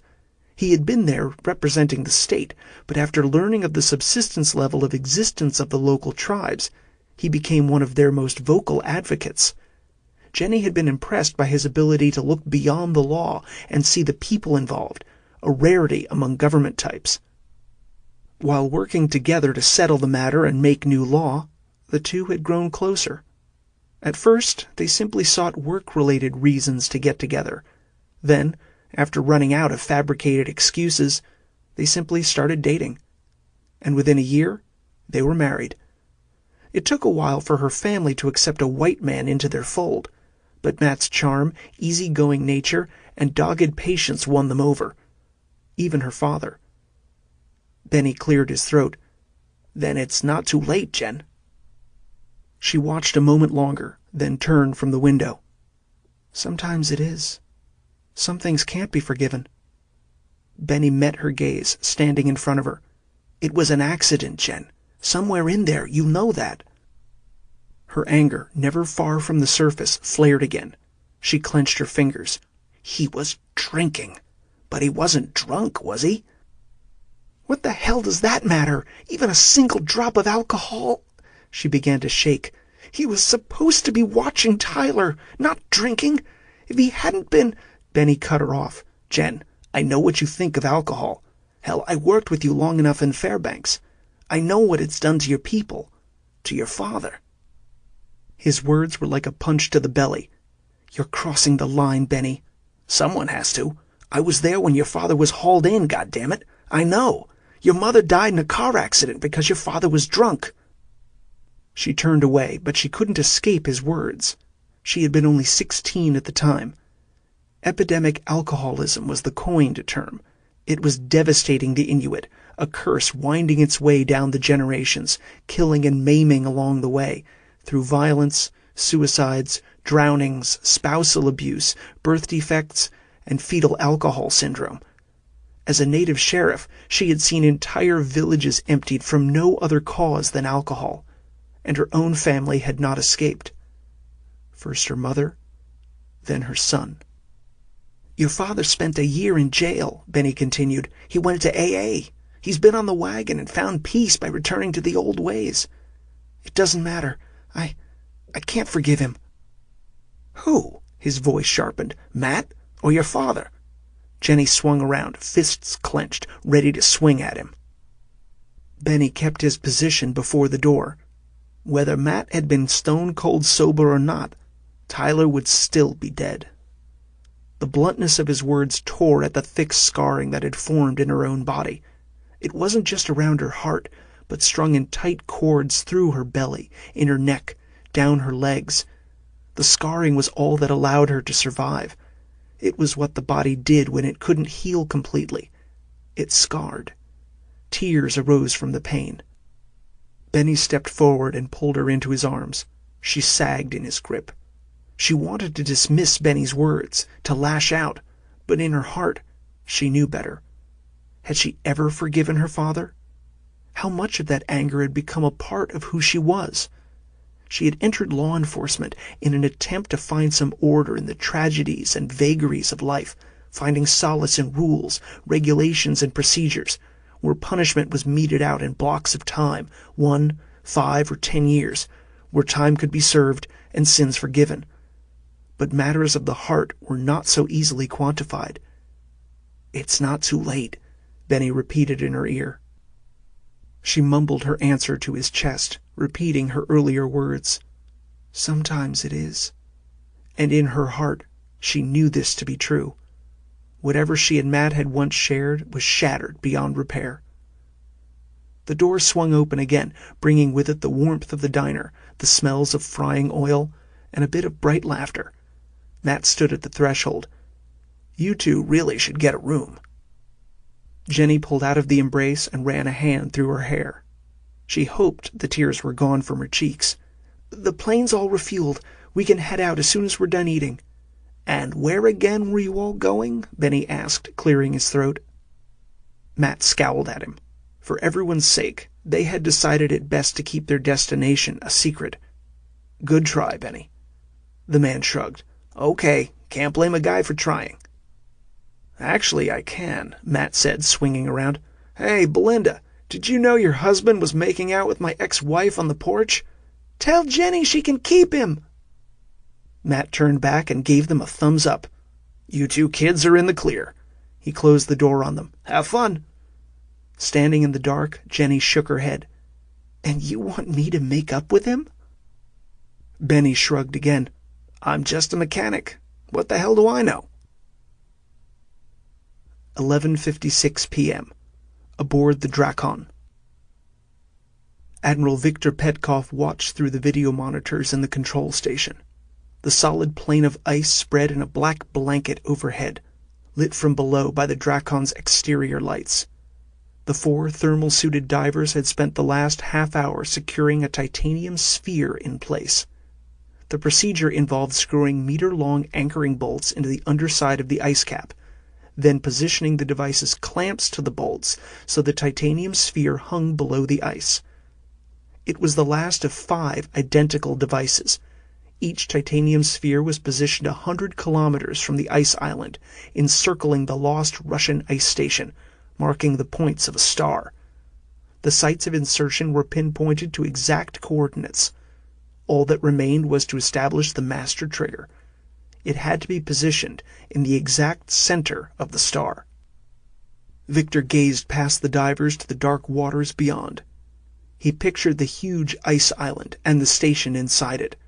He couldn't have asked for a better place to trigger the device. Moscow had ordered him to retrieve his father's work and lay waste to all behind it. But Victor had larger plans. Out in the water, one of the divers thumbed the pressure button on the bottom of the device, and a line of blue lights flared along the equator of the sphere, drawing Victor's attention. The last of the 5 devices was now activated.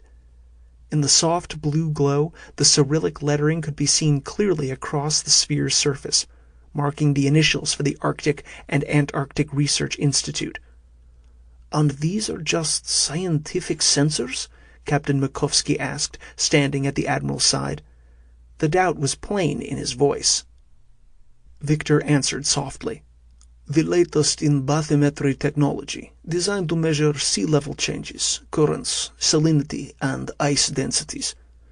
The Drakon's captain shook his head. He was no naive recruit. Upon leaving the docks of the Severomorsk naval complex, Mikovsky had been given their mission parameters: to escort the Admiral on a diplomatic mission out to the site of a lost Russian ice station. But the captain had to know that more was planned. He had seen the equipment and weapons brought aboard back at Severomorsk, and he surely knew of the coded message from FSB, if not the content. "These underwater devices have no military application?" Mikovsky pressed. "Like listening in on the Americans?" Victor simply glanced over and shrugged. He allowed the captain to misread his silence. It was sometimes best to allow someone's suspicions to run to the most obvious conclusion.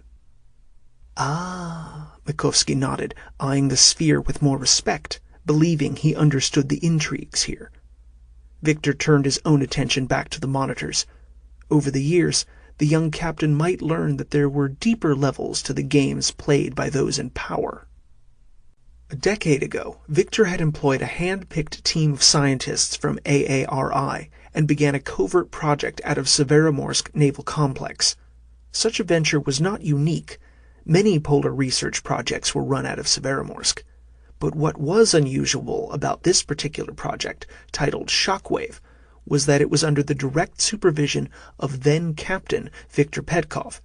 The researchers answered directly to him. And in the hinterlands of the northern coastlands, far from prying eyes, it was easy to bury one project among the many others. No one questioned this work, not even when the 6 researchers on the project had all died in an airplane crash. With their deaths 2 years ago, so had died Project Shockwave. Or so it appeared. No one but Victor knew the research had already been completed. He stared out as the divers retreated from the sphere of titanium. It had all started with a simple research paper published in 1979, tying carbon dioxide to the gradual warming of the globe. Fears of melting polar ice caps created horrible scenarios of rising ocean levels and devastating worldwide flooding. Of course, the Arctic and Antarctic Research Institute in St. Petersburg was the central agency in Russia assigned to investigate such threats. It accumulated one of the world's largest databases on global ice. It was eventually discerned that while the melting of the ice found atop Greenland and the continent of Antarctica could potentially raise the world's oceans by a dramatic 200 feet, the northern polar ice cap did not pose such a risk. Since its ice was already floating atop an ocean, it displaced as much water as it would produce if it melted. Like cubes of ice in a full glass of water, the melt of the polar cap would not lead to a rise in ocean levels. It was simply no threat. But in 1989, one of the AARI researchers realized a greater danger posed if the polar ice cap should suddenly vanish from the top of the world. The ice cap, if gone, would no longer act as an insulator for the Arctic Ocean. Without its ability to reflect the sun's energy, the ocean would evaporate more rapidly, pouring vast amounts of new water into the atmosphere, which would lead in turn to massive amounts of precipitation in the form of rain, snow, and sleet.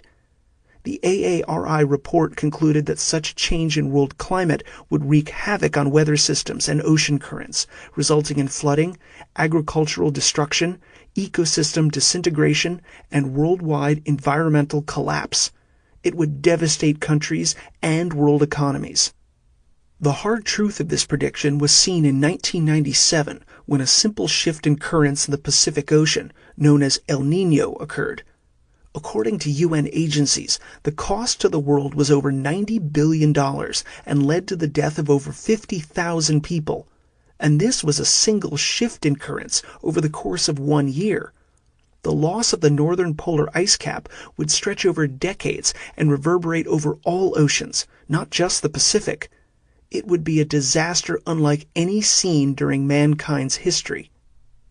So, of course, such a report led to the investigation of any possible military applications. Could one destroy the polar ice cap? Studies quickly showed that the power needed to melt the vast ice sheet was beyond the grasp of even current nuclear technology. It seemed such a possibility would remain theoretical.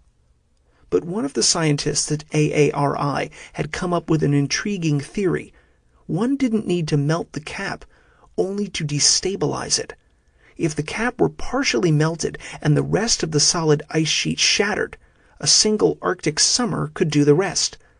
With the cap turned into an Arctic slush pile, the sun's energy would have greater access to a larger surface area of the Arctic Ocean, warming the waters around the fragmented ice, thus leading to the meltdown of the remaining ice pack. One didn't need man-made nuclear energy to destroy the cap, not when the sun itself was available. If the polar ice cap could be shattered in the late spring, by the end of summer it would be gone. But how did one destabilize the ice cap? That answer came in 1998, when another scientist from AARI, studying the crystallization of ice in the Arctic ice pack and the relation of ocean currents to pressure ridge formation, came up with his theory of harmonics. That ice was like any other crystalline structure, especially under extreme pressure, and at the right pitch and vibration, its structure could be shattered like a crystal goblet. It was this study that became the basis for Project Shockwave, to artificially create the right set of harmonic waves and heat signatures to blast apart the polar ice cap. On the monitor, the titanium sphere glowed out in the dark waters as the sub's exterior lights dimmed. Victor checked his thick wrist monitor. The plasma screen depicted a 5-pointed star. Each point glowed.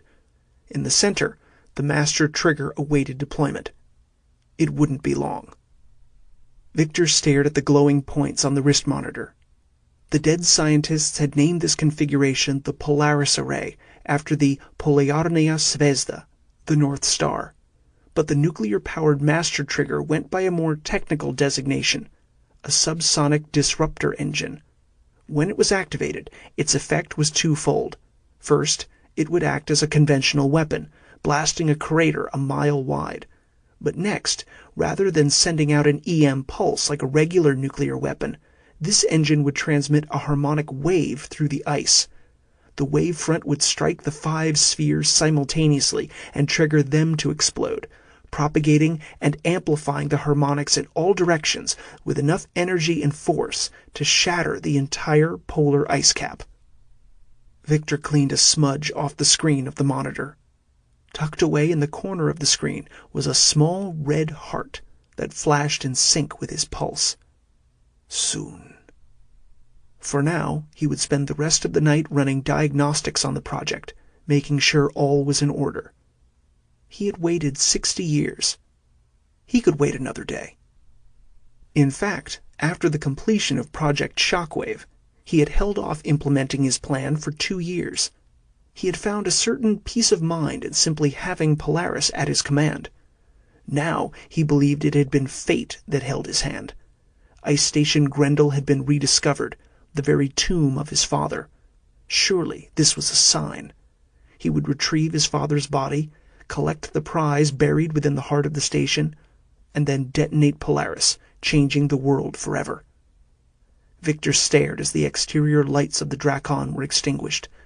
The titanium sphere of Polaris glowed in the dark, becoming a true North Star in the Arctic night.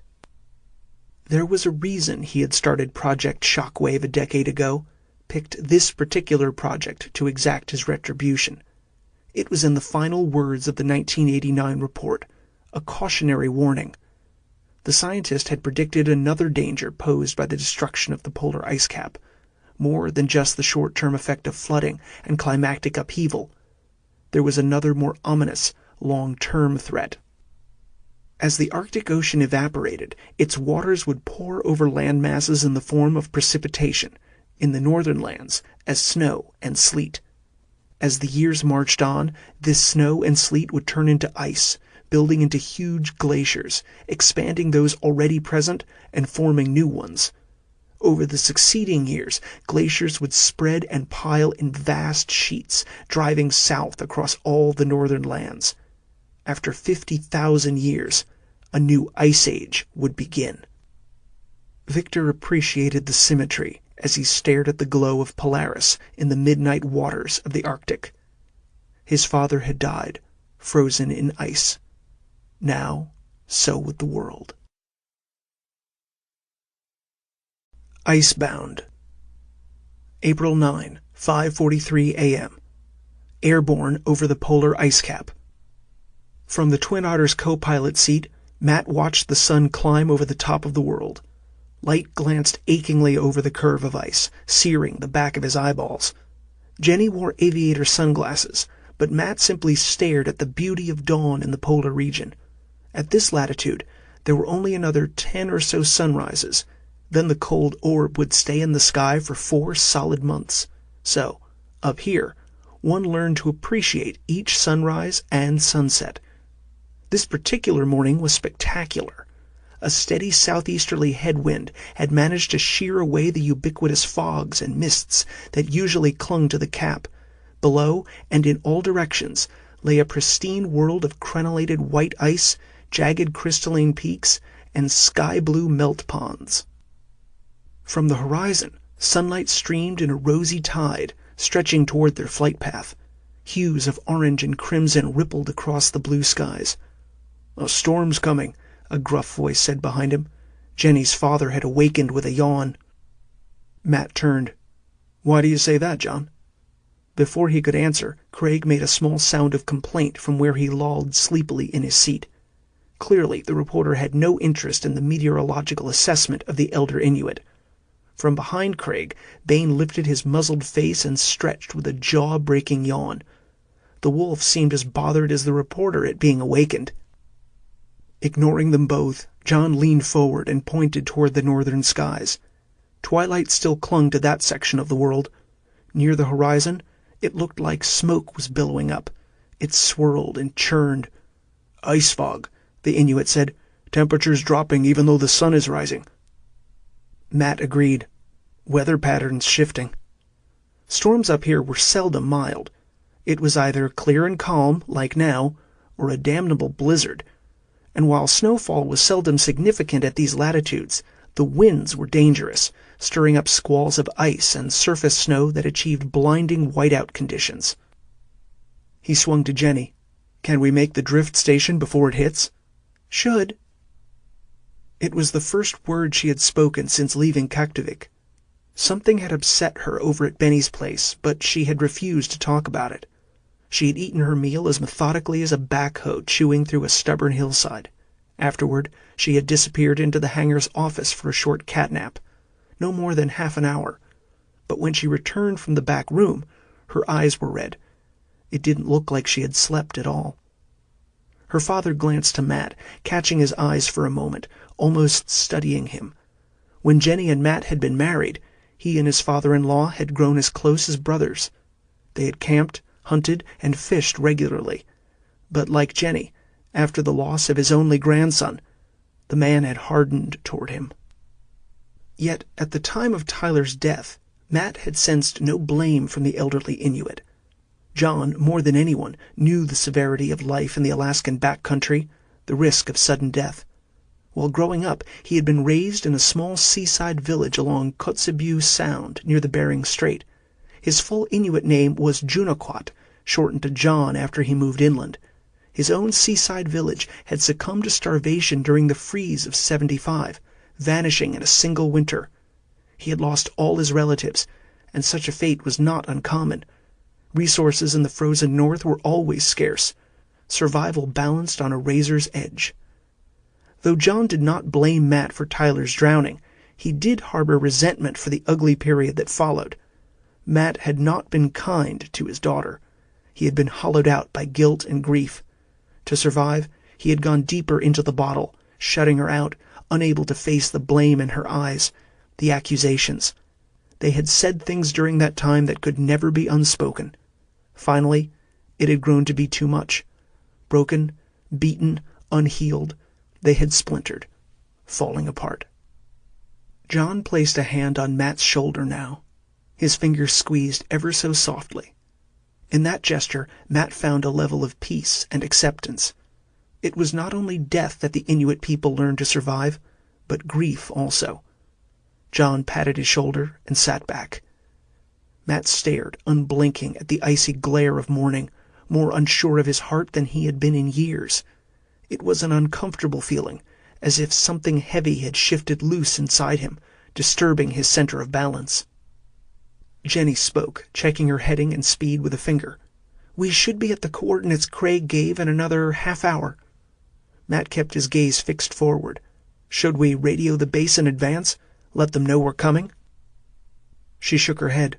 "Until we know what's going on over there, the less forewarning the better. Besides, radio communication is still shoddy." En route, they had been receiving bursts of communication across open channels. Word of the explosions at Prudo Bay had spread immediately. As Craig had predicted, news agencies were scurrying, and speculation was rampant. Craig grumpily sat straighter. "If we just drop in, how are we going to explain our sudden appearance at the base? Are we going to storm in as officers of the law? Investigative journalists? Fleeing refugees seeking asylum?" "Forget about storming in with any authority," Jenny answered. "I have no jurisdiction up there. I say we explain all we know and warn those in charge. Whoever attacked us might not be far behind." Craig studied the empty skies, clearly searching for any signs of pursuers. "Will the base be able to protect us?" Matt turned to Craig. "You know more about this Omega base than any of us, Mr. Reporter. What sort of Navy contingent is stationed there?" Craig shook his head. "I wasn't given any specifics about my destination. Just told to pack my bag, then shoved on the first Alaska Airlines flight leaving Seattle." Matt frowned. There had to be at least a sub and a crew. Hopefully more personnel were stationed at the research base itself. "Well, whoever's there," he decided aloud, "with the storm coming, they'll have to take us in. After that, we'll make them listen to us. Whether they believe us or not, that's a whole other can of worms. After the explosions at Prudo, suspicions will be high." Jenny nodded. "Okay, we play it that way.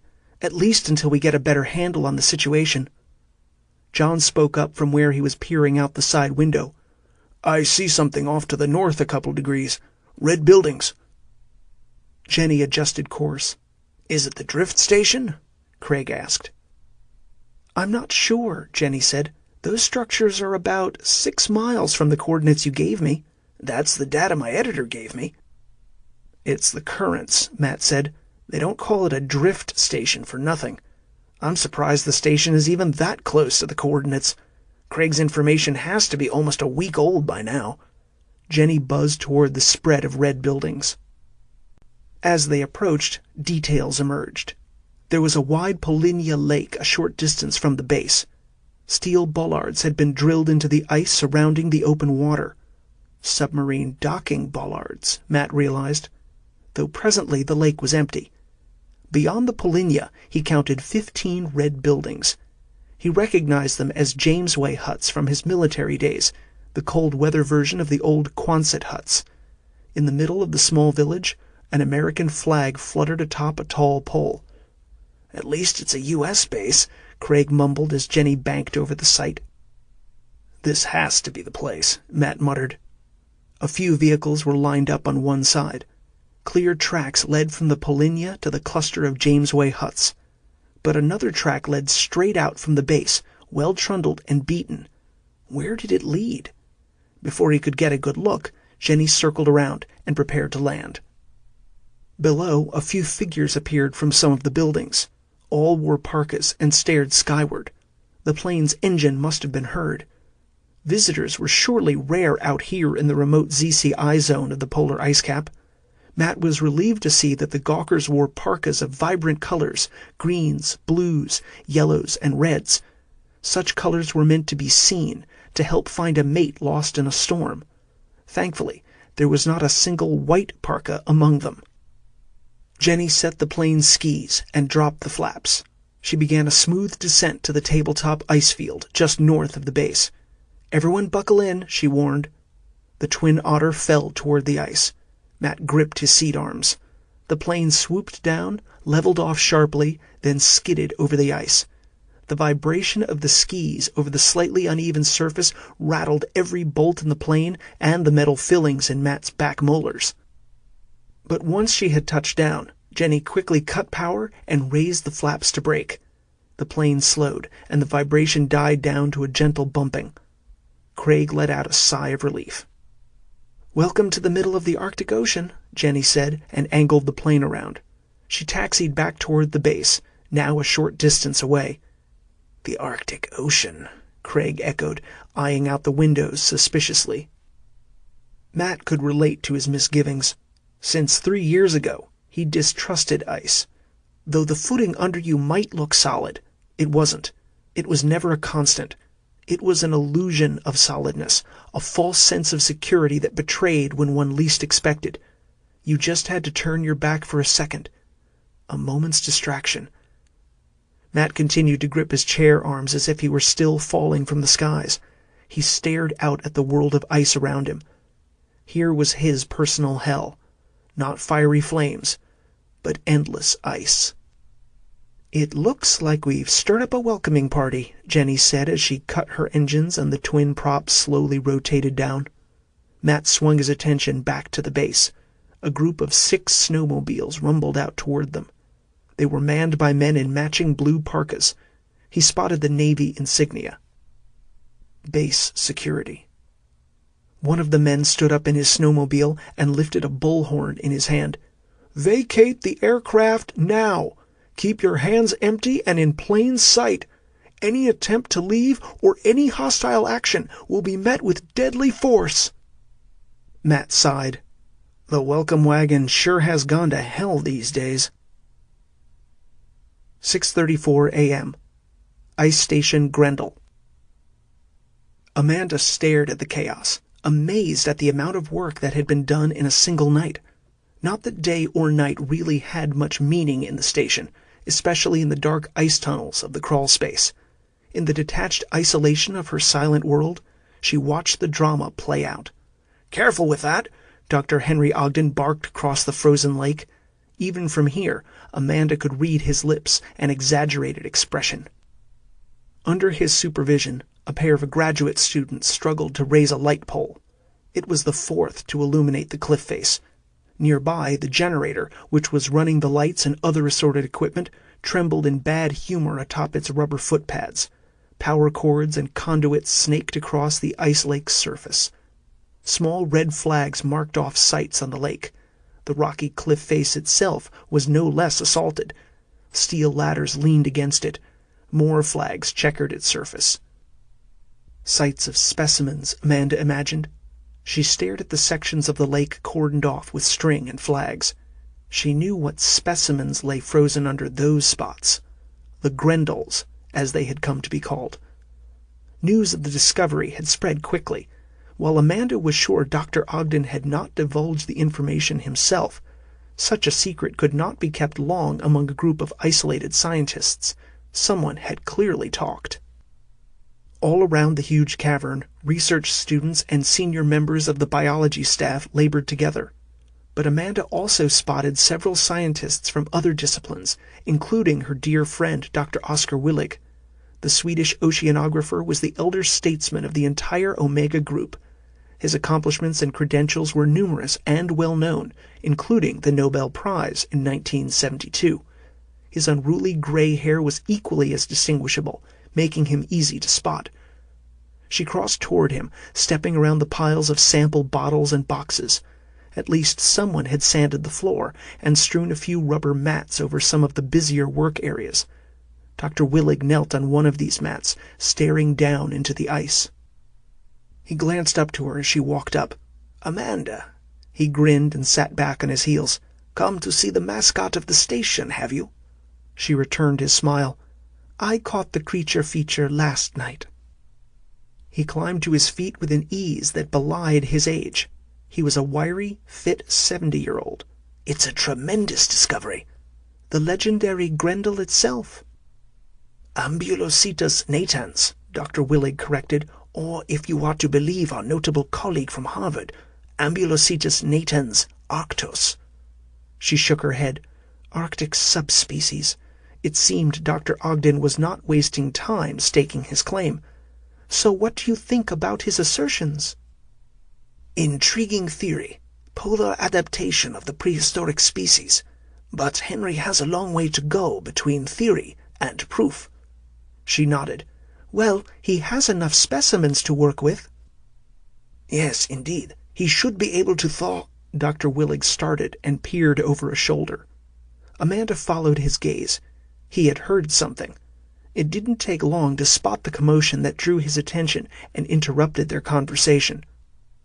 Henry Ogden and Connor McFerrin were nose to nose. The brawny Scottish geologist loomed over the shorter biologist. But Henry was not about to give ground. He stood with his hands on his hips, leaning forward, an angry chihuahua before a pit bull. Dr. Willig turned back to her so she could read his lips. "Here we go again. This is the third headbutting since I came down here an hour ago." "I'd better see what's going on," Amanda decided reluctantly. "Always the diplomat." "No, always the babysitter." She left Dr. Willig and crossed to the warring researchers. They barely noted her arrival, continuing their argument. "Not until all the specimens are collected. We've not even begun the photographs." Henry had his face almost pressed against the geologist's.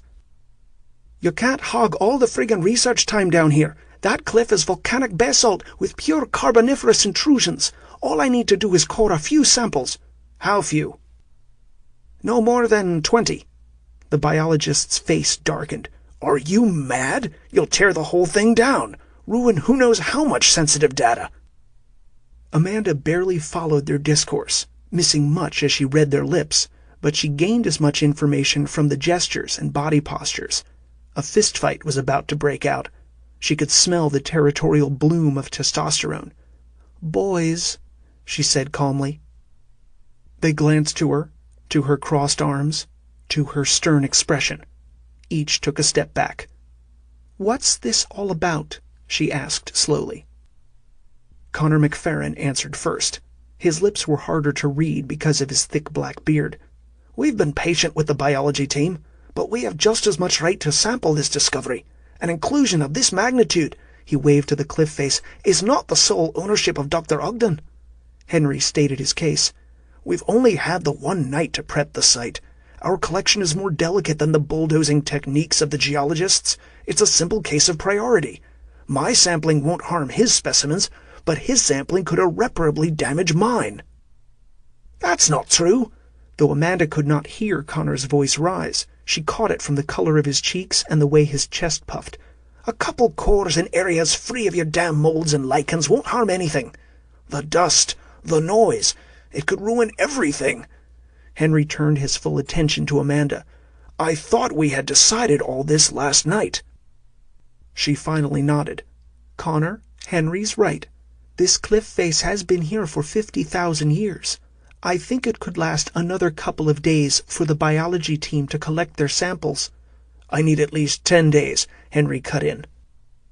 "You have 3. She faced the broad-shouldered Scotsman, who wore a sloppy grin of satisfaction. "Then you can start collecting cores, but only where Henry says you can." The large man's grin faded. "But—" She turned away. It was the easiest way to cut someone off when you were deaf. You simply stopped looking at them. She faced Henry now. "And you, Henry, I suggest you concentrate on clearing out a section of cliff face within 3 days, because I will authorize drilling in here by that time." "But—" She turned her back on both of them and saw Dr. Willig grinning broadly at her. McFerrin stalked off in one direction, heading toward the tunnel exit. Henry marched off in the other, ready to harangue his underlings.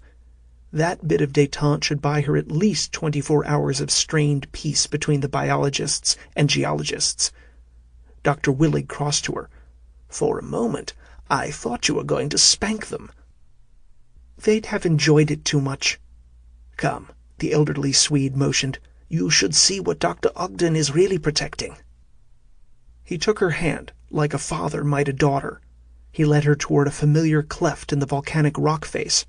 Her feet began to drag. "I've been in there already." "Yes, but have you seen what our argumentative scientist is doing?" Curiosity kept her feet moving. The pair reached the opening in the cliff.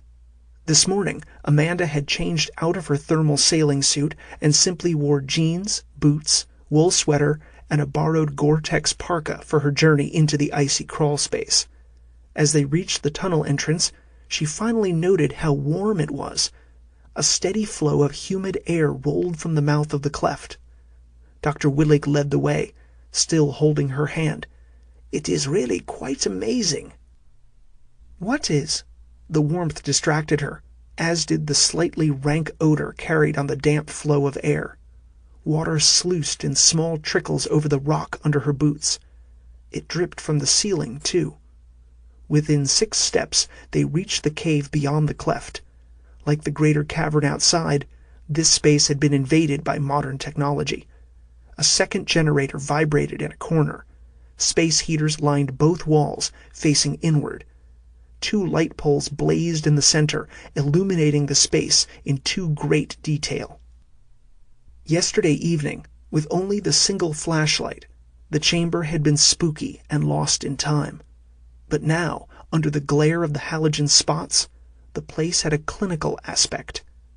As before, the dissected creature lay sprawled and staked across the room's center. But rather than being frosted in ice, appearing old, it now glistened and dripped. The exposed organs wept in trickles and shone like fresh meat on a butcher's block. It looked like the dissection had started only yesterday, rather than 60 years ago.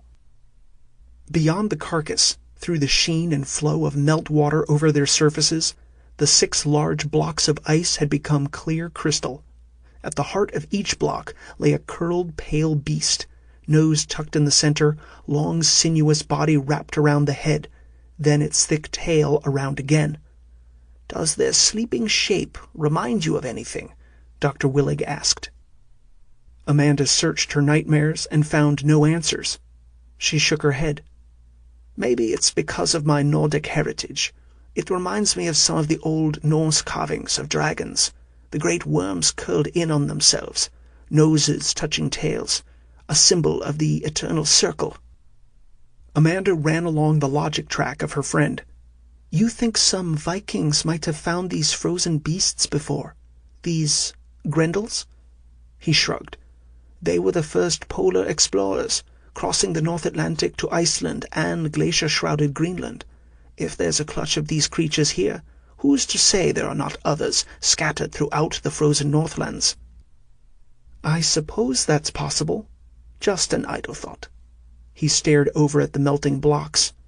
but it does raise some misgivings in my mind, especially with all the death found here in the station." She glanced at him. Dr. Willig knew nothing about level 4. He continued, clarifying his point. "All those Russian scientists and staff personnel. It's a tragedy.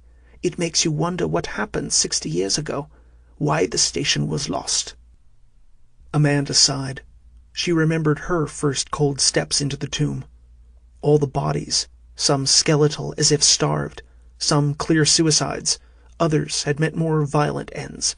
She could only imagine the madness that must have set in here. "Remember," she said, "the base was lost in the 40s, before the time of satellite communication, before submarines had reached the North Pole, and before the tangle of Arctic currents was ever mapped. All it would have taken is a fierce summer storm, or a communication breakdown, or a mechanical failure in the base, or even a single lost resupply ship. Any of these mishaps could have resulted in the station's loss. Back in the 1930s, the Arctic reaches were as remote as Mars is today." "It's a tragedy, nonetheless." She nodded. "We may have more answers when the Russian delegation arrives in a few more days. If they're cooperative, we might have a more complete story." But Amanda knew of one detail the Russians would never be fully forthcoming about. How could they? There was no explanation to justify what had been found on level 4. She noted the oceanographer's eyes focused on the curled Grendels, and remembered he had never finished his last thought. "You mentioned some misgivings, something about the Old Norse symbol of the curled dragons." "Yes." He rubbed his chin, making it slightly harder to read his lips. When he saw her squinting, he lowered his hand. "Like I was saying, the symbol signifies the circle of eternal life, but it also has a darker, more ominous significance. And with all the tragedy found here, the fate of the base—" He shook his head. "What else does the symbol represent?" He faced her fully so she could read his lips. "It means the end of the world." 7:05 a.m. Lacey Devlin crouched elsewhere in the crawl space. As a junior research assistant with the geology department, her shift under Connor McFerrin did not begin for another 2 hours. Then again, she had already spent most of last night under Connor in his makeshift room here at the base. He had a wife back in California, but that didn't mean the man didn't have needs. She smiled at the memory as she laced her skates. All set, she stood and stared down the long, slightly curved ice tunnel. She did a few stretches, working loose the knots in her thighs and calves. Her legs were her trademark, long and smoothly muscular, swelling to powerful hips. She had been a speed skater with the U.S. Olympic team back in 2000, but a torn anterior cruciate ligament in her knee had benched her career. She had eventually finished her undergraduate work and moved to graduate school in Stanford. That was where she had met Connor McFerrin. Lacey took a few steps in her short-track skates. They were ankle-high, composed of graphite and Kevlar molded to the shape of her feet. When worn, they were as much a part of her body as her own fingers and toes. She also wore an insulated skin suit, striped red, white, and blue, over thermal underwear, and of course a helmet. In this case, not her usual plastic racing headgear, but one of the geologist's mining helmets, equipped with a light on its brim. She started down the tunnel. She had skated many times across the surface of the polar ice cap, but the tunnels were more challenging. The swooping water melt channels were a delight to fly through. She pushed with her legs, extending fully, still feeling a bit of that deep ache from last night with Connor. It added to her exhilaration and excitement. Last night, for the first time, he had said he loved her, whispering it urgently in her ear, panting each word as he thrust into her. The memory warming her now, she barely felt the cold. As she began her run, the tunnel slanted in a short decline, increasing her speed. She had a set course that she ran each morning since the discovery of the crawl space. It was out of the geology team's way. There were no interesting inclusions to sample, so the passages in this section were not sanded. 2 months ago, she had first walked the course to cite any obstacles and memorize which turns made a complete circuit, ending where she started. Lacey sped around the first bend, sweeping up the curved ice wall. The wind of her speed whistled in her ears. She crouched as she came around the corner. Ahead lay a series of switchbacks, a crazy S-shaped twist of tunnel. It was her favorite part of the circuit. Balancing herself, she kept her left arm tucked behind her back and swung her right arm in sync with her stride. Back and forth she pushed with her legs, accelerating into the switchbacks. She hit the twisted section of tunnel with a shout of glee. With each cutback, she flew high up the walls, momentum keeping her riding in perfect balance. Then she was out of the switchbacks and into a section that required more attention. Tunnels crisscrossed in a funhouse maze. She braked a bit, slowing to catch the spray-painted markers on the ice. She had memorized the turns, but she knew better than to make a mistake. She swung her helmet lamp, which cast its single beam far down the dark tunnel, giving the ice a translucent glow. The markers, orange arrows, were easy to pick out. They seemed to shine with their own light. She shot into the first of the arrow-painted passages, passing by dead ends and tunnels that led out to dangerous terrain. As she passed one of these unmarked tunnels, shadows shifted deep inside, but her speed was too fast to get a look. As she shot past, she risked a glance behind her. No luck. She was already too far down the tunnel. The angle was wrong for the beam of her helmet lamp to penetrate the rapidly retreating tunnel mouth. She faced forward. At such speeds, her attention needed to stay focused ahead of her. Still, her nerves were now jangled, like someone had drenched her with ice water. She had gone from easy contentment and joy to a hard-edged anxiety. She tried to dismiss it. "Just the shadows playing tricks," she said aloud, hoping her own voice would comfort her. But the echoes of her words spooked her. They sounded unnaturally loud. She was now acutely aware of how alone she was down here. A small noise caught up to her. Probably a bit of ice sliding and scraping down the tunnel. Still, the scritching tightened her jaw. Twisting her neck, she glanced behind her again. The beam of light revealed only empty passage, but the length of view was only 20 yards as the tunnel twisted away behind her. She turned back around, almost missing one of the orange markers. She had to brake and kick out with her left leg to make the sharp turn into the correct passage. As Lacey shot into the proper tunnel, her legs trembled under her. Fear fatigued her muscles. She realized she should have taken the tunnel just before this one. She had marked this passage because it led outward into a long half-mile single loop. The other was a shortcut, too short for her usual 4-mile run. Now she just wanted to get the hell out of these passages and back to other people, back to Connor's arms. As she raced down the loop, she increased her speed, seeking to put some distance between her and the shifting shadows. After a full minute with nothing but her own thoughts, she realized how foolish she was being. There were no more suspicious shadows or noises, just the clean hiss of her blades over the ice. She began the climb out of the loop. The passage slanted up and required work to keep moving forward. But her momentum and the smooth ice helped. Shoving with her legs, falling into her familiar rhythm, she raced back out of the loop, heading toward home again. A small laugh escaped her. What was she so afraid of? What could be down here? She studied her reaction. Maybe her night with Connor had awakened some deep misgiving in her after all. Maybe this was an echo of guilt. She had met Connor's wife many times at university functions. Linda was a sweet, gentle woman with an easy, welcoming manner. She didn't deserve to be so. The noise returned, the slippery sound of ice on ice. Now it came from ahead of her. She braked. Far down the passage, near the end of the loop, shadows shifted. Her light could not reach that far.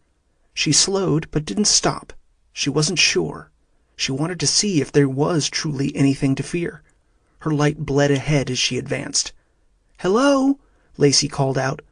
Maybe it was another of the researchers, off to explore on his own. No answer. Whatever movement she had noted had now stopped. The shadows had settled to their usual stillness. "Hello!" she repeated. "Is anyone there?" She crept forward, gliding on her skate blades. She followed the glow of her light as it stretched down the passage. Ahead, the loop came to an end, re-entering the funhouse maze of passages again. Her throat had gone dry and tight from the cold, as if someone were choking her. I only have to get through the maze, then it's a straight shot back to civilization. Despite her momentary flare of guilt, she wanted nothing at this moment but to see Connor.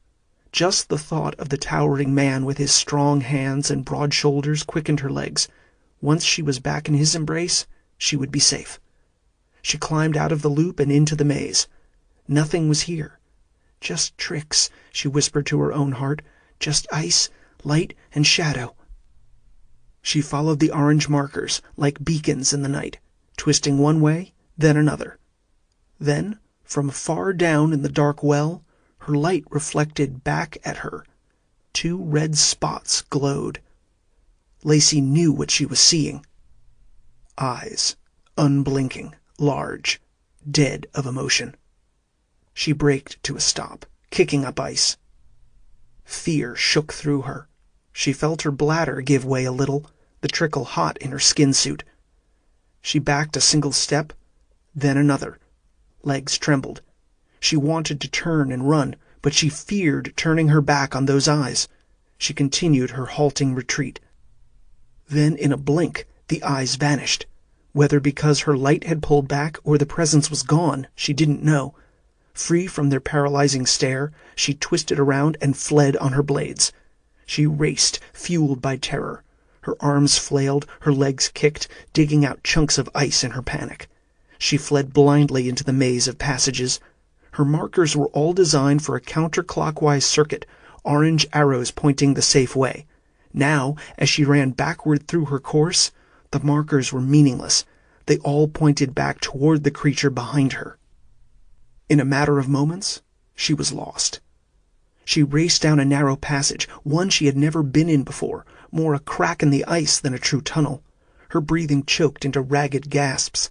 Blood pounded in her ears, but her own heartbeat was not loud enough to drown out the skitter on the ice. Crying, tears flowing and freezing on her cheeks, she scrabbled with her blades. The tunnel widened a bit, allowing her more room to push and kick. She only had to get away, keep moving. A low moan flowed out from her. It didn't sound like her, but she couldn't stop it either. She craned around, shining the light over her shoulder. Through the pinch in the tunnel behind her, something was shoving toward her. It was huge. Eyes glowed from its bulk, an albino whiteness, a rolling snowbank. "Polar bear!" her mind screamed. She remembered the whispers of something picked up on the deep-eye sonar. Movement on the scope. She cried out and raced away. As she fled around a sharp corner, the floor vanished a few yards in front of her. The bright ice ended at darkness. As a geology student, she knew the name for this, ice shear. Like any crystal, when ice was exposed to stress, it broke in clean planes. On glaciers, this led to ice shear cliffs. But the same features could be found inside glaciers, too, or inside ice islands. Lacey dug in her blades, but her momentum and the downward tilt of the tunnel betrayed her. She flew over the cliff edge and into empty space. A scream, sharp enough to shatter ice, burst from her. She tumbled into the chute, dropping away into darkness. The sheer pit was not a deep one, no more than 15 feet, and she struck the ice floor with her blades. The impact was too much. Despite the Kevlar ankle guard, one ankle cracked. Her other knee struck so hard that she felt it in her shoulder. She crumpled to the floor in a heap. Pain drove away her fear, traveling out to all her nerve endings. She looked upward, to the cliff's edge. Her light rose in a beacon. At the precipice, the beast hesitated. It peered down at her with those dead eyes, glowing red in the reflection of her light. Claws dug into the ice. Shoulders bunched as it leaned over the edge. Rapid huffs of mist curled from each slitted nostril as a deep rumble flowed from it, seeming to vibrate the very air. Staring up, Lacey knew she had been mistaken a moment ago. With this realization, Terror drove sanity to the edges of her consciousness. It was 1/2 a ton in mass, its skin smooth, shining, oily, more like a dolphin's skin. Adding to this appearance, its head was sleek, earless, but domed high, sweeping down to an elongated muzzle, giving it a stretched appearance. The slitted nostrils rose too high on its face, almost above its wide-spaced eyes. Lacey stared numbly. It was too large, too muscular, too primeval for the modern world. Even in her madness, she recognized what she was seeing, something prehistoric, saurian, yet still mammalian. The beast studied her in turn, its lips rippling back from its long snout to reveal rows of jagged teeth, as bright as broken bone against pink gums. Razored claws sank into the ice. Some primitive part of her responded to the age-old instincts of predator and prey. A small, mewling whimper escaped Lacey's throat. The beast began its slow climb into the pit. 7:48 a.m. Omega Drift Station. Matt was tired of having guns pointed at him. An hour ago, he and the others had been corralled into a mess hall and were now seated at one of the 4 tables in the room. A small kitchenette occupied the back half of the space, empty and cold. Breakfast must have already been served. They had been offered leftover coffee, and though it was as thick as Mississippi mud, it was hot and welcome. Craig hunched over his mug, clutching it with both hands as if it was all that stood between him and a slow, painful death. Jenny sat beside her father on the other side of the table. Her initial scowl at being forced from her plane had not subsided. If anything, her frown lines had deepened. Her sheriff's badge and papers had done nothing to dissuade the Navy security team from leading them at gunpoint into this makeshift holding cell. As Matt had suspected, after the attack on Prudo, no one was taking any chances. The chain of command had to be followed. Matt knew this only too well from his own military days. He stared over at the 2 guards. From their uniforms, a petty officer and a seaman. Each bore a rifle across his chest and a holstered pistol on his belt. Jenny's weapon had been taken from her, along with the service shotgun stored in the back of the Otter. "What is taking them so long?" Jenny finally whispered under her breath, teeth clenched. "Communication is still bad," Matt said. The head of the security team had left 20 minutes ago to verify their identification. But that meant reaching someone on the coast who, in turn, would surely need to reach Fairbanks. They could be here all morning. "Well, who the hell is in charge here?" she continued. Matt knew what she meant. The entire security team seemed to consist of the 6 men who had escorted them to the station. Where were the other Navy personnel? Matt remembered the empty Polinia and the docking bollards hammered into the ice. Those in charge must be out in the submarine. "What submarine?" Craig asked, perking up from his mug. Matt explained what he saw from the air. The old SkySex stations were serviced by Navy subs. This is surely no exception, especially as deep as we are into the polar pack. I'd bet my eye teeth that the senior Navy personnel are aboard the submarine on some mission, perhaps off to help at Prudo. "What about the head of the research team?" Craig asked. "There has to be a chain of command among the civilians. If we could get someone to listen." Since their arrival, a handful of men and women had drifted through to gawk at the newcomers. Their faces were a blend of scientific curiosity and raw need for news of the outside world. One of the men, a researcher with a NASA group, had to be forcibly escorted away by one of the guards. "I don't know who's in charge of the civilian researchers, but I'd wager that person is gone too." Matt nodded to their guards. "I'm sure the civilian head of the drift station would have barged right past these 2. As if hearing him, the door burst open. But it wasn't the head of the base. It was Lieutenant Commander Paul Sewell, head of the security team. He strode over to the table. Bane rose from where he lay, but Matt placed a hand on the wolf. The dog settled to his haunches, remaining alert. The Navy leader placed Jenny's badge and identification on the table. "Your credentials checked out," he said, and eyed the others. But your superiors in Fairbanks seem to know nothing about what you're doing up here. They said you were on vacation." He passed out the other pieces of identification: Matt's fish and game badge, John's driver's license, and Craig's press credentials. Jenny gathered her badge and ID. "What about my sidearm and shotgun?" "They're in lockup until the captain returns." His tone brooked no argument. Matt respected Lieutenant Commander Sewell's civil but no-nonsense manner. Jenny did not. Her scowl grew darker. She did not like being unarmed. "Sir," Craig said, "we didn't come here to start trouble. We heard about your discovery of an abandoned ice base." This drew a startled response from the lieutenant commander.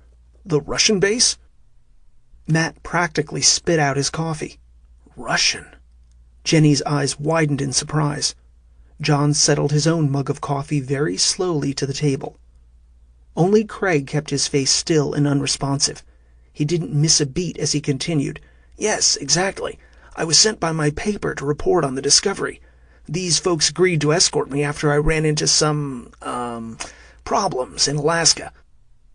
Matt regained his composure and nodded. "Someone tried to kill him." Now it was the lieutenant commander's turn to raise an eyebrow. Matt continued. "A group of paramilitary commandos sabotaged his plane and brought it down. Paratroopers dropped in to finish the job. We barely escaped to reach Sheriff Aratuk." He pointed to Jenny. She nodded. "We've been pursued ever since. We even think the explosions over at Prudo Bay are somehow connected to all this, to the discovery here." "How?" Sewell's brow built into ridges.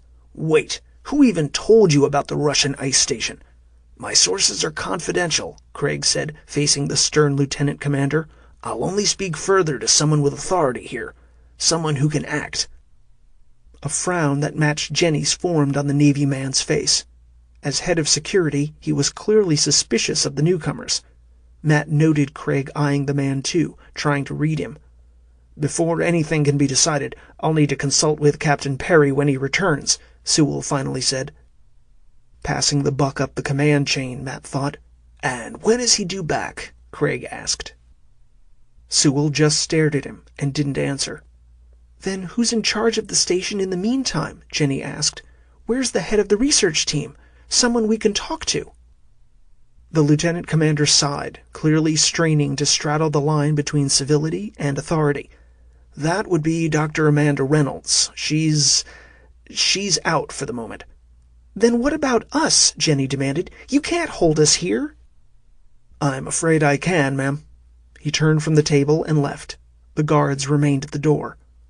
"Well, that got us nowhere," Matt said after a long stretch of awkward silence. "On the contrary." Craig leaned closer to the table and kept his voice low. "A Russian ice base. No wonder I was called out here. Something must have been found over there. A political hot potato." He ticked off points on his fingers. "The Navy clamps down the drift station. A gag order silences the scientists. And someone must have learned of my itinerary. Tried to stop me from getting here." Craig glanced around the table. "The Russians?" Jenny asked. Craig nodded. "If it was our own government, they could have stopped me through 1,000 legal channels. Whoever was after us was keeping their noses low to the ground, trying to go under the radar." Matt nodded. Craig could be right. The commandos certainly had a military background. It could have been a small strike team sent to execute a surgical attack. "But why target me?" Craig mumbled. "I'm just a reporter." Matt shook his head. "You may be the only one outside this base or a need-to-know chain of command in government who has any inkling of the discovery out here." He silently ran over the scenario in his head. Something didn't add up here. What was so important to require such a deadly response? He stared over at the Navy guards. They stood stiffly, not with the usual casual attentiveness of someone babysitting civilians. He had seen soldiers acting the same way prior to a battle. And Sewell's silence when he asked when the submarine and its captain might return, it jangled Matt's nerves with warning. If the crew had headed out to Prudo Bay to help in salvage and rescue, they'd be gone days. Sewell would have arranged rooms for them. The fact that they were still here meant the captain was expected back soon. And if this was true, why wasn't the sub called to help at Prudo Bay? This was a disaster in their own backyard. Why had the submarine remained? Why did it need to stay here? Craig spoke up, stating the obvious. We need to find out what's going on. I'm open to any ideas, Matt said. Jenny met Matt's gaze. First, we have to devise some way to get over to that Russian ice station. Whatever triggered all this started there. But how? Matt asked. We can hardly just walk over there. And they've got the plane under guard. No one had any answers, but from each person's worried expression, everyone knew time was running out. Matt sensed forces larger than any of them swirling down upon this frozen acre of ice. Russians, Americans, a lost base hiding some secret. What clandestine war had they gotten themselves into? Running silent. April 9th, 8:38 a.m. Aboard the Drakon. Viktor Petkov smelled the impatience wafting from the young captain. They had been at all stop for the past hour, engines quiet, resting 2 meters from the surface. The ice was even closer, less than a meter. An hour ago they had found a small lead in the frozen cap, too narrow to surface through, really no more than a crack. But it was enough to roll their radio antenna up into the open air. As instructed, they awaited the Molnia Go code from Colonel General Chenko of FSB, but the burst transmission from Lubyanka was late. Victor's own patience was running thin. He checked his watch again. "I don't understand," Captain Makovsky said. "We're due to arrive at the U.S. research station in 2 days. What are we waiting for now? Another exercise? To plant more meteorological equipment?" He emphasized this last, not hiding his sarcasm. The captain still believed the Polaris array was a mere listening post to spy upon the Americans. So be it. Across the bridge, the entire crew remained edgy. They had all learned of the past night's attack on the U.S. oil station in Alaska. None knew what it meant, but they all knew the U.S. forces in the area would be at heightened alert. The waters here had gotten much warmer, even for a diplomatic mission. Victor checked his other arm. The Polaris monitor lay heavy on his wrist. The plasma screen continued to depict the 5-pointed star. Each point glowed, awaiting the master trigger. All was in order. Overnight, the diagnostic testing of Polaris had gone without mishap, requiring only a bit of calibration. He studied the wrist monitor. The nuclear-powered array utilized the latest sonic technology, capable of shattering the entire polar cap. But when in quiet mode, it also acted as a sensitive receiver. The 5 points of the star comprised a radar array, a giant ice dish spanning 100 kilometers. Like ELF systems used in subs, no matter where in the world Admiral Petkov was, his monitor could communicate with the array. At the corner of the screen, a tiny red heart symbol continued its steady flash, in sync with his own pulse. He raised his eyes just as the officer of the deck burst from the communication shack. "We've received a flash message, marked for Admiral Petkov." The clipboard was passed to Captain Makovsky, who in turn passed it to Victor. He took the board a few steps away and opened it. He read down the brief remarks. A cold smile formed on his lips. Urgent, urgent, urgent, urgent. From Federalnaya Sluzhba Bezopasnosti, FSB. To Drakon, //BT, // REF Lubyanka 76-454A, dated 9 April. Subject, Operation Confirmation. Top secret, top secret, top secret. Personal for Fleet Commander. Remarks. 1. Leopard Ops successful at PB. Eyes looking elsewhere. 2. Go code authorized for Target 1, designated Omega. 3. Proceed to Target 2 once secure, designated Grenle. 4. Primary objective remains the collection of data and materials for the Russian Republic. 5. Secondary objective remains to clean sight. 6. Be warned that a U.S. Delta Force team has been deployed. Intel reports identical objectives established for hostile team. Operational controller still at large. Delta mission marked black by NSA. Repeat, black. 7. Channels confirm intent on both sides. 8. Data must not fall into hostile hands. All actions to prevent this are authorized.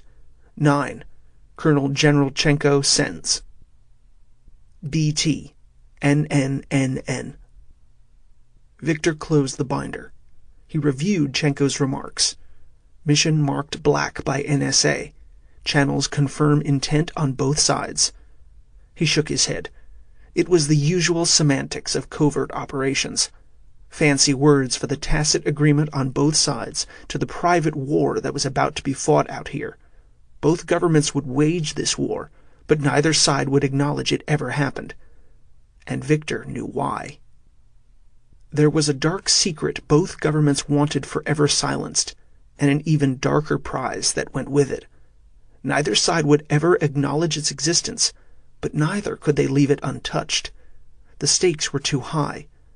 The prize, the fruit of his father's labor, was a discovery that could revolutionize the world.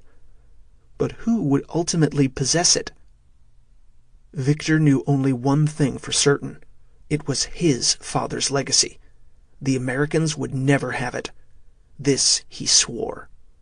And after that, other matters could be settled. He glanced again to the Polaris monitor. With the go code in hand, it was now time to start his own gambit. He pressed the silver button on the side of the wrist monitor, holding it for a full 30 seconds. He was careful not to touch the neighboring red button, at least not yet. Victor stared at the monitor. He had these 30 seconds to reconsider his decision. Once Polaris was activated, there was no turning back, no retreat. He continued to hold the button, unwavering in his determination. During the course of his 64 years, he had seen Russia change, from a czarist country of kings and palaces to a communist state of Stalin and Khrushchev, then into a broken landscape of independent states, warring, poor, and on the brink of ruin. Each transition weakened his country, his people. And the world at large was no better. Century-old hatreds locked the world into strife and terror. Northern Ireland, the Balkans, Israel, and the Arab states. It was a pattern that was repeated over and over without end, without resolution, without hope. Victor kept the button pressed.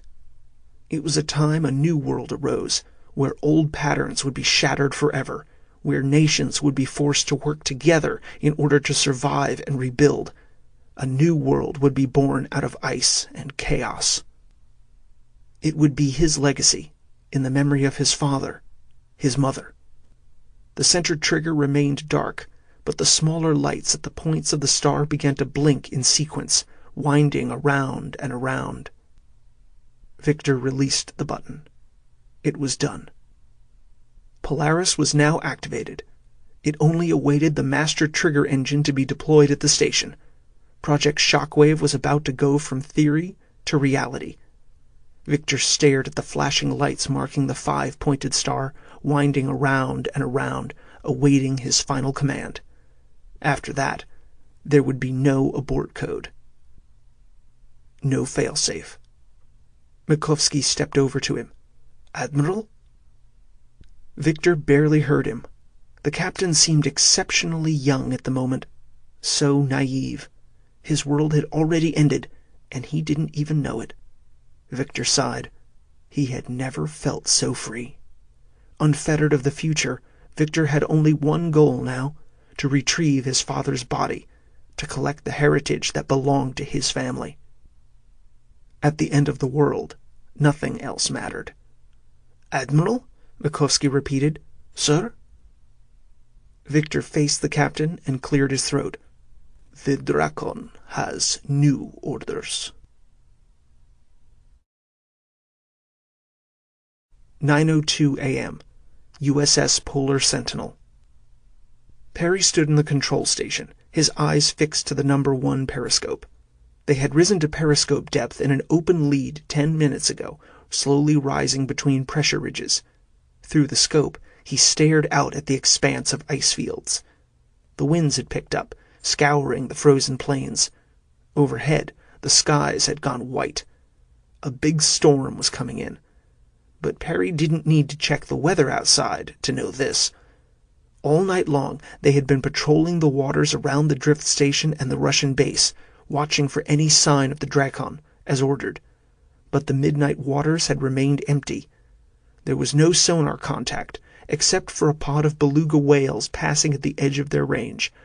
The Polar Sentinel seemed to be alone out here. Still, tension remained high among his men. They were warriors in a boat without teeth, hunting for an Akula II class fast attack submarine. Perry had read the intel on the armaments aboard the Drakon. Russian for dragon, a fitting name. It was equipped not only with the usual array of torpedoes, but also rocket-propelled weapons, the lightning-fast Shkval torpedoes and SSN-16 anti-submarine missiles. It was a formidable opponent even against the best of the American fleet. And if pitted against the tiny Polar Sentinel, it would be like a match between a tadpole and a sea dragon. The radio man of the watch stepped into the control station. "Sir, I've raised the commander at Deadhorse, but I don't know how long I'll be able to maintain contact." "Very good." Perry folded the periscope grips and sent the pole diving back down on its hydraulics. He followed the ensign to the radio room. "I was able to bounce the UHF off the ionosphere," he said as he led the way into the room, "but I can't promise that it'll last." Perry nodded and crossed to the radio receiver. They had gone to periscope depth to raise their antennas and send out their report for the past night, but Perry had asked the radio man to attempt to reach Prudo Bay. The men were anxious for an update. Perry unhooked and lifted the receiver. "Captain Perry here." "Commander Tracy," a ghostly voice whispered in his ear. It sounded like it was coming from the moon, faint, fading in and out. "I'm glad you were able to contact us. How is the search and rescue going?" "Still a circus out here, but the fires are finally contained, and we may have our first real lead on the saboteurs." "Really? Any idea who they are?" A long pause. "I was hoping you could answer that." Perry crinkled his brow. "Me?" "I was trying to raise Omega just as you called. An hour ago, someone anonymous sent in footage of a small aircraft flying over gathering station number 1 just before it blew. It's grainy, black and white, as if taken with a night shot camera." "What does this have to do with Omega?" "Your base security contacted the Fairbanks Sheriff's Department and inquired about one of their planes and the identity of one of their sheriffs. We learned of this when we traced the call sign seen from the video footage and contacted Fairbanks ourselves. They're the same plane."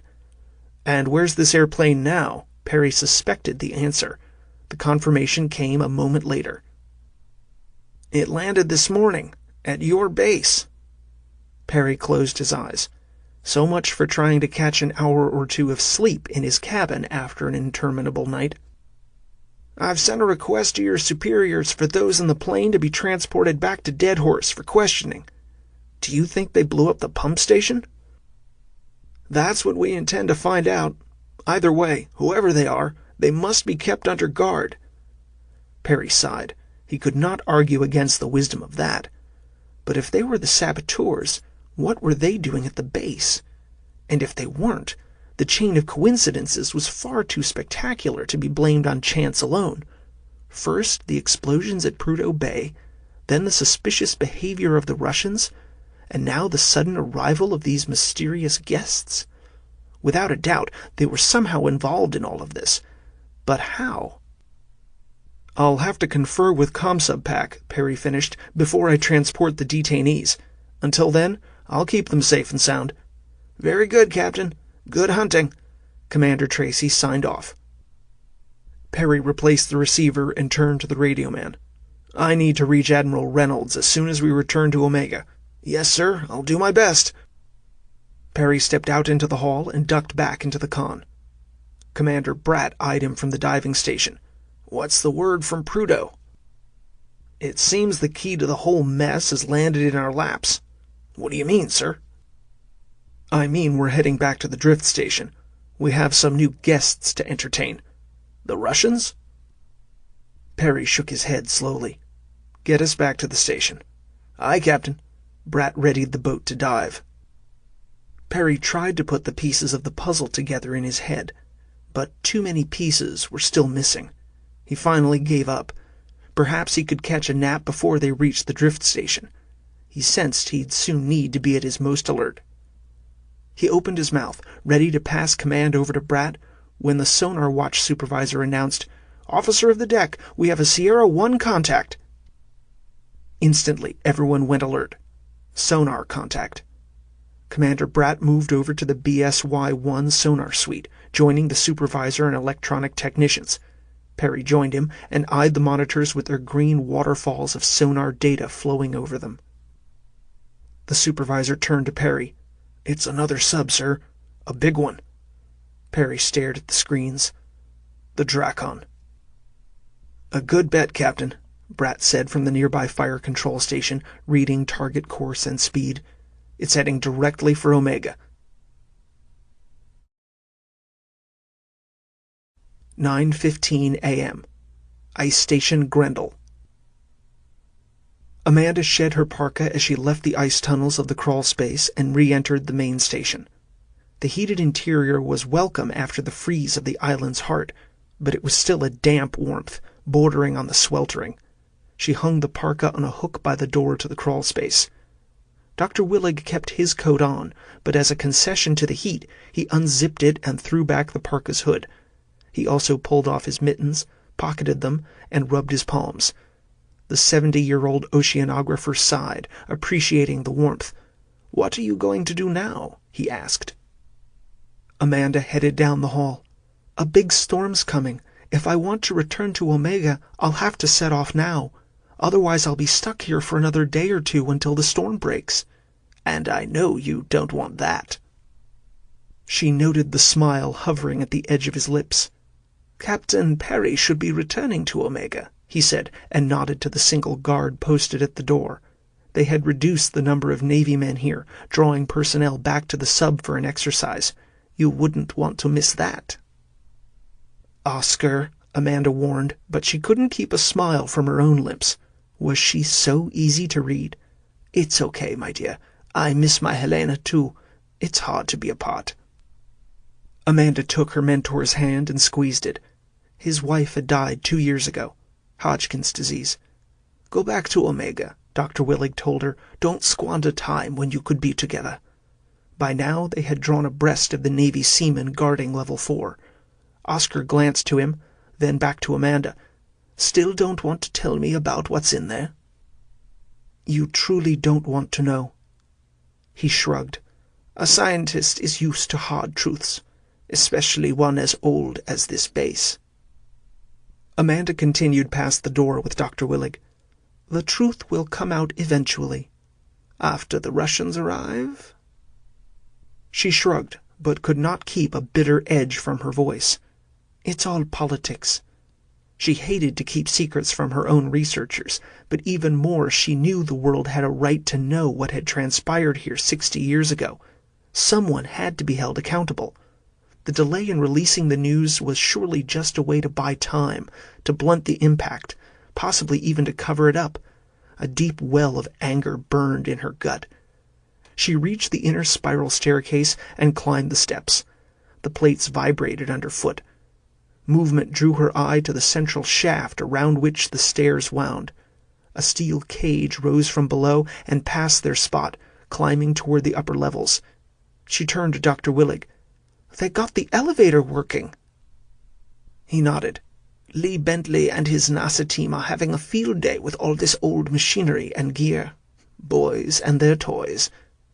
Amanda shook her head.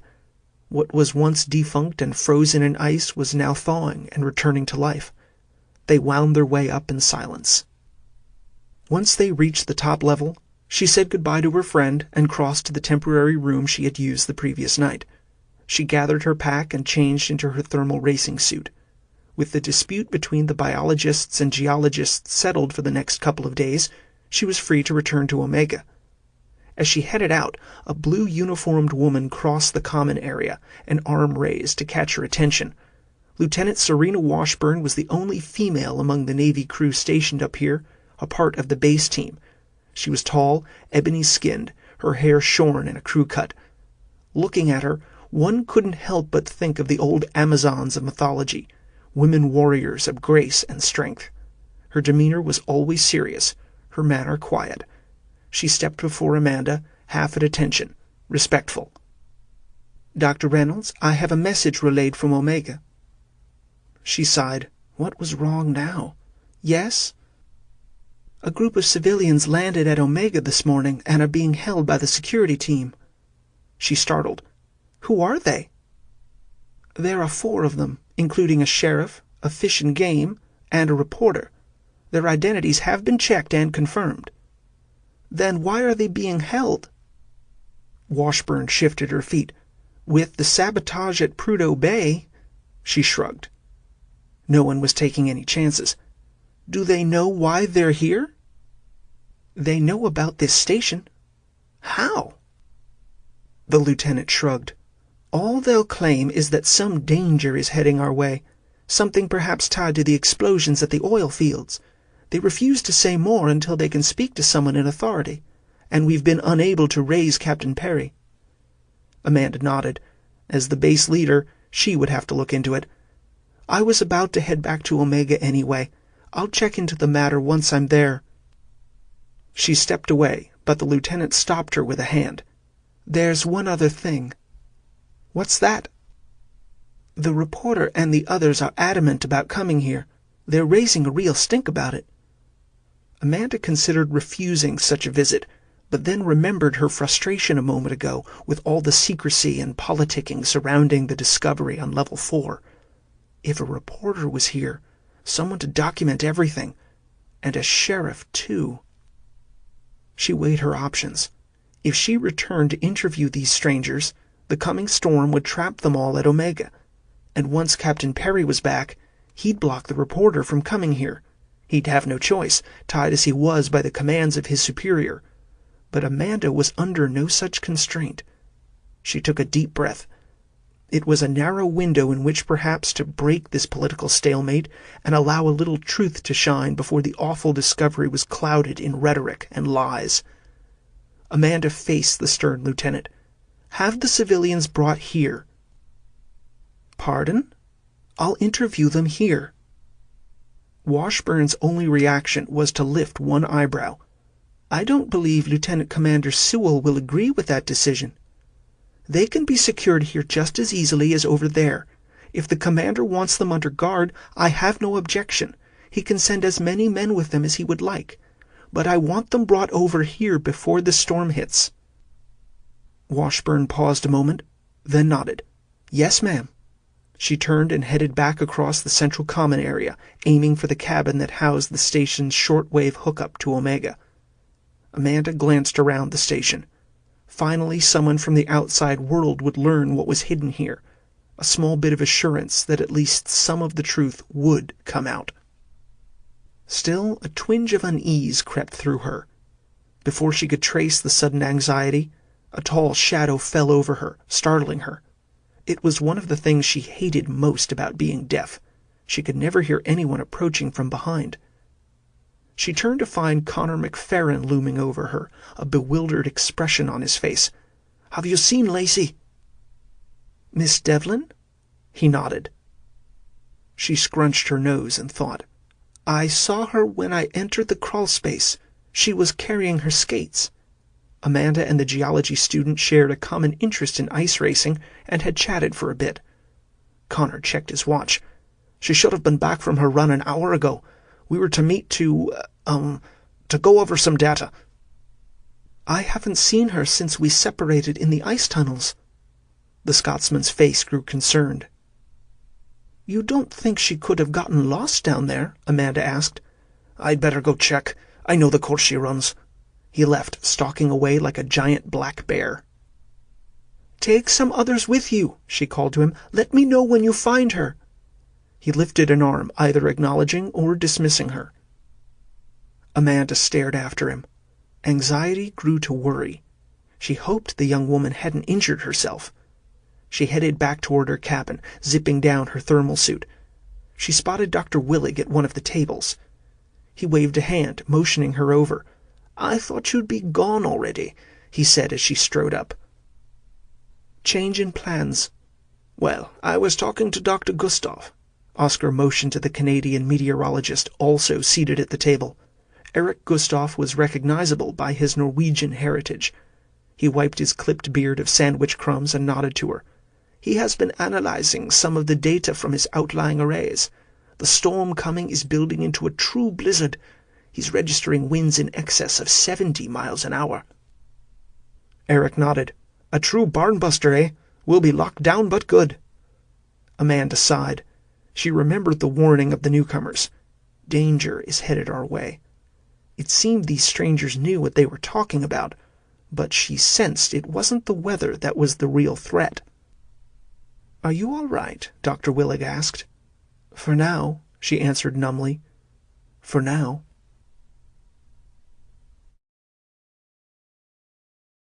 10:05 a.m.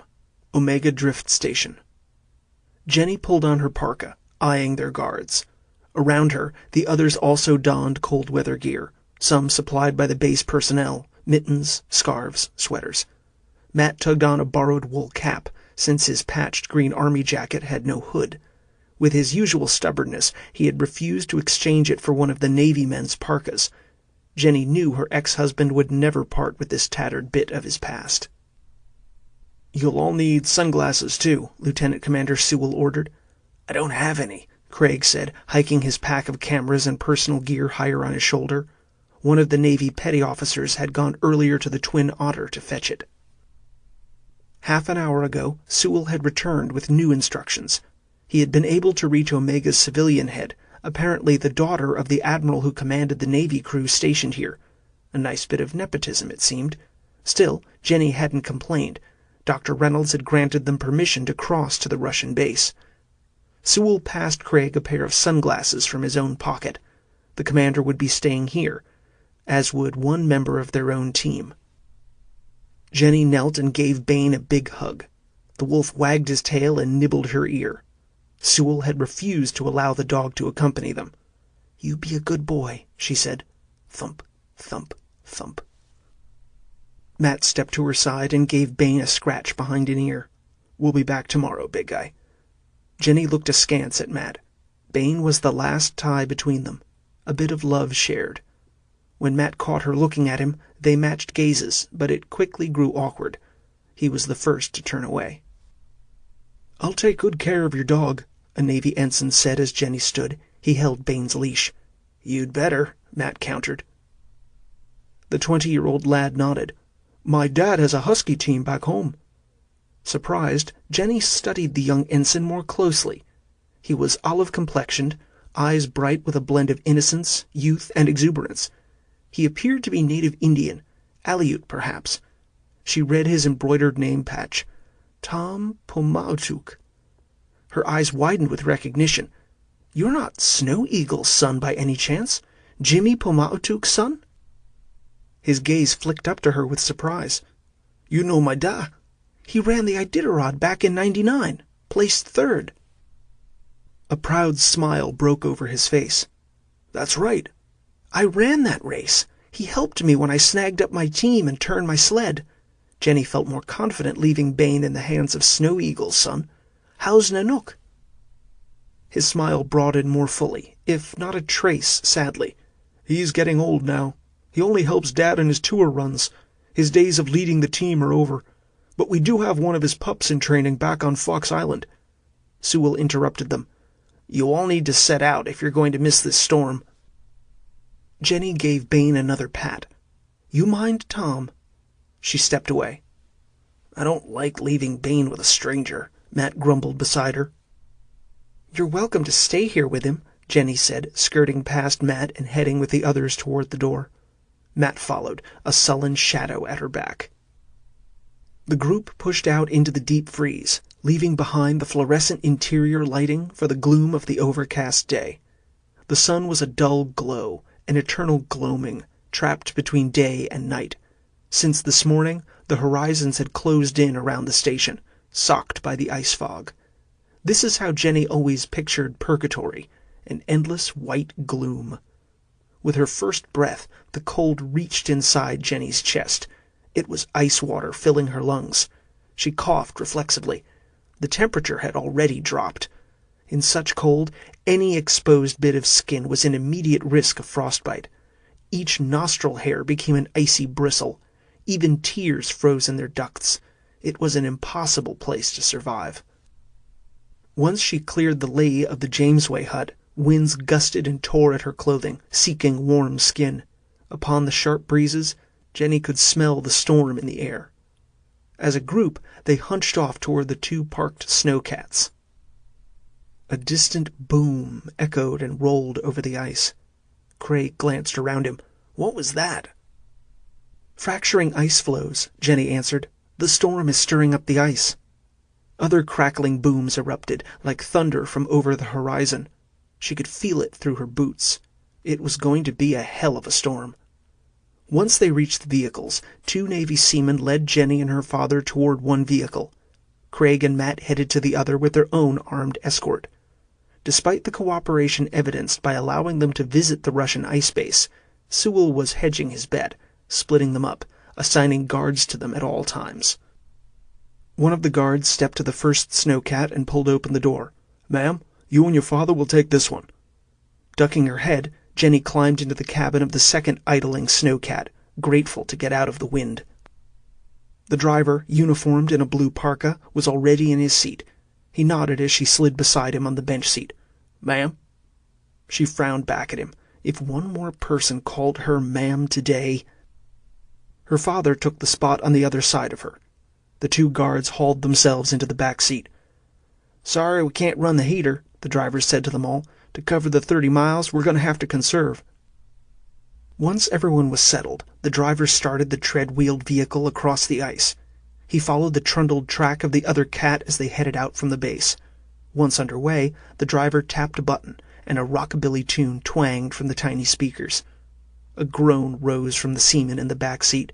"Trash this hayseed shit. Don't you have any hip-hop?" "Who's driving this rig? I could put in the Backstreet Boys." The threat was clear in the driver's voice. No, that's all right," the other conceded and slumped back in his seat. They continued away from the base, all lost to their own thoughts. Snow crunched under the treads. As the driver hummed to the music, Jenny glanced behind. After a quarter mile, the red buildings of the base had grown ghostly in the morning fog, swirling into and out of focus with the winds. Snow was beginning to squall up, too. She began to twist back around when motion caught her attention. Not from the base, but out farther. A dark shadow rose through the whiteness, like some breaching whale. She stared a moment longer, unsure what she was seeing out there on the ice. Then the wind swept the fog clear for a moment. She watched a black conning tower rise past a jagged line of pressure ridges. Its surface steamed in the sub-zero air like a living creature. From its sides, small spots shone. Tinier red pinpoints of light dazzled and traced over the ice and through the fog. Vague figures scrambled along the ice ridge. "Is that your submarine?" Jenny asked. Both seamen swung around. The music critic, the one with the best view, jolted up from his seat. "Fuck!" He tore open the back door. "It's the goddamn Russians!" Winds whipped into the cabin. The driver braked the snowcat. Jenny saw the other cat continuing into the ice fog. They must not have seen the submarine. She turned to her father. He was staring back at the base, too. "They're wearing white parkas," he said calmly. Jenny noticed, too. The guard, assault rifle in hand, hopped out the door as their snowcat growled to a stop. "Keep going," Jenny suddenly urged the driver. She was ignored. The guard outside lifted his weapon. He studied the sub and men racing over the ice ridge. Laser sights glowed in the fog, casting about. Then a fiery flash burst from the top of the Russian submarine. A missile jetted through the air in a tight arc and smashed into one of the smaller outbuildings. The explosion shattered the hut, blowing it into a hail of flaming fragments. A 10-foot wide hole was punched through the ice. "They took out the satellite array," the seaman in the back seat moaned. He leaned farther out the open door. Jenny saw a single red laser pointer squiggle across the ice in their direction. It found the snowcat. She swung around. "Move!" she yelled. When the driver didn't respond, she punched her foot on the accelerator. The vehicle was still in gear and jolted forward. "What are you doing?" the driver shouted and knocked her leg aside. "They blasted your communication," Jenny yelled back. "You think they're going to let us leave?" Punctuating her words, gunfire erupted outside. The guard was down on one knee, firing. "Go!" he hollered at them. The driver hesitated half a breath, then jammed the accelerator himself. "Hang on!" "Come on, Fernandez!" the seaman in the back seat yelled to his buddy. Out on the ice, the guard rose to his feet and backed up. His rifle barrel steamed. More laser sights zeroed in on the fleeing snowcat. He turned and ran for the cab. But when he was within a couple steps, he tripped. His right leg flew out from under him. He hit the ice and slid, leaving a red trail behind him. "Fernandez!" The seaman leaped from the cab. He raced over to his partner, grabbed his collar, and hauled him after the snowcat. The driver slowed enough for the pair to catch up. Jenny rolled into the back seat and helped grab the injured man. Once both men were hauled inside, Fernandez yelled at the driver, "Kick this piece of crap in the ass!" He seemed more angry at being shot than scared. He pounded a fist on the seat. The other man kept pressure with both gloved hands on his buddy's thigh. Blood welled between his fingers. The snowcat churned across the ice. Jenny stared ahead. The lead vehicle had disappeared into the ice fog. If only they could do the same. Rockabilly continued to blare from the speakers. Snow crunched. Then a sharp whistling cut through everything. "Shit!" the driver swore. The blast erupted just ahead of them, spattering the snowcat with chunks of ice. The windshield cracked with spiderwebs. They were momentarily blinded. Instinctively, the driver ripped the wheel around. The top-heavy snowcat tilted up on one tread, skidding. Through the smoke, Jenny saw what the driver had been attempting to avoid. A hole lay blasted through the ice. 10 feet down, water and ice sloshed. Steam roiled up from the edges of the blasted pit. The snowcat continued its icy slide toward the deadly pit, still up on one tread, fishtailing. Jenny was sure they'd never avoid the fall. Still, the driver fought the wheel. No one breathed. But miraculously, impossibly, the stubborn vehicle stopped just at the edge of the hole's shattered lip. The driver swore, half in relief, half in restrained panic. The tilted snowcat slammed back down onto both treads, rattling Jenny's teeth. A booming crack resounded with the impact. Jenny's heart clenched. "Out!" she choked, reaching for a door handle. But it was already too late. Like a glacier calving from a coastline, the section of ice under them fell away. The snowcat followed, rockabilly blaring, and toppled end over end into the icy ocean. 10:38 a.m. USS Polar Sentinel. Perry stood in the control bridge. The entire crew held their breaths. All eyes were on the monitors and equipment. Perry leaned beside one screen. The image was a digital feed from one of the exterior cameras. Half a mile away, the shadow of the Drakon floated, limned within a pillar of light shining through the open Polinia. The enemy sub showed no indication that it sensed its smaller shadow. "Captain," Commander Bratt spoke from the fire control station, whispering. He wore a pair of headphones. "We're picking up weapon fire on the hydrophones." "Damn it," Perry grumbled under his breath. A fist formed. Bratt made eye contact with Perry. "Orders?" From first sonar contact, the Polar Sentinel had followed the Akula-class submarine as it bore down upon Omega, running silent and fast. Without armaments, they had no way of defending themselves or mounting an offense against the larger armed vessel. And without surfacing, they had no way to warn the drift station. So they had played ghost with the other boat. "I'm detecting a missile launch," the sonar supervisor hissed. On the screen, a section of the ice roof suddenly blew downward with a bright flash, as if a meteor had punched through from above. They didn't need the hydrophones to hear the blast echo through the waters. A moment of stunned silence followed. "I think that was the satellite shack," Brat whispered, one finger resting on a vectored map of the Omega station. "They're isolating the station," Perry realized. The station's satellite transmitters and receivers were its only link to the outside world, except for the Polar Sentinel. "What do we do?" Brat asked. "We need to get our mouths above water," Perry answered, raising his voice. "Commander, order the boat back to the Russian ice station. We'll broadcast the situation from there while we evacuate the civilians. That will surely be the Russians' next target." "Aye, sir." Brat began issuing hushed orders to the diving crew. The helmsman and plainsman trimmed the boat and brought it about. They glided the sub silently away. Explosions still echoed, ringing down through the ice. The noise helped cover their retreat, though in truth they could have escaped even if it had been dead quiet. Designed with the newest silent propulsion system and a thicker sonar-absorbing anechoic coating, the Sentinel was all but invisible to most means of detection. She slid away without any outward sign that the Drakon even knew she was there. As they left, Perry watched the video screen. The column of light faded behind them until there was just darkness. Brat called over to him from the boat's diving station. "ETA to the Russian base is 32 minutes. Perry nodded and stared around the bridge. Every face was grim, angry. They were running away from a fight, but it was a battle they couldn't win. The Polar Sentinel was the only means to evacuate the station. Still, as he stood in the center of the sub's control bridge, an overriding fear turned his insides to ice. Amanda. She had left yesterday for the ice station to settle some dispute between the geologists and biologists, but she had been scheduled to return to Omega this morning. Had she already returned, or was she still at the ice station? Brat stepped over to him. "The Russians aren't going to need much time to lock Omega down, especially considering the lack of defenses there.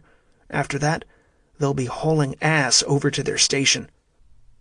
His XO was right. It wouldn't leave them much of a window in which to evacuate the civilians. He cleared his throat. "Commander, assemble a quick response team, under your lead. Have them suited up and ready to offload as soon as we surface. We need everyone out of there ASAP." "Will do, Captain. Do you have a timetable for the evac?" Perry considered the question, judging the speed of the other sub and the meager defenses of Omega. He needed as much time as possible, but he couldn't risk having his boat caught on the surface. 15 minutes, he said. "I want us diving again in exactly 15 minutes. "That's not much time." "I don't care if you have to yank folks naked from the showers. Get their asses into the Sentinel. Don't worry about equipment, supplies, nothing. Just get everyone on board." "It'll be done." Brat turned sharply, already shouting orders. Perry stared after him. Around the bridge, everyone busied themselves at their stations. Alone with his own thoughts, his worries for Amanda grew. Where was she? 10:44 a.m. Ice Station Grenle. Deep in the crawl space of the station, Amanda followed Connor McFerrin's broad back. After arranging for the transfer of the reporter and his group to the station, Amanda had found herself full of nervous energy. By bringing these newcomers out here, she knew she was violating the intent of the Navy's gag order, if not the letter. Word of the discovery on Level 4 was not to be broadcast to the outside world, but that didn't mean she couldn't reveal it to folks already here. The sheriff, the reporter, and the others. As long as they were at the station, they were under the umbrella of the gag order, not outside it. Still, Amanda knew she was skating on thin ice. Greg, Captain Perry, would not be pleased. He was Navy, like her father. Bending rules was not something they tolerated easily. But Amanda had to be true to her own heart. The facts had to get out. They needed an impartial party to document it all, like the reporter. With her decision made, she was too edgy to sit for the 2 or so hours it would take to make the transfer. So after getting confirmation from Washburn, she had headed down to the crawl space to see if there was any news on Lacey Devlin. It was lucky she had decided to check. She had found Connor McFerrin stamping a set of ice crampons onto the bottom of his boots. They were spiked like golf shoes, meant to keep one's footing stable on the slick surface. Clearly he had been about to head out on his own, ignoring her order to take others with him. "Everyone is busy," he had complained, then patted his down vest. "Besides, I have a walkie-talkie." Of course, Amanda refused to let him go alone, and since she was still wearing her thermal racing suit, she had only to don a pair of crampons herself. Ahead of her now, Connor halted at a crisscrossing of ice tunnels. He wore a mining helmet and shone its light down the various chutes. He cupped his mouth. His chest heaved. His lips were hidden, but Amanda knew he was yelling out Lacey's name. Amanda waited, deaf to any response. She carried a flashlight in one hand and a coil of polyline over one shoulder. They were in an unmapped section of the crawl space. It was a maze of tunnels, cracks, and caves. Connor touched an orange spray-painted arrow on the wall. Amanda had been told it marked the skating course Lacey followed. But Amanda didn't need the markers to track the woman. The floor was scored with old runner marks, a cryptic script of steel across ice. Connor continued down the marked tunnel, raising his hand to his lips, calling out. But from his steady pace, there seemed no response. They continued for another 20 minutes, winding down and around a long, looping ice chute, then back into the tangle of cracks and tunnels. Connor continued to call out and follow the orange markers. He was so intent on listening, searching for the next marker, that he missed the scoring of ice that led off the main track and headed down a long crack. "Connor!" Amanda called to him. He jumped at her yell. Maybe it had been too loud. He turned to her. "What?" She pointed to the one set of tracks leading away. "She went this way." She bent and rubbed the scored ice.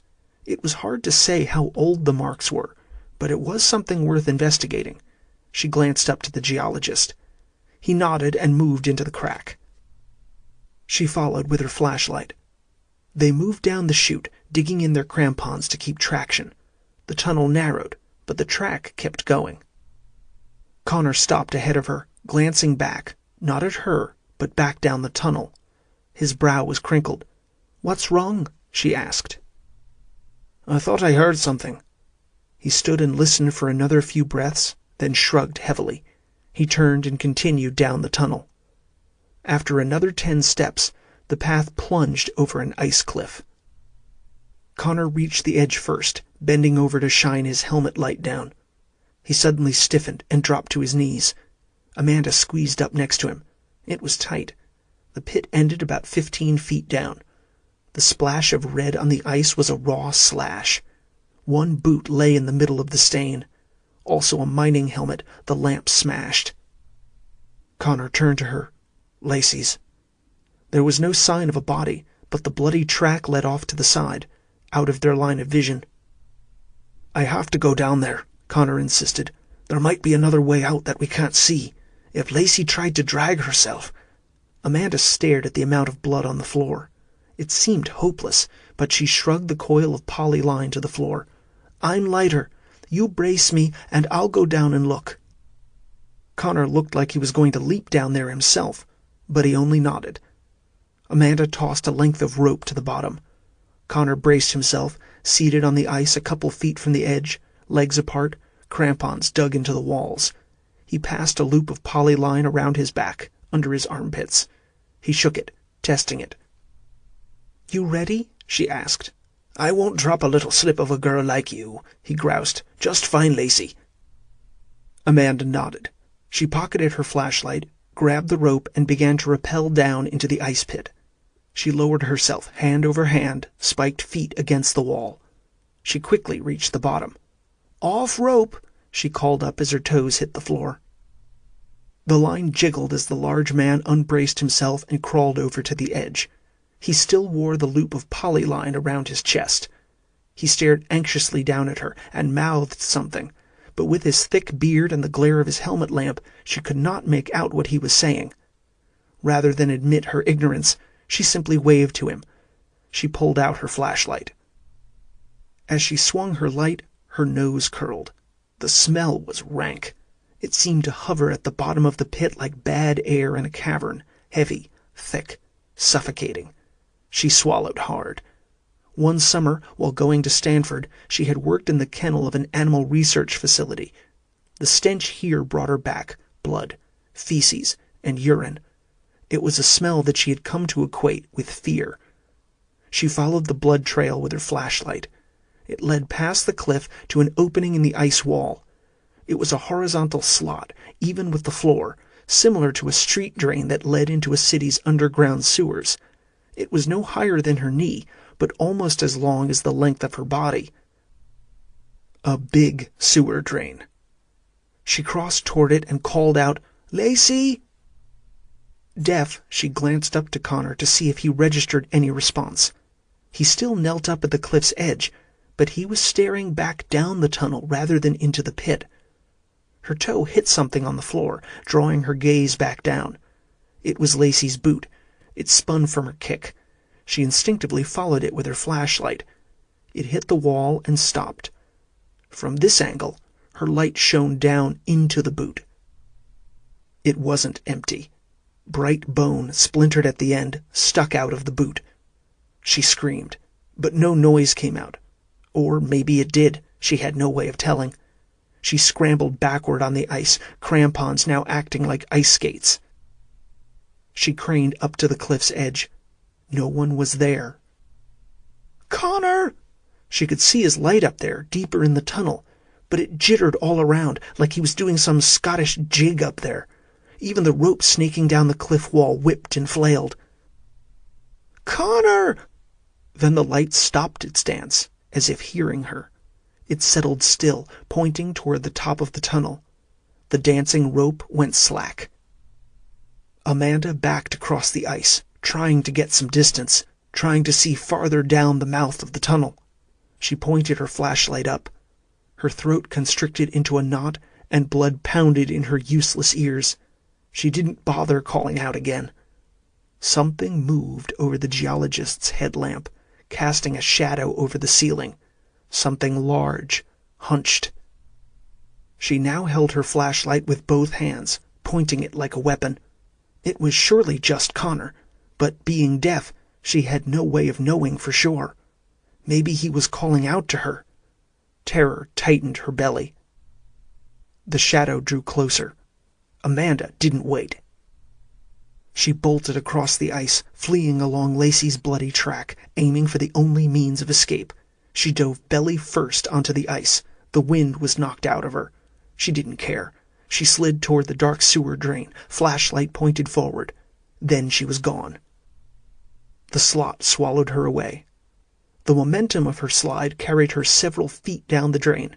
Illuminated by her flashlight, the low ceiling drew upward. She scrambled up to her knees as she slowed, spinning slightly on the ice. The sloped floor dumped into a hollow space. She sat up. The roof here was high enough to stand if she ducked her head, but she remained seated. Her flashlight waved around the room. It was a dead end, in every sense of the word.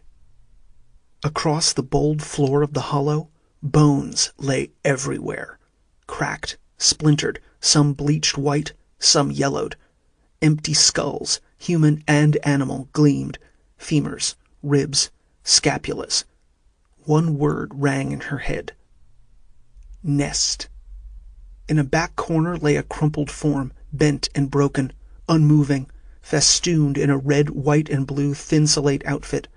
Frozen blood pooled around the shape. She had found Lacey. 10:47 a.m. On the ice. Matt fought the two guards who flanked him in the back seat of the Snowcat. "We have to go back!" he yelled. An elbow struck him across the bridge of the nose. Stars and pain blinded him, knocking him back into his seat. "Stay seated, or we'll handcuff you." Lieutenant Mitchell Greer grimaced and rubbed his elbow. The other guard, a bull-necked seaman by the name of Doug Pearlson, had drawn his pistol. It was presently pointed at the roof of the Cat, but the threat was plain. "Matt, calm down," Craig said from the front seat. "We have our orders," the driver, a petty officer, said. A minute ago, Lieutenant Commander Sewell had radioed their vehicle. He had ordered them to continue to the Russian ice station immediately. The commander had been unable to raise the station himself, and warning of the Russian ambush had to be relayed. Then an explosion had cut off communication. It was a close hit, sounding at their heels. The ice shook under the cat's treads. All eyes searched behind. Gunfire sounded in the distance. But the threatening storm had rolled in early, squalling up snow in a ground blizzard. All attempts to raise the other snowcat failed. Fear for Jenny and her father had driven Matt to attempt to commandeer their vehicle, but he was outmanned and outgunned. There was still no sign of the trailing vehicle. "Try them again, then!" Matt snapped, blinking back tears from the pain of his bruised nose. He could taste blood in the back of his mouth. The driver shook his head and unhooked the radio. "Cat 2, this is Cat 1. Respond. Over." He held the receiver up. No answer. "It could just be a local blind spot," the driver said. "We see that up here. Sometimes you can communicate with someone halfway across the globe, but not in your own backyard." He shrugged, bouncing slightly as the cat rode over a series of ice ridges. Matt didn't believe a word of it. Jenny was in trouble. He knew it down to the soles of his feet. But by now they were a couple miles ahead of her snowcat. Even if he broke out of here, he wasn't sure he could make it to her in time to help. "I'm sure she's okay," Craig said, trying to meet his eyes. Matt held back his retort. The snowcat trundled straight through the blizzard, heading farther and farther from the woman he once loved. Maybe still loved. 10:48 a.m. Jenny must have blacked out. One moment the snowcat was toppling around her, the next ice water burned through her jeans, startling her to full alert. She shoved up and quickly took in her surroundings. The cat was upside down. Water filled the lower foot of the cabin. The motor still grumbled, vibrating the upended vehicle. The roof light glowed in the waters below her, grimly illuminating the tableau. Her father was rising from the floor, cradling his wrist. "Papa?" She shuffled across the roof toward him. Okay," he mumbled. "Jammed my hand." His eyes glanced to the driver. The man lay face down in the water, his head bent unnaturally backward. "Neck's broken," her father said. The other two guards were fighting the door. Fernandez slammed his shoulder against the handle. It didn't budge. The pressure outside the half-submerged cat held the door shut. "Fuck!" He limped back on one foot, blood from the gunshot wound trailing through the waters around him. "Try to find something to smash a window," Fernandez barked. The whites of his eyes glowed in the watery light. Jenny stepped toward them. "How about this?" She reached behind the other guard's back and slipped out his sidearm. Turning, she thumbed the safety and fired into the cat's windshield, crackling the Arctic safety glass and tearing it partly away. "Yeah," Fernandez said, nodding. "That'll do." The guard retrieved his gun and holstered it, scowling at her. "Don't take offense at Kowalski here," Fernandez said, and waved them forward. "Joe doesn't like folks touching his things."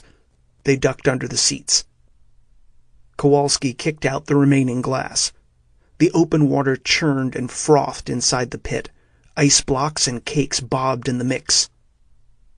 "Out of the frying pan," Fernandez mumbled. "Make for that crack in the wall," Jenny said, pointing to a crumbled section that looked climbable. "Ladies first," Kowalski offered.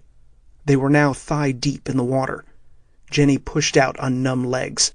The searing cold cut through her as she fell into the sea. She fought her body's natural reflex to curl against the frigid water. Seawater froze at 28.6 degrees Fahrenheit. This felt 1,000,000 degrees colder, so cold it burned. She kicked and pawed chunks of ice out of the way.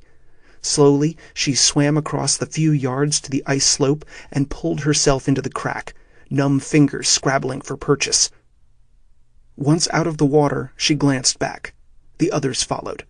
Kowalski tried to help Fernandez, but he was shoved away. Behind them, the idling snowcat tipped nose first, then sank into the blue depths. Its lights trailed down into the darkness. For a moment, Jenny saw the pale face of the driver pressed against the glass. Then the snowcat and its lone passenger disappeared. Jenny helped her father climb from the water into the cracked section of the wall. The slot was jagged with blocks and dagger-sharp protrusions, but the obstacles offered a natural ladder to climb out of the pit. As a group, they worked their way up. It was a cold, sodden climb. Wet clothes turned to ice.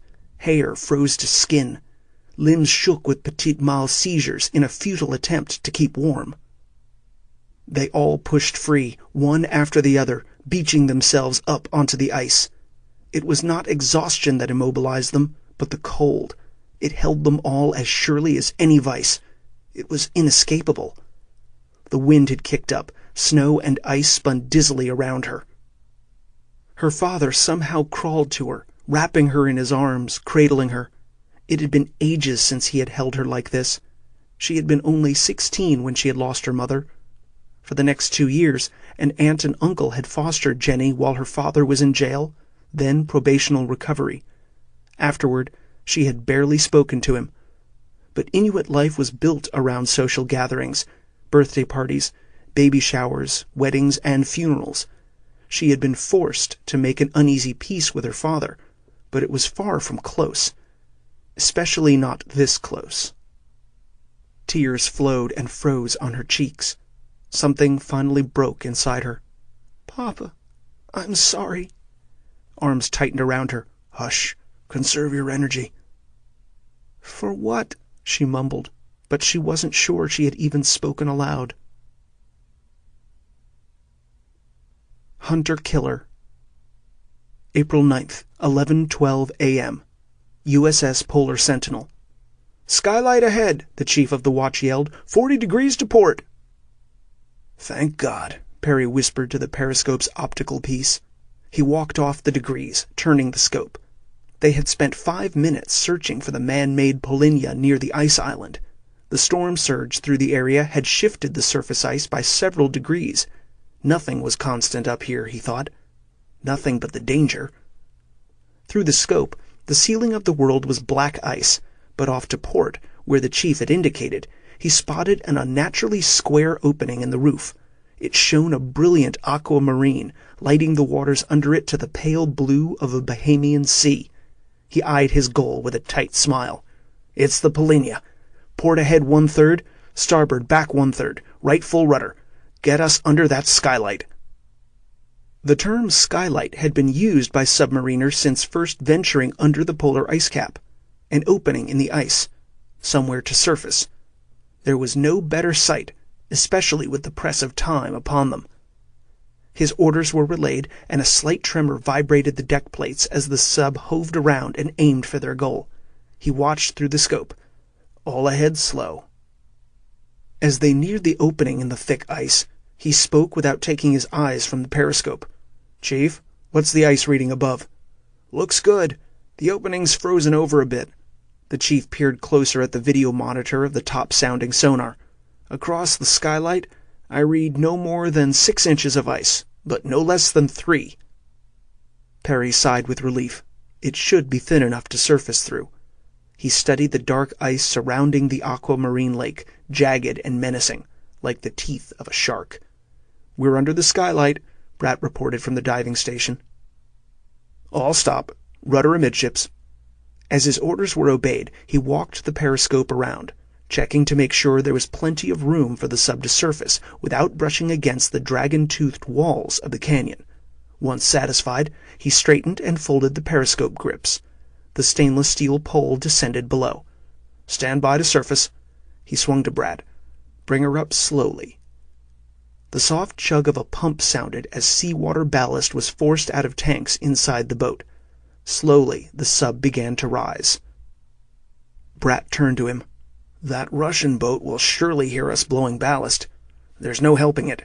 Perry stepped down from the periscope deck. "Is the evac team ready to debark to the station?" "Aye, sir. They're suited up. We'll empty that place in under 10 minutes. Make sure you get everyone out of there." Perry's thoughts turned to Amanda for the 100th time. Bratt seemed to read his mind, staring intently at him. "We won't miss anyone, sir. That's for damn certain." Perry nodded. "Ready for ice?" the chief bellowed. Overhead, the reinforced bridge crashed through the frozen crust, shuttering the boat. A moment later, the bulk of the submarine followed, crashing through to the surface. All around, valves were opened or closed, dials checked. Reports echoed from throughout the boat. "Open the hatches," Brat yelled. "Ready shore team." The locking dogs were undone, and men in parkas gathered, rifles shouldered. One held out a blue parka for Brat. Brat yanked into it. "We'll be right back." Perry glanced to his watch. The Russians were surely already underway by now. 15 minutes, no longer. Plenty of time. Brat led his men out. Perry stared as they climbed away. Cold air, fresh and damp, blew down from above. Once the last man was gone, the hatch slammed shut. Perry paced the length of the periscope stand. He wanted to be out there with Brat, but he knew his place was here. Finally, he could stand it no longer. "Chief, you have the con. I'm going to watch from Cyclops. Patch any communication from the shore team to the intercom there." "Aye, sir." Perry left the bridge and headed toward the nose of the submarine. He climbed through the hatches and past the empty research suites. He opened the last hatch and entered the naturally illuminated chamber beyond. He crossed under the arch of clear Lexan. The water sluicing over the glass splintered out in jagged lines of ice, growing visibly into complex fractal designs over the Lexan surface. Beyond the sub, the view was poor. Steam rose off the submarine's carbon plate hide, and flurries of snow swirled down in frosted strokes from the heights of the mountainous ice ridges. Perry stared toward the cavernous opening that led down into the Russian station. He made out the vague shapes of men, trudging, bent against the wind. Brat's team. They disappeared into the mouth of the tunnel. The intercom buzzed. A tinny voice spoke. "Captain, bridge here." He crossed and pressed the button. "What is it, Chief?" "The watch radio man reports no reception from NavSat. We're blanketed under another solar storm, leaving us deaf and dumb for the moment." He swore under his breath. With the satellites down, he needed word to reach the outside world. He jabbed the intercom button. "Any ETA on how long we'll be out of satellite communication?" "It's anyone's guess. Radio man says he expects short bursts of open air, but he can't say when. Best guess is that the current bevy of solar storms will quit sometime after sunset." Another long pause. "He's going to try an ionosphere bounce with the UHF, but there's no guarantee anyone will hear us in this weather. With a bit of luck, we might raise Prudo Bay." "Roger that, Bridge. Have him keep trying as long as we're surfaced. But I also want a slot configured and hidden out on the ice." A slot, or submarine-launched one-way transmitter, was a communication buoy that could be deployed and set with a time delay to burst a transmitted satellite report. Set the slot to transmit well after sunset. This should help ensure their message got out after the solar storm passed and reopened satellite communication. "Aye, sir." Perry checked his watch. 5 minutes had passed. He stepped back under the Lexan arch. Visibility was mere yards now. He could just make out the line of pressure ridges, but no details. He kept his vigil. After another interminable minute, ghostly shapes pushed through the snow. It was the first of the evacuees. Through the hollow of the boat he could hear the outside hatch clang open. He imagined the whistle of wind. More and more shapes appeared out of the squall. He tried to count them, but the swirling snow confounded all efforts to tell one from another, man from woman. His jaw ached from clenching his teeth. The intercom buzzed. "Captain, bridge again. Patching through Commander Brat." The next words were scratchy with static. "Captain, we've hauled through all the levels. I have 2 men with bullhorns running the occupied areas of the crawl space." Perry had to resist interrupting his XO and demanding to know Amanda's fate. The answer came anyway. "We learn Dr. Reynolds is still here." Perry let out a deep sigh of relief. She hadn't returned to the drift station and been caught in the attack. She was safe. She was here. The next words, though, were disquieting. "But, sir, no one has seen her in the last hour or so. She and one of the geologists went searching for an AWOL student in the ice tunnels." He hit the button. "Commander, I don't want anyone left behind." "Roger that, sir." Perry checked his watch. You have 7 minutes. Before any acknowledgement could be transmitted, the control station cut in again. "Bridge to Captain. For the past few minutes we've stopped picking up any evidence of weapon fire from the hydrophones. Sonar also reports suspicious echoes that could be a sub diving, air venting, mechanicals." It could only be the Drakon. The Russian hunter-killer was on the move. Time had run out. Perry knew he couldn't risk the lives here. He spoke into the intercom. "Patch me back to Brat." "Aye, Captain." A moment later, his XO's voice scratched out of the speaker. "Brat here." "Commander, company is on the way. We need everyone out of there now." "Sir, we haven't even cleared all of the crawl space yet." "You have exactly 3 minutes to empty that station." "Roger that. Out." Perry closed his eyes and took a deep breath. Glancing over his shoulder, he took one last look out Cyclops, then ducked out of the room. He climbed back through the sub and assumed command of the bridge again. Men milled in ordered confusion, helping wide-eyed civilians down ladders and into the living spaces beyond the control station. The interior of the sub had already dropped a good 20 degrees, open to the blizzard above. Dr. Willig suddenly appeared at Perry's side. "I know you're busy, Captain," the Swedish oceanographer said breathlessly, snow melting in his hair. "What is it, sir?" "Amanda, she's still down in the crawl space." "Yes, we know." He kept his voice clipped, tight. He couldn't let his own panic show. He had to be leader here. "Surely we are going to make sure everyone is out of there before leaving." "We'll do our best." His answer did little to fade the fear in the old man's eyes. Amanda was like a daughter to him. The chief waved from his station. "We've got Commander Brat on the line again, Captain." Perry checked his watch, then glanced to the open hatch. The ladder was empty. Where was his XO? He crossed to the boat's radio. "Commander, time's run out. Get your ass over here now." The answer was faint. The entire bridge had hushed. "Still missing a handful of civilians. In the crawl space now with Lieutenant Washburn. Request permission to stay behind, to offer protection for those still here. We'll find them, then find a good hiding place." Perry clenched a fist. A new voice spoke at his side. It was Lee Bentley, one of the NASA crew. "I left the commander my schematics of the station, detailing the access tunnels and old construction shafts." Beyond the scientist, all eyes focused on Perry. Dr. Willig had never looked paler. They awaited his decision. Perry hit the radio's transmit. "Commander." He held the button. Fear for Amanda hollowed his heart, but he had a boatload of crew and civilians to protect. "Commander, we can wait no longer." "Understood." "Find the others. Keep them safe." "Roger that. Out." Perry closed his eyes. Dr. Willig spoke into the heavy silence, his voice rich with disbelief. "You're just going to leave them behind?" With a deep breath, Perry turned and faced the chief of the watch. "Take us down."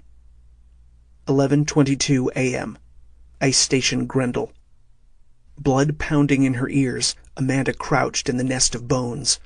The smell of bowel and blood filled the small space. Lacey's corpse looked like some broken mannequin, unreal. Something had torn the geology student apart. Something large. Amanda panted through clenched teeth. The girl's body lay on its back, limbs broken, face smashed, like she had been shaken and slammed repeatedly against the ice. Amanda kept her eyes away from the corpse's belly. It had been ripped open. Frozen blood trailed from the open cavity. Out in the wild, wolves always ate the soft abdominal organs of their prey, burrowing into the bellies first, feasting on the rich meal inside. Without a doubt, such a predator was down here now. But what was it? Not a wolf. Not so far north. And she saw no evidence of the usual king of the Arctic wilds, the polar bear. No droppings, no piles of white hairs. So what the hell was down here? Amanda took a post by the only exit and quickly pieced a few things together in her head. She recalled the movement recorded on the deep ice sonar she was testing. She knew for certain now it had been no sonar ghost. Amanda's mind, panicked, ran along impossible channels. Whatever was down here had sensed the passage of the sonar scan, fled from it, back to its nest in the core of the ice island. But what could do that? What animals could sense sonar? Having studied sonar in depth for her own research with the deep eye, she knew the common answers: bats, dolphins, and whales. She glanced fleetingly over to the sprawled, gutted corpse. It reminded her of another body spread and cut open on the ice. Dr. Ogden's dissected Ambulocetus specimen. According to the biologists, the Ambulocetus species were the forefathers of the modern whale. The thought chilled her further. Could it be possible? Could there be living specimens down here, not just frozen ones? A terrified shudder passed through her. It seemed ridiculous, but nothing else made sense. Not a wolf, nor a polar bear. And here, alone, nightmares gained flesh and bone. The impossible seemed possible. She cupped her hand over her flashlight. Beyond the tunnel, the shine of Connor's helmet lamp still reflected in the outer cavern. She studied as best she could the only way out of here. Everything lay still. There was no sign of movement, no way of knowing if the predator was still out there, or if it was returning even now. She was trapped, not just in the cave, but also in a cocoon of silence. Without her hearing, she was cut off from any telltale sign of approach: a growl, a scrape of claw on ice, the hiss of breath. She feared going back out. But how could she stay? Glancing back, she sought some place to hide within the nest. The walls had a few cracks and blocky tumbles of icefall, but none was deep enough to nestle away safely. She turned again to the tunnel. A heavy shadow shifted past the reflected light. Startled, she rolled back, scrabbling through bones. She flicked off the flashlight. Now the only illumination came from beyond the nest, flowing down the throat of the slotted tunnel. Something crouched out there at the entrance, like a boulder in a river of light. Then it began to roll slowly toward her. She fled to one of the cracks in the wall. Her mind raced, struggling against panic. She flicked her flashlight back on and tossed it near Lacey's corpse, hoping its brightness would attract the creature's attention. This last thought sparked others. How did it really see in the dark? Body heat? Vibrations? Echolocation? She had to assume all. She pulled up her suit's hood and jammed herself sideways into the crack, barely able to press her body away. She rubbed the ice walls with one hand, then slathered her face. If it was body heat, her insulated suit should keep her hidden, leaving only her face exposed. She cooled her skin with ice water as best she could. Crammed into the crack, she hoped she offered no direct silhouette to any possible echolocation. She covered her mouth and held her breath, fearing even her own heated exhalation could give her away. She willed herself to dead stillness and waited. It didn't take long.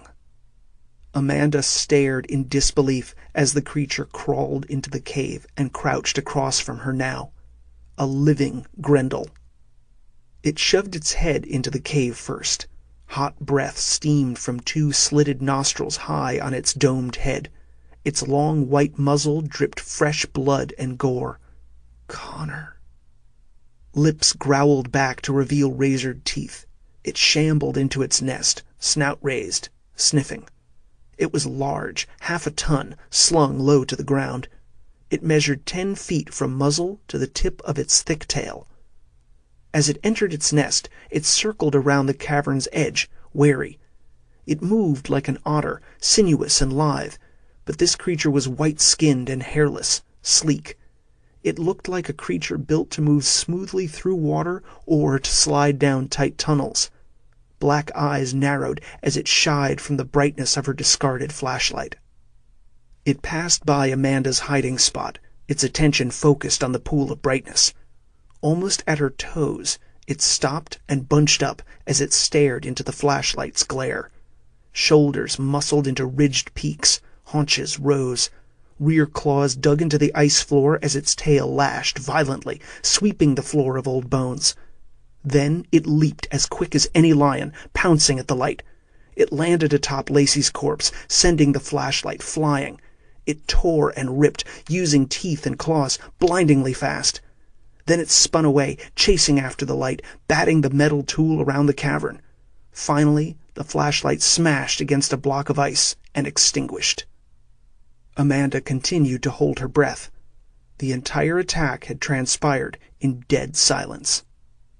The sudden darkness blinded Amanda for a heartbeat. Then the glow from the outside cavern filtered in. In the dimness, the Grenle was a ghostly shadow. It circled around the cavern once, twice. It still seemed oblivious to her presence.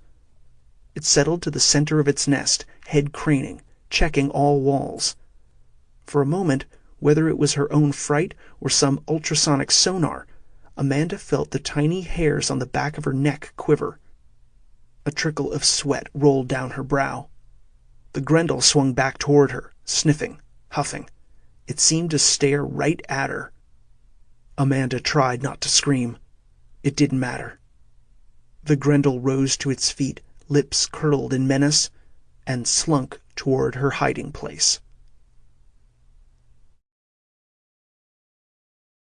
11:35 a.m. Out on the ice. Jenny still lived, somehow. She lay with her father atop the ice, but he had long since stopped responding, though his cold arms remained locked around her, holding her. She didn't have the strength to move, to check on him. Already their clothes had frozen together, fusing father to daughter. The blizzard blew around the pair, isolating them. She had lost sight of the two Navy men, Fernandez and Kowalski. She tried to shift, but she could no longer feel her limbs. Her shivering had stopped, too, as her body gave up feeding blood to her extremities. Her systems were in pure survival mode, expending all resources to keep the core alive. Even the cold had vanished, replaced with a deadly sense of calm. She found it hard to stay awake, but in sleep lay only death. Papa. She could not speak. Her lips would not move. Another name arose, unbidden, unwelcome. Matt. Her heart ached, thudding leadenly. She would have cried then, but her tear ducts had frozen over. She didn't want to die this way. For the past 3 years she had trudged through life, going through the motions of living. Now she wanted to live. She cursed the time lost, the half-life she had lived. But nature was immune to wishes and dreams. It simply killed with the determined heart of any predator. Her eyelids drifted closed. They were too painful to keep open. As the world faded away, flares bloomed through the swirling snow. 1, 2, 3, 4. They were hazy glows through the blizzard, flying back and forth, sailing through the air. Snow angels. She squinted, struggling to hold her eyes open. They grew brighter, and after another few breaths, a growling whine accompanied them, piercing angrily through the wail of winds. Not angels. From the snow, strange vehicles rode forth. They looked like snowmobiles, but they moved too fast, skimming over the ice with a gracefulness and speed that belied ordinary ski-doos. They reminded her instead of jet skis, flying over the ice. But the vehicles here were neither snowmobiles nor jet skis. As they grew from illusion to solid reality, the machines glided over the ice, not deigning to touch the surface of the world. Jenny had seen such craft before, at shows, experimental models. Hovercraft. But these were small, no larger than 2-man jet skis, open on top, ridden like a motorcycle. The windshield of each bubbled back to protect the driver and passenger. And like jet skis, the underside of each bore ski runners, but the machines seemed only to need them as they banked and slowed. Each craft settled with skill to the ice, landing on their runners and sliding to a stop a few yards away. Men unmounted, all dressed in white parkas. Rifles were leveled. Jenny heard Russian being spoken, but the world remained blurry, lit only by the headlamps of the personal hovercraft. The soldiers wore face masks, stormtroopers. They approached with caution, Then, with a bit of urgency, some checked the blasted ice pit. Others came forward. One knelt before Jenny. He barked something in Russian. All she could manage was a groan. He reached for her. She blacked out a moment. It had taken all her strength to utter even that small sound. When next she awoke, she found herself strapped into a bucket seat, harnessed in place with shoulder and belt straps. The world was a blur around her. She was flying. Then enough awareness cut through the haze for her to recognize that she rode behind a soldier. He didn't wear a parka, only a thick gray sweater. She realized she was wearing his coat. The fur-lined hood pulled almost over her head. They were heading back to the drift station. A fire burned from the cratered ruins of an outbuilding. It made no sense, so she simply passed out again. She woke next to a world of pain. It flared over every inch of her body. It was as if someone were flaying her alive, as if acid streamed over every inch of her body, agonizing, stripping away her skin. She screamed, but no sound came out. She thrashed against the arms that held her. "It's all right, Miss Aratuk," a gruff voice said behind her. "You're safe." The same voice spoke to someone else holding her. "Turn the water slightly warmer." Jenny snapped a bit more fully into awareness. She was naked in a shower, being held under the stream. She managed to free her tongue. It burns." "The water's only lukewarm. Blood is just returning to your skin. You have some patches of mild frostbite." Something jabbed her arm. "We've given you a bit of morphine to dull the pain." She finally glanced back to the speaker. It was Lieutenant Commander Sewell. She sat on the fiberglass floor of a communal shower. A handful of Navy men were in the room, busy. Other showers steamed. After a few moments, her agony dulled to simple torture. Tears flowed down her face, mixing with the shower's water. Slowly, her temperature rose. Her body began to shiver uncontrollably. "My father," she chattered out. "He's being taken care of," Sewell said. "He's actually faring better than you. Already into towels. Tough old bastard, that one. Only a little frostbite on his nose. He must be made of ice." This raised a smile. "Papa." She allowed her body to shake and quake. Her core body temperature slowly struggled to normalcy. Sensory feeling awakened with a million pinpricks in her hands and feet. It was slow crucifixion. Finally, she was allowed to stand. She even warmed up enough to feel slightly ashamed by her nakedness. There were uniformed men all around. She was led out of the showers, passing by Kowalski, bare-assed and shivering under his own stream of water. As hot towels were wrapped around her, she asked, "Fernandez?" Sewell shook his head. "He was dead by the time the Russians reached you." Her heart heavy, she was walked over to chairs in front of space heaters. Her father was already there.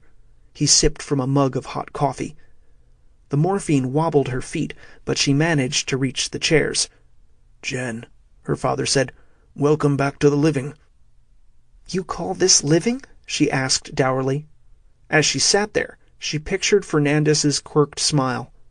It was hard to believe someone so alive was now dead.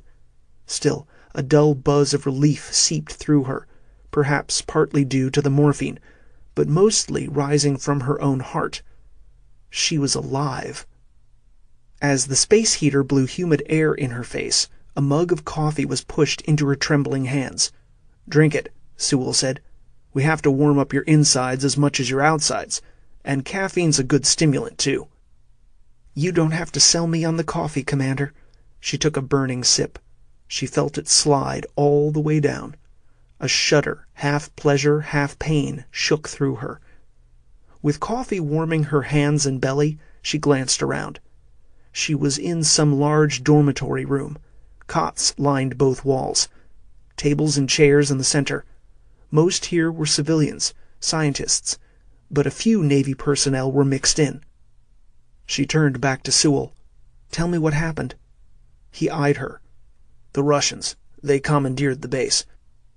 "I sort of figured that on my own. Why?" He shook his head. It has something to do with that Russian ice station we found. Something hidden over there. They've been systematically interviewing key personnel to see what we know. It was why you were rescued from the ice. They thought you might be escaping with something or someone, so they had hauled you back. I informed them of your non-com status. What are they searching for? I don't know. Whatever is over at that other base is being kept under wraps. NTK only. NTK? Need to know. His voice hardened. And apparently I'm not one of those who needs to know. So what now? There's not much we can do. We only had a small security force. He waved an arm around the room. The bastards killed 5 of my men. We were quickly subdued and corralled in here. So were the civilian personnel. They're keeping us all under guard. We were told as long as we didn't make any trouble that we'd be freed in 48 hours. Her father spoke from his wrap of blankets. What about the other snowcat? The one with Matt and Craig? Jenny found herself tensing, fearing the worst. As far as I know, they're okay. I was able to contact them before being caught. I told them when they reached the ice station to raise the alarm. Jenny sipped from her coffee. Her hands trembled worse. For some reason, she had to fight back tears. Everyone else is here? Everyone's still living. She glanced around the room, searching for a specific face. She didn't find him. Where's Ensign Palmatuk? Sewell shook his head. Not here. He's among the missing, along with a handful of civilians. But I can't say for sure. The Russians took some of the critically injured to the hospital wing. Maybe he's over there. Details are still sketchy. Jenny stared over to her father. The tip of his nose was ashen, frost-nipped. His eyes read her fear. One hand slipped from his wrap and sought her own. She took his fingers. They were rough with old calluses, but still strong. He had faced so many hardships in his life and survived. Absorbing his strength, she faced Sewell again. This 48-hour deadline, do you believe they'll let us go? I don't know. Jenny sighed. In other words, no. He shrugged. At the moment, it doesn't matter whether we believe them or not. The occupying force outnumbers us 2 to 1, and they've got all the guns. What about your captain and your submarine? The Polar Sentinel might be out there somewhere, but they have no armaments. Hopefully they're hauling ass out of here, heading for help. That is, if they're still alive. What now? Do we simply wait? Trust the Russians' word about our safety? By now, Kowalski had joined them, wrapped head to toe in towels. He plopped down heavily into a chair. Fuck no, he answered her question. Silence followed his assertion. No one argued. Then we need a plan, Jenny said finally. 11:45 a.m. Ice Station Grenle. Hadn't they gone this way already? Lieutenant Commander Roberto Bratt was lost, which didn't help his temper. He always blamed his short fuse on his heritage. His mother was Mexican, his father Cuban. Both had been loud and volatile, always fighting. But these damn tunnels would have confounded even Gandhi's patience.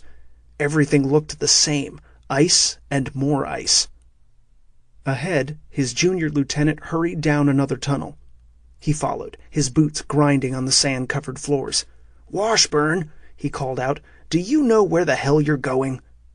Lieutenant Serena Washburn slowed her steady trot and pointed her flashlight back to a purple blaze spray-painted on the wall. "Sir, this marks the only place we haven't searched yet. After this, we'll need a paint can to trail our way into the unmarked areas." He waved her on. Great. Just great. During the chaos of the evacuation, Bratt's team had used bullhorns to sound the alarm through the tunnels. Word had spread quickly. People had poured out of the ice tunnels. But with the Russians breathing down their necks, they didn't have time to do a complete sweep of the crawl space on foot. As such, when the dust settled, people turned up missing, including the head of Omega, Dr. Amanda Reynolds. With folks unaccounted for, Bratt had felt compelled to stay behind, but he had been surprised when Lieutenant Washburn had insisted on joining him. The station had been under her guardianship. She wasn't about to abandon it until every damn one of her charges was cleared out of here. As they continued deeper, Bratt appraised his partner. Washburn was actually a couple of inches taller than him, tall for a woman, but lean and muscular. She looked like a track runner. Her hair was worn in a crew cut, giving her a stark look that somehow didn't lessen her femininity. Her skin was smooth coffee, her eyes large and deep. But for the moment, she was all business. And so was he. He switched his focus to the ice tunnels. He had a mission: find any civilian strays and keep them safe.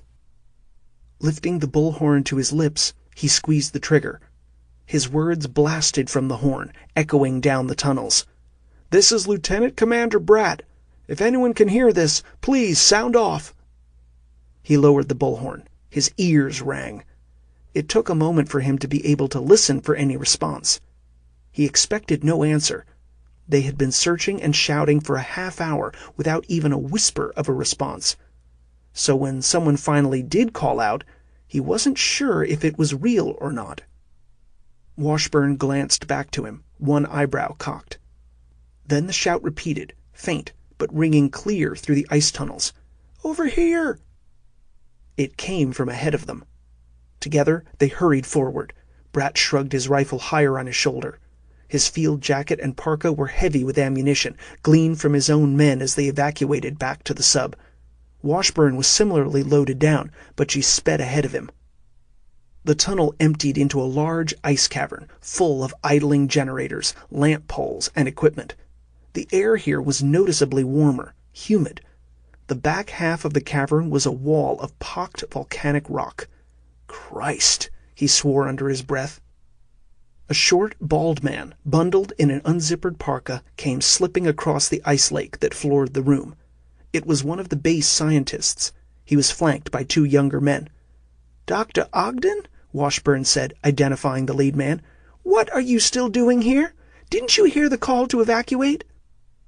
Yes, yes, he said as he reached them, out of breath, but my work has nothing to do with politics. This is science. I don't care who controls the station as long as my specimens are protected. Danger or not, I could not leave them, especially at this critical juncture. The thawing is near completion. Specimens? Bratt asked. Thawing? What the hell are you talking about? They must be protected, the scientist insisted. You have to understand, I could not risk the data's corruption. Bratt noted the shifting feet and wringing hands of the man's younger associates, postgrads by the look of them. They were not so convinced. "You have to see," Dr. Ogden said. "We're picking up EEG activity." He hurried back the way he had come, back to the volcanic cliff face. Washburn followed. "Is Dr. Reynolds here too?" Bratt dogged after them to hear the answer. If all the missing personnel were here... But the doctor's response dashed such hopes. "Amanda? No, I don't know where she is." He glanced back, eyebrows tucked together. "Why?" "She's here somewhere," Washburn answered, "supposedly off with Dr. McFerrin, looking for a missing colleague." Ogden rubbed at his frozen mustache. "I don't know anything about it. I've been here all night with the biology team." As they reached the wall, Bratt noted water splashing underfoot, flowing from a crevice in the cliff face. The biologist led the way into the cavern. But after a few steps, a new form came splashing from deeper inside, running headlong into them. It was another student, a young woman in her early 20s. Bratt caught her as she slipped in her panic. How many fools were down here still? "Professor, something's happening," she stammered. "What?" She pointed back down the cleft. She tried to speak, but her eyes were wild. Ogden fled forward. "Is something wrong?" They all followed after him. In another 10 steps, the way opened into a space the size of a 2-car garage. It was a bubble in the rock. More lamp poles glowed. Equipment was stacked all around. Bratt gasped at both the sight and the smell. He had worked one summer at a fish plant in Monterey. The heat, the reek of rotting fish guts, the stench of blood. It was the same here. But it was not fish that caused this smell. Rolled to one side was the flayed and gutted body of some pale white creature. It looked like it might be a beluga whale, but this thing had legs. This creature was not the only one here. Another 6 specimens, fresher and intact, lay curled on the floor. Crusts and chunks of ice still clung to their pale flesh. 2 had colored leads taped to their forms, running to machines with video screens. Small sine waves flowed across the tiny monitors. Ogden searched the room. "I don't understand." He turned to the panicked post-grad student. "What's the matter?" She pointed to one of the curled specimens, the one closest to its gutted brethren. It moved." Ogden scowled at her and waved a dismissive hand. "Preposterous! It's just the shadows in here. One of the light poles simply shifted." The girl hugged her arms around her chest. She didn't look convinced. This was one seriously spooked girl. Ogden turned back to Bratt and Washburn. "It's the EEG readings. It's disturbed some of our less experienced team members." "EEG? Like brainwaves?" Bratt asked, staring over to the run of electronic waves across the monitoring screen. "Yes," Ogden said. "We've recorded some activity from the thawing specimens." "You're kidding. These things are alive?" "No, of course not. They're 50,000 years old. But such a phenomenon is seen sometimes when living specimens are frozen rapidly, then warmed again slowly. Though the subject is dead, the chemicals in the brain begin to thaw and flow. And chemistry is chemistry. Certain neurochemical functions will begin anew. But over time, without circulation, the effect fades away. That's why it was so important that I stay and collect the data before it disappears. We're looking at activity that hasn't been seen in 50,000 years. "Whatever," Bratt said, "as long as these things stay dead." As if hearing him, one of the bodies spasmed. A tail lashed out of its curled position and struck a light pole, sending it crashing. Everyone jumped back, except Dr. Ogden, who stared in disbelief. The body unrolled further, twisting in savage S-curves. Then it began to flop and jerk on the floor like a hooked marlin. Violent tremors flowed through its frame in waves of convulsions. The biologist stepped closer, one arm stretching out in amazement, as if he needed to touch it to make it real. "It's reviving." "Doctor," Bratt warned. The beast flopped toward Ogden. Its maw split wide, revealing a shark's jagged dentition. It snapped blindly at the biologist, coming within inches of his fingers. Ogden danced back, cradling his hand as if it had actually been bitten. Bratt had had enough. He reached forward and yanked Ogden back, then shoved everyone behind him, rifle appearing in his hands. The doctor stumbled next to him. "It's amazing." Bratt opened his mouth, but he felt a sharp buzzing behind his ears. His jaw vibrated like a tuning fork. It was a familiar feeling. Working on a sub, he had been exposed to intense sonar. He knew what he was feeling. Others felt it too, rubbing at their ears. "Ultrasonics." "Look," one of the students said, pointing to the EEG machines. Bratt glanced over. The slow sine waves were now spiking and racing. The 2 specimens attached to the lead were now beginning to tremble. Another tail whipped from its frozen curl. They all fled to the crevice opening. "I can't believe it," Ogden said, digging one finger in an ear. "I think the first beast is calling to the others." "With sonar," Bratt said, jaw buzzing. "Early whale song," the biologist corrected. "The ambulocetus is a progenitor of the modern cetacean species. The ultrasonics must act as a biological trigger, waking others of its pod, perhaps even calling others to it. A defense mechanism, the better to protect each other." The thrashing spread. Equipment crashed. The ultrasonic keening grew worse. Off to the side, the first creature lay panting, gulping air through its gaped jaws. Then it rolled to its belly, unstable, shaking, cold. "Someone shoot the damn things!" the girl urged in a high-pitched voice. Bratt hefted his weapon up. The biologist stared from the gun to the wobbly creature. "Are you crazy? This is the discovery of the century, and you want to kill it? We need to protect them." Bratt kept his tone civil but firm. "Sir, This ain't no Free Willy situation going on here. Right now, I'm more worried about protecting us." He grabbed the smaller doctor by the elbow and shoved him down the cleft. "And in case you hadn't noticed, these things look more like great whites than plankton-munching humpbacks. I think they can protect themselves just fine." Ogden began to protest, but Bratt turned away and faced Washburn. "Move 'em out, Lieutenant." She nodded, one eye on the thrashing monsters. Bratt herded everyone behind him as they retreated. Once clear of the cliff, they hurried across the ice lake. "The Russians must have known about this," Ogden droned. "It must be why they are trying to commandeer the station.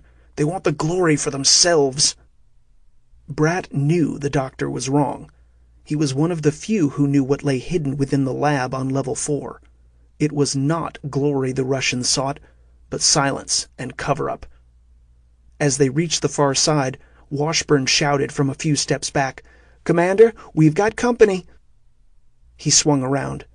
From the cleft in the cliff face, one of the creatures slid out onto the ice. Another followed it. Then another. They wobbled on their feet, shaky but determined. And after 50,000 years, they were probably damn hungry, too. "They're waking up fast," Ogden said, respect clear in his voice. Bratt waved toward the exit. "Out!" he yelled. "Everyone get moving!" Across the ice lake, 3 heads swiveled toward the sound of his voice. He again felt the buzzing surge sweep over him. The goddamn things were pinging him with their sonar. "Shit," he swore, raising his rifle as he retreated. They were being hunted. 2 more creatures slipped from the cliff. "Washburn, get everyone moving down the tunnel. Now. You know the way. I'll keep any of these beasties from getting too close." He lifted his rifle. "Don't!" Ogden begged. "Professor, this time it ain't up for debate." 11:58 a.m.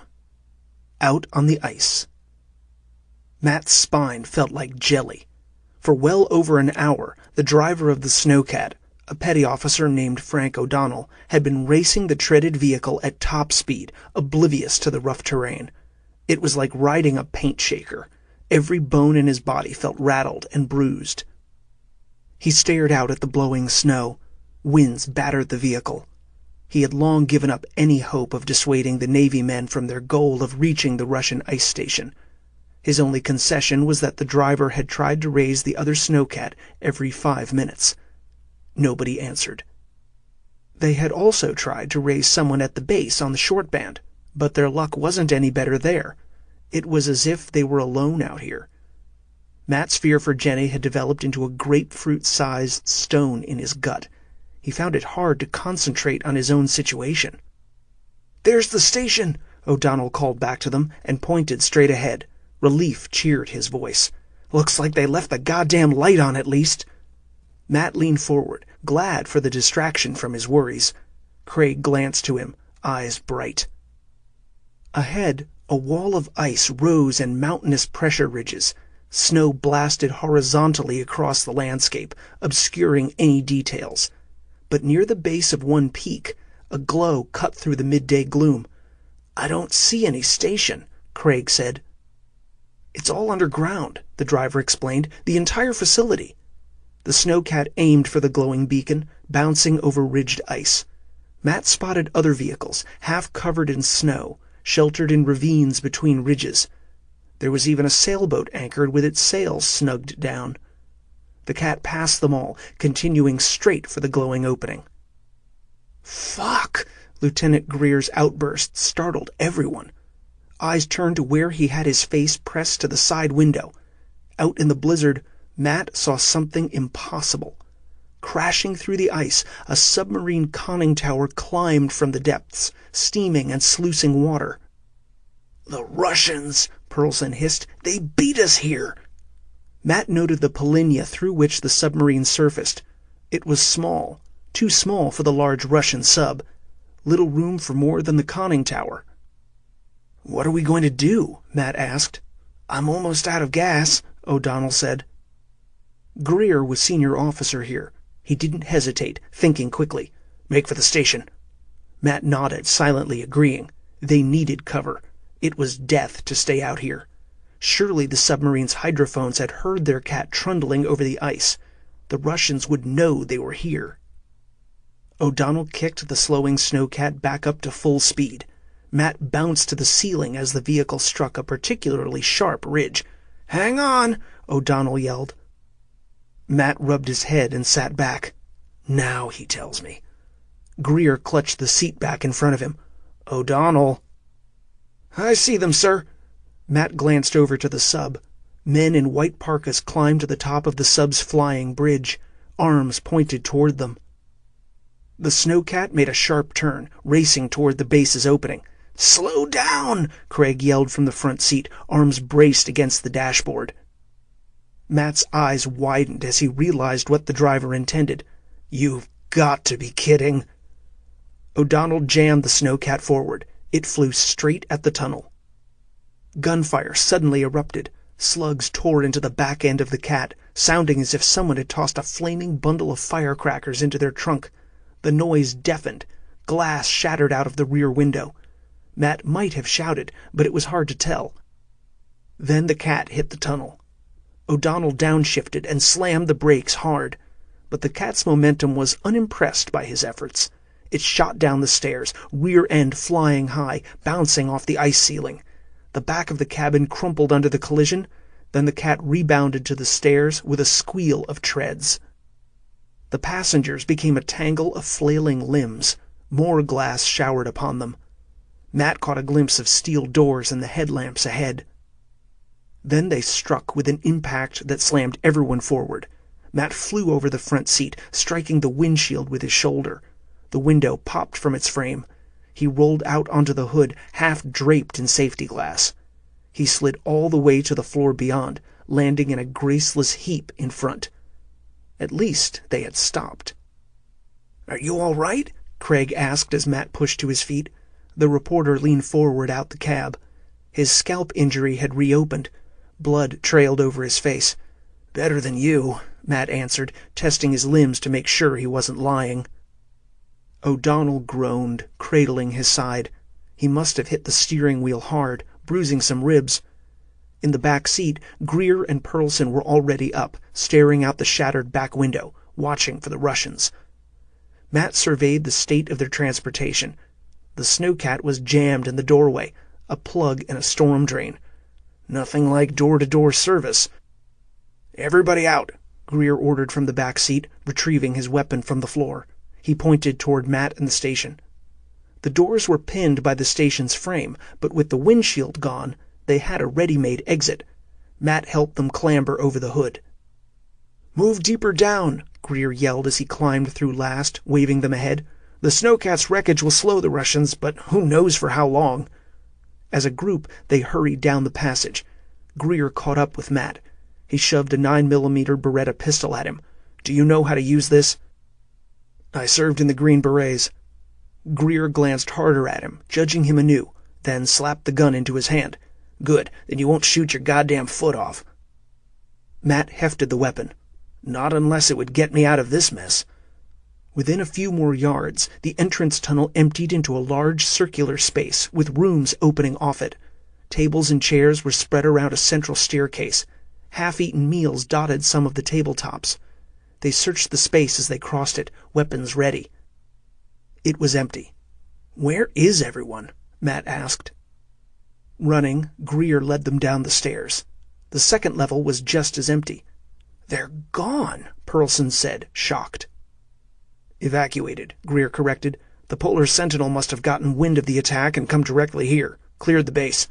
"Great," Matt said. "We came all the way out here to warn them, and they've already rolled up shop." "What are we going to do?" Craig asked, half his face bloody, the other half ashen. Greer continued taking them deeper. "There's an old weapons locker on the third level. Grenades, old rifles. We'll grab as much as we can carry." "Then what?" "We hide. We survive." "I like the last part of your plan," Matt said. As they reached the third level, gunfire suddenly sounded, echoing to them. It didn't come from above them, but below. "Someone's still here," Craig said, eyes wide. "It sounds like it came from the level just under us," Pearlson said. "Let's go." Greer led the way. As they set off, an explosion blasted from above. Everyone froze again. "The Russians," Matt said. "Hurry," Greer ordered, and continued down the stairs. Voices called out above them. Orders shouted in Russian. Footsteps echoed, running. Craig and Matt fled down the steps after Greer. Pearlson and O'Donnell maintained their rear guard. They hit the 4th level. Here, instead of a common open area like the tiers above, the stairs opened onto a long hall. It was empty too, but a set of double doors blocked the far end. "The crawl space," Pearlson said behind them. "It's a good place to hide," Greer said. "Fucking maze. Come on." "But who was shooting?" Craig asked as they ran. Matt wanted to know too.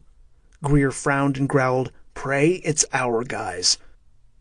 Matt took the lieutenant's suggestion to heart. They needed reinforcements. But this, of course, begged another question.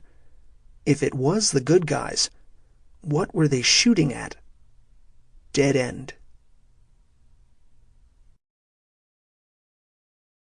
April 9th, 12:02 p.m. Ice Station Grenle. In the gloom of the bone nest, the massive creature crept toward Amanda's hiding place, hunched, suspicious, unsure. Its maw gaped open, teeth bloody. Claws still trailed shredded bits of Lacey's racing suit. Pressing deeper into the crack in the ice, Amanda sensed an ultrasonic wailing from the Grenle, which she felt in her jawbone, the roots of her teeth, the hairs on the back of her neck. It kept her frozen, like a rabbit in headlights. "Go away," she begged with all her heart. She had been holding her breath for so long, stars began to glow across her vision. She dared not exhale. Small rivulets of cold sweat ran down her exposed face. "Please." The Grenle approached within a foot of her niche. Silhouetted against the glow from the outer cavern, the beast's features were shadowed. Only its 2 eyes still captured some of the light reflected off the ice walls. Crimson, bloody, emotionless, and as cold as the press of ice overhead. Amanda met that gaze, knowing she would die. Then the beast whipped its head around, back toward the exit tunnel. The creature's sudden movement drew a startled breath from Amanda. She couldn't hold it any longer. She tensed, fearing she had given herself away. But the beast ignored her and shambled fully around, facing the tunnel now. It cocked its head, one way, then the other, plainly listening. Amanda had no way of knowing what it heard. Was someone coming? Was Connor still alive, screaming for help? Whatever it was, the Grenle lashed its tail a few times, then dashed toward the tunnel, shooting its low form up and away. Amanda remained in her niche for one long, trembling shake, then fell out. She stumbled over to the tunnel on weak legs. Stars continued to dance across her vision, more from fear than anoxia. She hunched by the tunnel in time to see the shadowed bulk of the beast lope away, aiming toward the cliff. Fearing the silent unknown more than the beast, Amanda climbed up the slotted passage. She used her crampons for purchase on the slippery slope, ducking as the ceiling lowered. When she reached the end, she poked her head out. To the side, the Grenle scaled the ice cliff, racing like a gecko up a stucco wall. It vanished over the edge, moving fast, clearly on the hunt. Amanda's eyes settled on the blue polyline still draped over the cliff's edge. She stared at the rope. It was her only hope. Amanda rolled out of the slot and to her feet. She rushed to the cliff, praying the rope was still attached to whatever was left of Connor. The last she had seen, the geologist had the polyline wrapped around his chest. She reached the cliff and wrapped her gloved fingers around the rope. "Please, God." She tugged on the rope. It seemed to hold. She leaned out, testing her weight. It still held. Tears welled in her eyes as she mounted the wall. She climbed, hand over hand, crampons dug deep into the ice. Fear fueled her muscles. Fatigue was impossible. She clawed and kicked her way to the top. Reaching the edge, she heaved herself over and landed only inches from the macerated form of Connor MacFerrin. His helmet lamp shone toward the ceiling, a beacon in the dark tunnels. Amanda twisted away. She crawled to her feet, trying to keep her eyes away from the ravaged wreckage. Like Lacey, his belly had been ripped open. Blood pooled around him, a frozen stain on the ice. It was this last that had allowed Amanda to scale the cliff. During her hour down below, the ruin of Connor's body had frozen to the ice, becoming a bloody anchor for her escape. With a hand over her mouth and a prayer of forgiveness on her lips, she bent down and undid the geologist's helmet. She needed his light. Working the chin strap, she could not look away from Connor. His left eye and nose were torn away, raked by a claw. His throat had been ripped out just at the collarbone. His beard was a frozen mat of blood. She finally freed the helmet, sobbing now. Then she stood and put the helmet on. It was too big. It hung crooked, but she snugged the chin strap. She faced down the long tunnel. There was no sign of the Grenle. As she stepped away, a glint caught her eye. She turned. A small ice axe lay on the ground. It was Connor's. He had worn it at his belt. He must have tried to use it to protect himself. She hurried and collected it. Though it was just a hand tool, it gave her a measure of relief. She returned to the tunnel, girding herself for the terrifying journey ahead. But as she fingered the handle to the ice axe, another memory was triggered. Earlier, when she had confronted Connor about searching for Lacey by himself, he had waved off her concern. Everyone was too busy, he had claimed. But then he had said something else. The words returned to her now. "Besides, I have a walkie-talkie." Amanda spun around. She dropped back to Connor's body. She searched his ripped goose-down vest, leaking feathers and stuffing, and found the small handheld radio. Kneeling, she twisted the dial. A small red battery light glowed. She pressed the walkie-talkie to her lips. "This is Amanda Reynolds." She struggled to modulate her voice, trying to whisper, but fearing no one would hear her if she were too faint. "If anyone can hear me, I'm trapped in the crawl space. There is a large predator hunting the tunnels. It killed Lacey Devlin and Connor MacFerrin. It is loose now, off somewhere. I don't know where. I'm going to attempt to reach the upper levels. Please, please, if you read this, bring weapons. I will broadcast my location as soon as I can reach any of the marked tunnels." She placed her fingers over the radio speaker. Please, someone be listening. She waited, trying to feel any vibration in the speaker, some sign that someone was communicating with her, but there was nothing. She stood again and faced the dark tunnel. The beam from her helmet lamp pierced ahead. She held the radio in one hand, the ice pick in the other. She had to get out of the crawl space. Then she'd be safe. 12:15 p.m. Aboard the Drakon. His men had performed flawlessly. Captain First Rank Anton Makovsky stood watch atop the submarine's periscope stand, hands behind his back. He wore his underway uniform, green tunic and pants, cuffs tucked into boots. Reports continued to flow from battle stations. All areas remained green. He was taking no chances. Word from the shore team confirmed that ice station Grenle had been secured. The Americans who had crashed through the station's doors in a snowcat were still missing. The group, 5 men, had holed away like frightened rabbits, vanishing into the depths of the station. But they would be found. It was only a matter of time. The rest of the station was empty, cleared out by the submarine they had heard taking on ballast less than an hour ago. Makovsky knew his opponent, a United States research sub, the USS Polar Sentinel. It was no threat. It was an experimental model, unarmed. Surely by now it was fleeing with its evacuees. He was under orders not to pursue.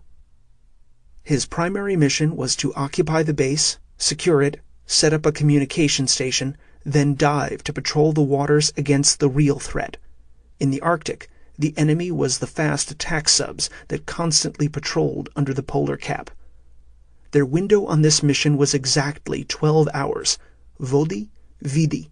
Get in, get out. The confusion over at Prudo Bay would slow his opponents. Captain, the radio man of the watch strode over to him. I was able to raise Omega Base. Very good. He climbed from the periscope stand and crossed to the communication shack. The radio man passed him the headset. Captain Makovsky here. I must speak to Admiral Petkov. Through the static, words cut in and out. Right away, Captain. The Admiral has been awaiting your call. On hold, Makovsky planned his words. Admiral Petkov had remained behind at Omega to interrogate the prisoners and search the U.S. base. Petkov wanted to make certain that whatever the Russian government sought inside Ice Station Grenle hadn't already been transferred to the U.S. science labs at the research base.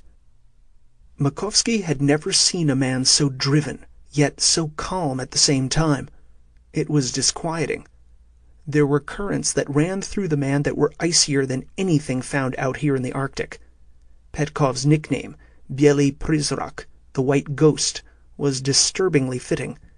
A week ago, when Makovsky had first been granted this mission to captain a flagship alongside an admiral from the Northern Fleet, he had been thrilled and honored. He had basked in the envy of his fellow ranked officers. But now he was happy the admiral was off his boat. As if he heard him from afar, Petkov's voice came on the line, stolid and emotionless. Captain, what is your status? He swallowed hard, caught off guard. Grenle is secure, sir. The station was evacuated just as you suspected, but there are 5 hostiles unaccounted. He quickly recounted the crash of the Snowcat into the station. I've doubled the strike team to 20 men. They will perform a level-by-level sweep. I will forward the all clear for your arrival. I'm heading out there now. Has the nuclear charge been offloaded to the station? Yes, sir. Makovsky pictured the meter-wide titanium sphere. As ordered, it had been bolted to the floor on the deepest level of the station. But, Admiral, there's no need for you to come here until we're entirely secure. Procedure, I don't care if you find these Americans or not. Lock down the base, especially level 4. I'm heading out with the hovercraft teams. Take your boat down immediately. Maintain deep patrol. Rendezvous scheduled at Gindle at 1600. Yes, sir. He checked his watch. Less than 3 hours. Drakon will surface at ice here again at exactly 1600. Very good. The static went silent as the ghost vanished into the ether. Makovsky turned to the radio man. Get me the strike team leader. Yes, sir. A commotion drew his attention to the sonar team. They were bent over the various arrays, arguing. He crossed to them. What's wrong? The sonar chief snapped up. We have picked up an anomaly, but it makes no sense. What sort of anomaly? Multiple active sonar signals. Very weak. Coming from where? Makovsky's mind instantly ran through possible sources. The U.S. research sub, the approach of a fast attack submarine, perhaps even surface ships beyond the cap. The answer was even more disturbing. The chief looked up at him. The signals originate from inside the station. 12:22 a.m. Ice Station Grenle. Pistol in hand, Matt followed Lieutenant Greer through the double doors, leaving behind the organized structure of the ice station for the free-form flow of ice tunnels, chutes, sudden cliffs, and caves. Craig stuck to his side, trailed by stone-eyed Pearlson and a wincing O'Donnell. They ran down into the depths of the maze. Greer had the only flashlight, found near the entrance. His light danced over the walls as he ran, igniting the dark ice to a shimmering blue. It was like racing through the bowels of an ice sculpture. "Do you know where you're going?" Craig asked. "Someone's down here," Greer said. "We need to hook up with them." "How big is this crawl space?" Matt asked. "Big," was the only response. They continued to run, knowing the Russians weren't far behind. Distance was more important than direction. Zigzagging down the tunnels, they fled deeper into the depths of the ice island. As they reached a crossing of passages, gunfire erupted again. Automatic fire from up ahead. But which tunnel? They all stopped. "Which way?" Pearlson asked. The answer came a moment later. Light bloomed down to the right, frantic and bobbling. More shots, loud and deafening in the close spaces.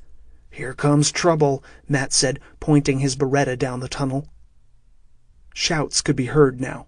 The Navy patrol raised their weapons. Around a bend in the tunnel, the light bloomed brighter, illuminating a running figure. A young man stumbled into view, slipping and sliding despite the sandy floors. He scrambled, arms out, as if grasping for help. He was clearly not military, evident from his shoulder-length brown hair, North Face parka, and thin slate dry pants. He fell toward them. Matt expected the man would beg for help.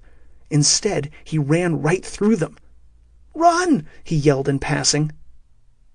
More figures appeared, racing at full tilt. An older, bald man, a 20-something girl, and another young man. A tall, striking black woman in military blue led this group. "Washburn!" O'Donnell called out when she came into sight. "Pick up your balls and get moving!" she barked back at him. More gunfire blazed behind the group. Muzzle fire framed the last figure, another sailor. He dropped to one knee, firing a barrage behind him. Lit by a flashlight's beam, the distant tunnel glowed like a blue snake winding deep into the ice. "What's the matter?" Greer asked. Beyond the kneeling gunman, Matt spotted a darkness flowing up the tunnel. "What the hell?" Washburn led her charges to them. She screamed to be heard over the gunfire. "We have to get out of these tunnels! Now!" "We can't," Greer said as Washburn pounded to them. "The Russians—" "Fuck the Russians!" Washburn said, panting hard. "We've got a hell of a lot worse on our asses!" She waved the others ahead of her. The gunfire died. The other sailor was on his feet and sprinting toward them. He fumbled to replace his rifle's spent magazine. "Go! Go! Go!"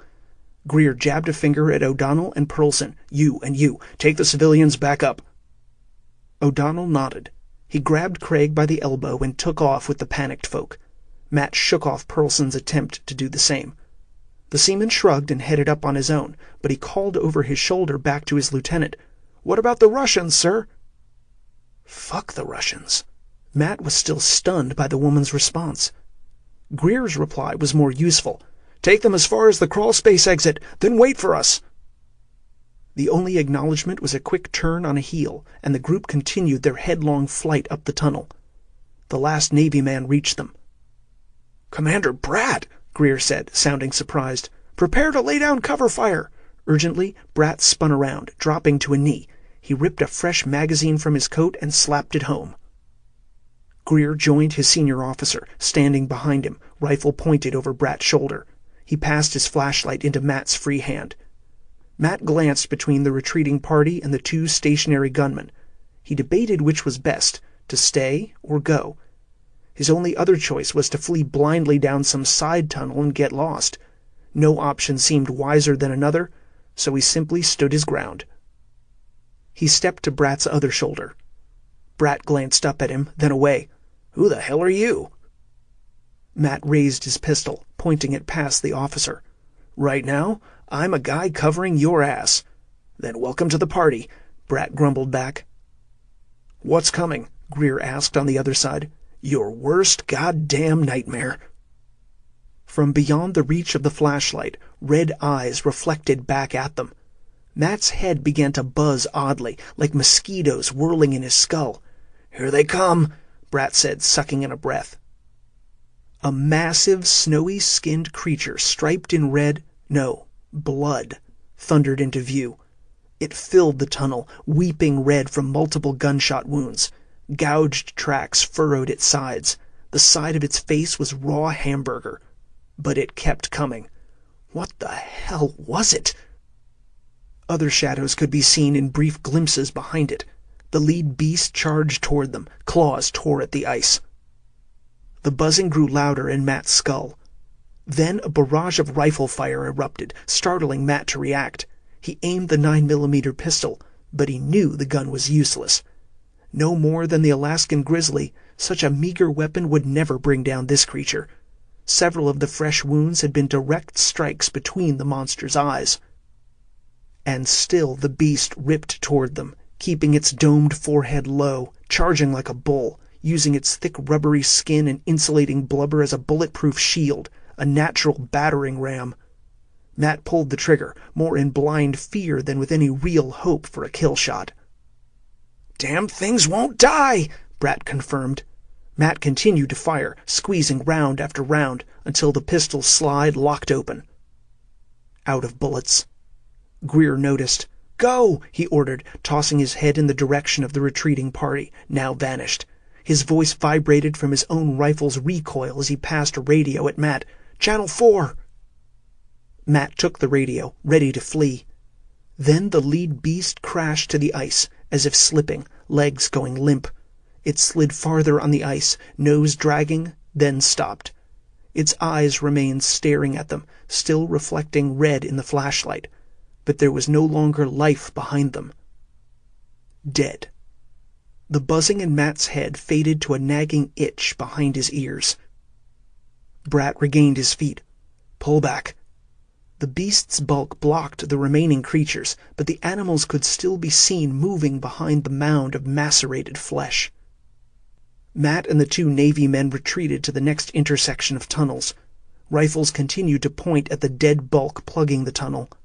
"That should hold them for now," Greer said. The bull's body jolted forward, sliding toward them, shouldering over slightly. Then it stopped again. "You had to say that," Matt muttered, backing away. Greer sneered. "What the fuck?" The bulk began sliding again. "The others are pushing from behind," Brat said, amazed more than terrified. "Shit!" The buzzing in Matt's head, dulled a moment ago, flared anew, but he sensed it came from a new direction, like someone looking over his shoulder. Matt swung toward the neighboring cross-tunnel. As his flashlight turned, a pair of red eyes glowed back at him, only 10 yards away. Matt jerked his pistol up, pure reflex, as the creature charged. From the corner of his eye, he spotted the still open slide on his weapon. Nope, still out of bullets. 12:49 p.m. Unable to determine what drew the Grenle away, Amanda had no clue as to its whereabouts now. Connor's mining helmet hung crooked on her head, casting a slanting beam of light down the tunnel, hitting an orange spray-painted marker on the wall. Lacey Devlin's trail marker. Amanda searched farther down the wall. "Please?" Another painted spot appeared against the blue ice, a green diamond. Lacey's path had finally crossed another. A sob escaped Amanda. She had reached the mapped areas of the crawl space at last. She raised the handheld radio and pressed the transmit button. "If anyone's listening, I found another trail. Green diamonds. I'm following it up. I've seen no sign of the beast for the past hour, but please help me." She clicked the radio off, preserving the battery, and prayed. If only someone was listening. In dead silence, she increased her pace. As she followed one diamond to the next, she judged she must be close to the inhabited areas of the ice cavern system. Taking a chance, she reached up and twisted her helmet lamp, extinguishing her sole source of light. Darkness closed around her, close and claustrophobic. She was now deaf and blind. After half a minute, her eyes adjusted to the press of black ice. She scanned around, first with her eyes, then slowly swiveling her head. She found what she had been seeking. Overhead, a faint star glowed deep in the ice, a pool of brightness. Someone was down here, with flashlights. As she stared, standing stationary, the glow suddenly split into two tinier stars, fainter but distinct. Each glow flew quickly away from the other. One rose higher and away, a fading star,